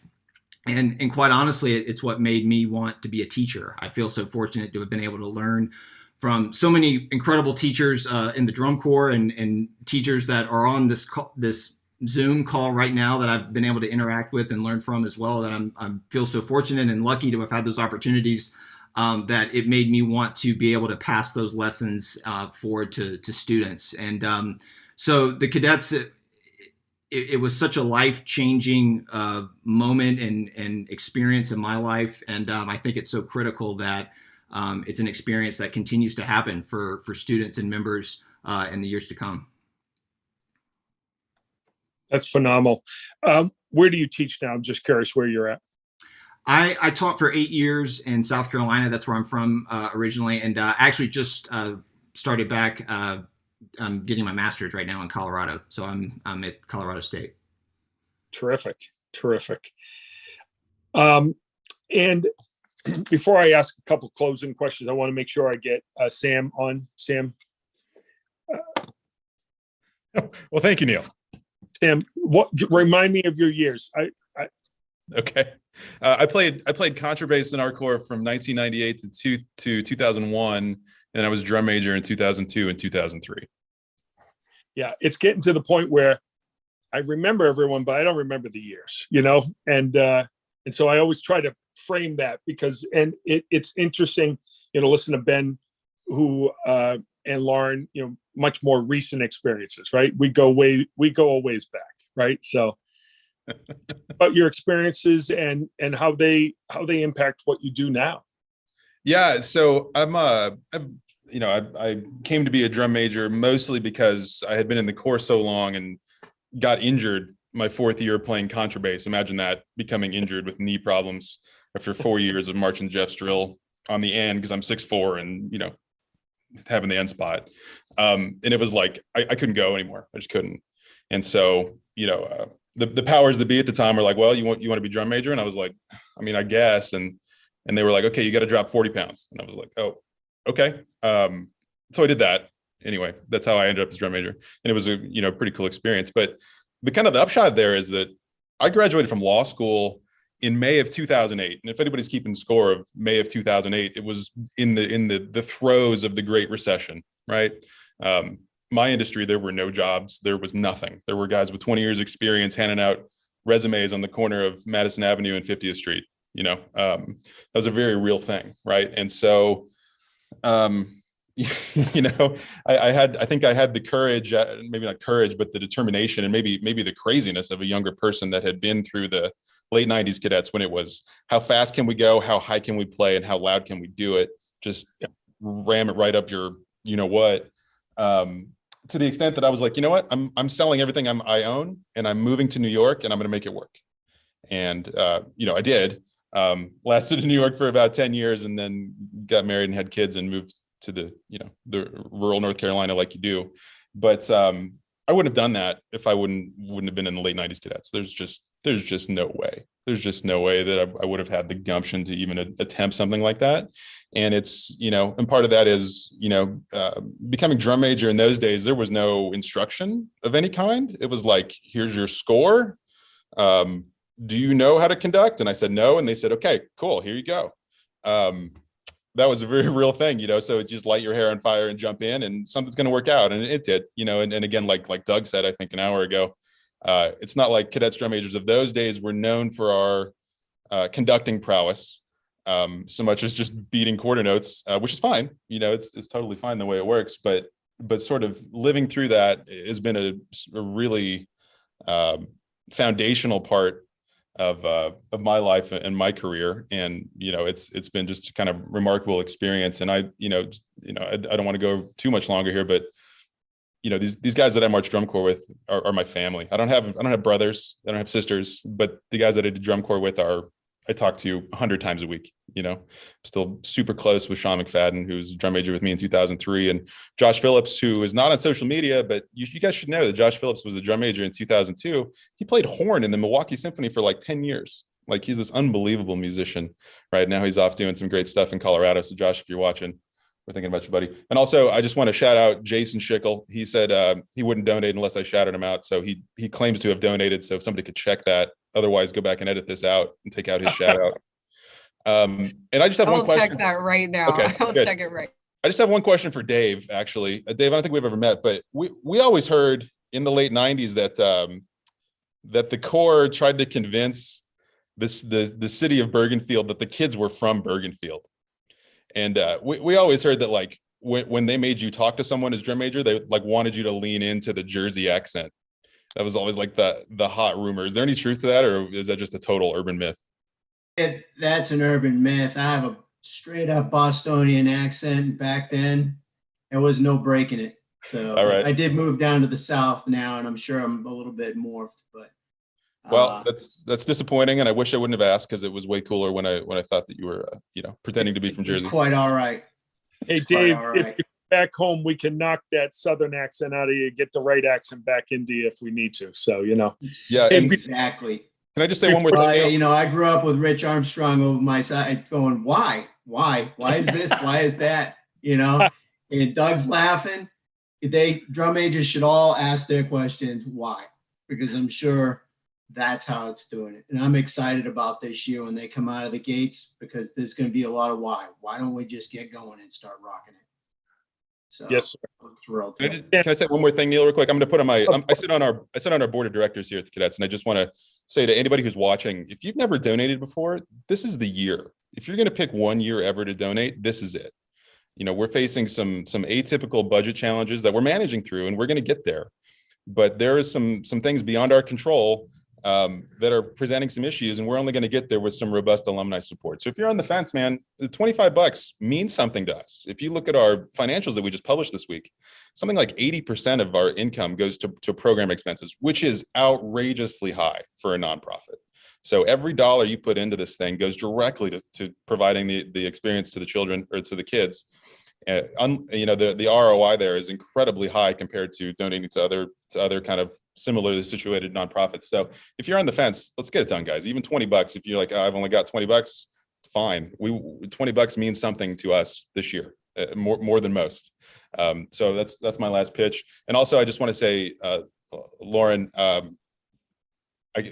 just want to say you did a great job going through, everything several years ago, and we were watching very closely, especially Doug and I all those years. And I just want to say thank you, and you did a great job. And I'm done talking now. I realize we're over time, but appreciate you all.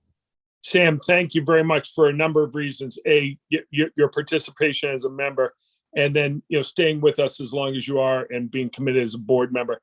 I think it's a great reminder the challenges the Corps has financially in any year, but as you mentioned, what's gone on in the last year in terms of unforeseen cost expenses in our whole world going up, and maybe nothing more substantial than diesel fuel. And we all know what we do in the summer that requires mileage in diesel fuel. So if nothing else, help us solve that challenge a little bit. That's going to be an ongoing challenge that we will need support from throughout.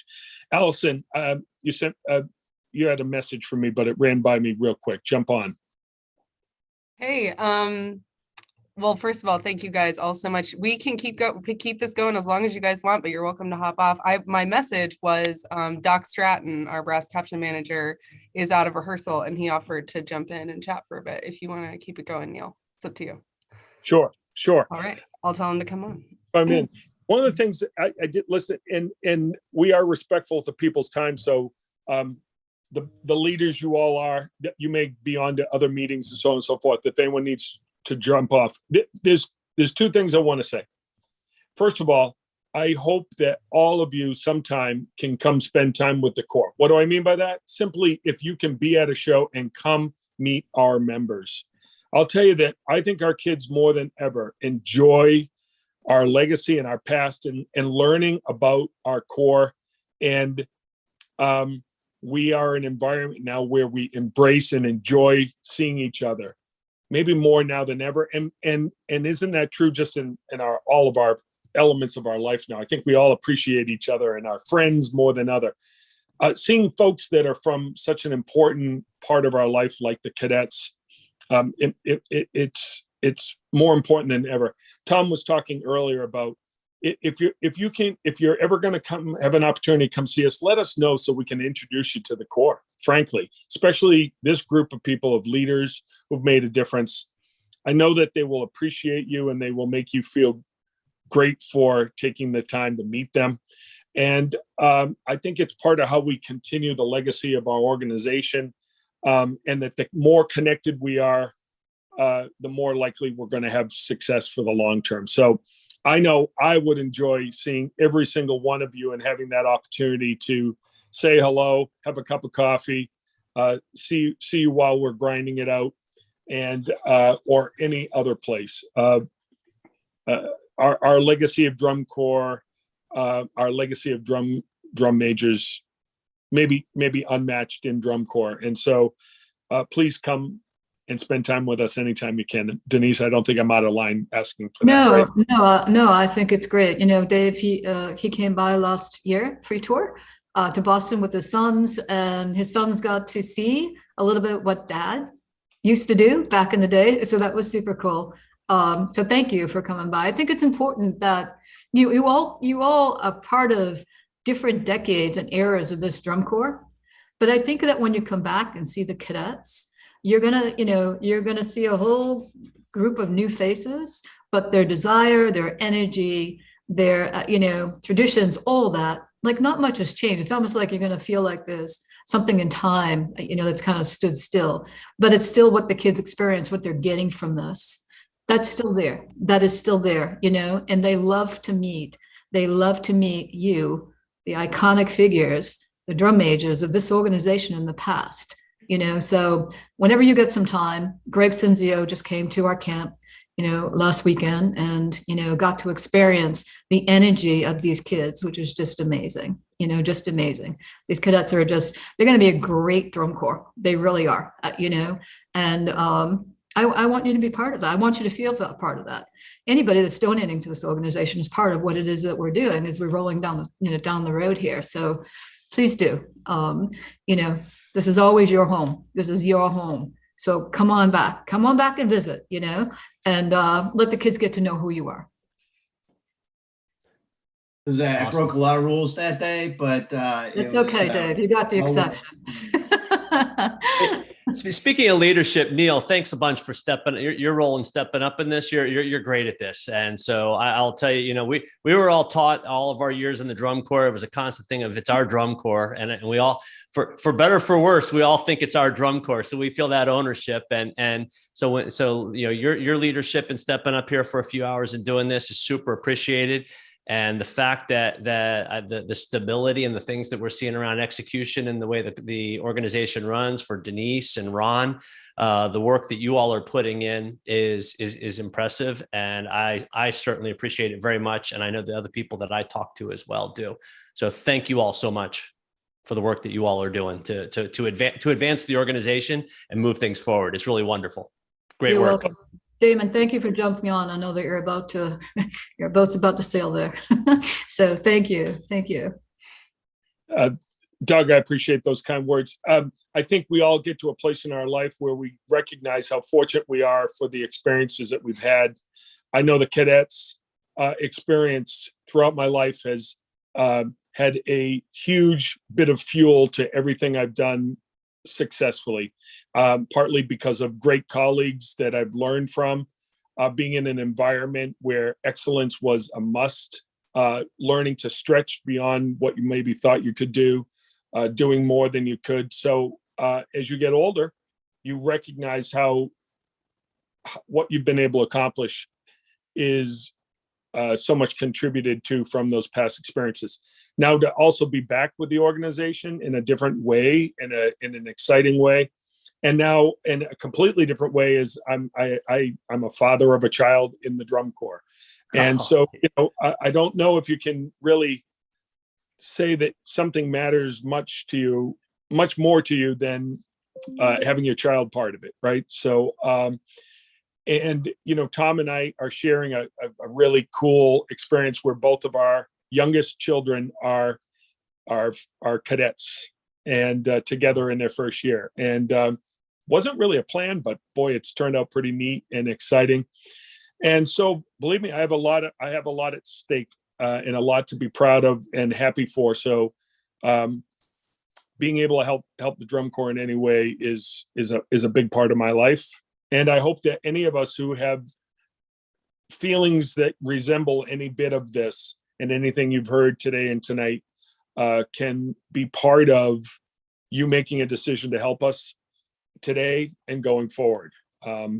And while we may sign off soon, we won't be done, right? We're going to get to our financial goals like cadets do. Like we may end a rehearsal and not get all the way to the goal we thought to, but we'll get up tomorrow and we'll do it again and we'll get there. And so we'll be like cadets, getting up tomorrow and getting back to work at some more fundraising, even if we don't necessarily get to the number today. So folks, if you can, I hope that if you've had a great experience here, that you spread the word. I believe we'll have a video available for this so that people who missed it can get on and watch, because I think there's a lot of beautiful stuff to listen to. But if you've been on and you've donated, encourage your friends, encourage others that you marched with, encourage people that you know would enjoy supporting a great youth organization like the Cadets. Help us make sure that we continue to provide opportunities that you all had and that we all value at such a high level. Very well said. And hey, I want to welcome Dr. Matt Stratton, our brass caption manager. Hello, Matt, or Doc. I never know which one to call you. Everybody calls you Doc, so I'll go with that. Yeah, do you want to just give your Cadets history real quick? I know you go way back too, so. I go back a little ways, not as many as so many of the esteemed panels that have been on these calls. But I came to the Cadets in 1994 as a 16-year-old. Some of you on this call will remember me that way. And hey, Ray, hey, Dave. And yeah, it absolutely shaped who I am and what I've gone on to achieve and what I've done, who I dreamed to become. And it was all, the ghosts of the past and those connections and what we got there, and education, brass, music, but more importantly, citizenship and trust and community and camaraderie. And I mean, so many things. I just really grew up and learned how to be who I needed to become, through the Cadets. And so that was 1994. I was a contrabass player. Sam Saunders was on earlier. Kindred spirits there. 96, 97, those were the years that I marched, and been a fan outside of that. And then in 2020, decided to return back to the Cadets and teach. And in the meantime, I taught other drum corps, the Patriots out of Rochester, New York. That was a group that I started with. So, I mean, my drum corps career began at age 14, and that's just kind of how it's been. And, it's just a thrill to be back home, giving back to a place that shaped me and made me who I am. I think it's phenomenal to think of someone who came to the organization as a young guy, literally trying to get his feet together, right? Literally, as any young high school kid would, to be in the middle of the Cadets horn line, never mind throwing around a contrabass in a Jeff Sacktick drill. I think it's one of the best stories and a representation of like what's possible when given an opportunity. Right now, if Matt Stratton doesn't have maybe this experience, he doesn't go on and pursue not only his undergraduate and his graduate degree, but he becomes a professor and lands a college job and is a well-renowned brass pedagogue around the country, and then comes home to the Cadets to be the brass caption head manager. And I'll give him way more credit than that. He has he's like our citizen leader in a lot of ways. His sense of community and concern for the greater good of everybody. There's not anyone more substantial in our organization right now. We talked about you in one of the earlier sessions about just how you make people feel good and you lift folks up, and that your family values get extended to our organization, and we're very fortunate. We're very fortunate in that way.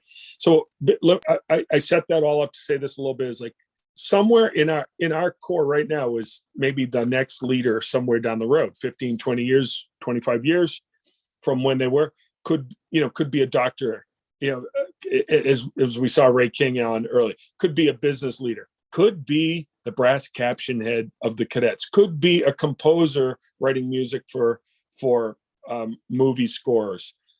We don't know who's next. We know there will be a next, and they'll probably come from our organization as long as we continue to provide opportunities from the Matt Strattons of the world, the Doug Rutherfords of the world, the Ray Kings of the world, the Sam Saunders of the world, to blossom and become the leaders they are, making the difference in the world.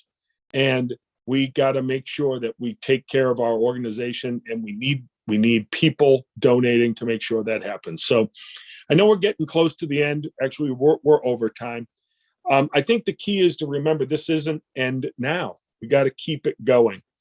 But I'm proud to call you a colleague and a friend, Matt. I'm glad. Thank you for coming on. You weren't a drum major, but we'll let you on anyways. We let one tuba player on. Why not two tuba players? So, what the heck? But seriously, thank you for taking the time to come on. And again, I'm proud to call you a colleague, and I'm happy to call you a friend. And we're very, very fortunate to have you back in our community. Well, things are happening in the cadets. You know, it's been spoken about, the leaders that are here on this call, the administration, Denise, you know, we bring up the pandemic word, right? The world changed. And, you know, she was at her desk at home by herself and figuring out what was going to happen. And Ron Lambert, who was very successful as well in drum corps, a long career, and in both have chosen to invest in our home, in our drum corps. And, you know, we've got a great video to show you guys about our program. And I mean, I've been in the drum corps game for a little while, and Neil has talked about it, contemporary take on some things that are going to see and sound and look familiar to you. And, you know, the energy, the passion, the excellence, all that stuff. I mean, I talked to Greg in an email. He was at camp this last weekend, and it was great to meet you in person.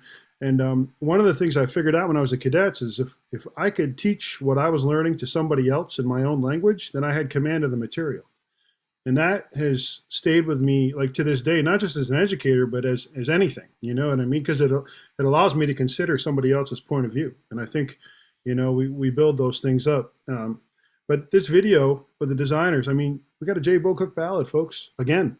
And you're going to want to hear this on the field. You're going to want to hear, like Neil talked about, mellophone lines for days, you know. Holy bass blew me apart at the camp. You gotta be kidding me. They're gonna wreck people. So the drum corps is in great shape from the top down, and I encourage everybody, you know, no amount is too small. Continue to support and allow us to help the next generation do what it is that we did.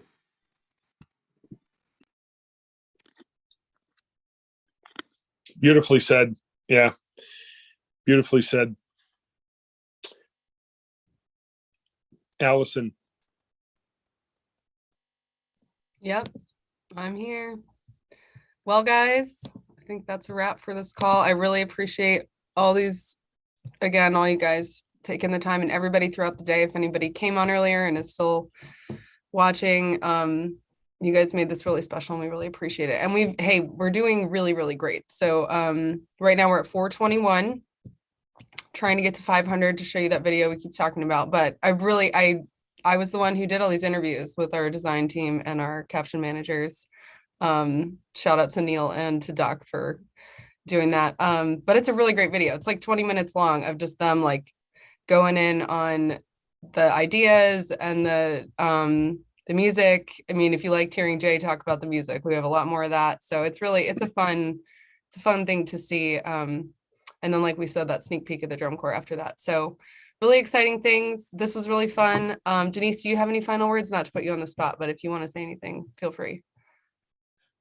Yeah, just to thank everybody. Thank you all for your time, you know, and for sharing, you know, your story and your experience here at the Cadets. It's inspiring, certainly, you know, for all of us as we continue to move forward. And more importantly, you know, there's a lot of members that have been watching this broadcast all day long. To get to know each of you and understand a little bit more of their history. So thank you all for sharing. And to all of our donors that have donated so far, you know, towards Maroon and Gold Day, thank you all. It's truly appreciated. We have, you know, much further goals to meet, you know, and from all aspects of this organization. And, you know, I talked about it earlier that back in '72 when DCI started, it's the 50th anniversary, fuel costs 36 cents a gallon. You know, and the cost of where we're at today is just unbelievable, you know, and everything that we need to do to move this corps forward between food and fuel and all of that. So any donation is a help as we move forward. And also, as I mentioned, I really would love to see all of you, you know, this summer if you get a chance. Drum corps is alive, drum corps as well. Unfortunately, there's some corps that won't make it to the field. this summer because of the impact that COVID has had on the activity going down in 2020. It was an extremely difficult time, and we're also still fighting COVID, unfortunately. So we do have protocols. I need to keep the core healthy, and even though when people are infected, the downtime is not as long, but having people out for 5 days, full sections of the core, we can't have that. So anyway, we still have, COVID is still a thing. And so we are working hard to keep everybody safe and test people when we need to, all of that. So we still have protocols that are in place. And that's expensive also, it's draining also. It's expensive and it's draining, but we got to do what we got to do to make sure that we put the cadets on the field, and keep everybody safe and keep everybody healthy. So Dave's talked about how he broke some of the rules. We gave some exceptions to him. We made him stay outside the building for a little while till we tested him and his sons, but it was all cool. It was all good. So anyway, if you have friends, we're really trying to, bring this alumni back together, and everybody's gone on with their lives, regardless of what era, what decade you were part of this organization. It's important that, people come back home to this organization. It's super important, and whether it's your time that you can give, stop by. I asked Greg if he would get his hands dirty. He's thinking about coming to Erie. I said, yeah, come to Erie.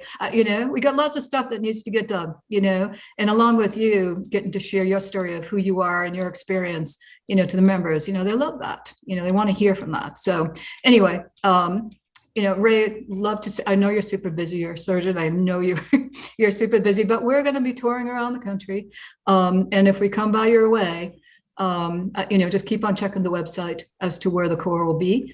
And we would love to have you stop by and visit the core. So thank you all so much for your time. It's totally appreciated. Yep.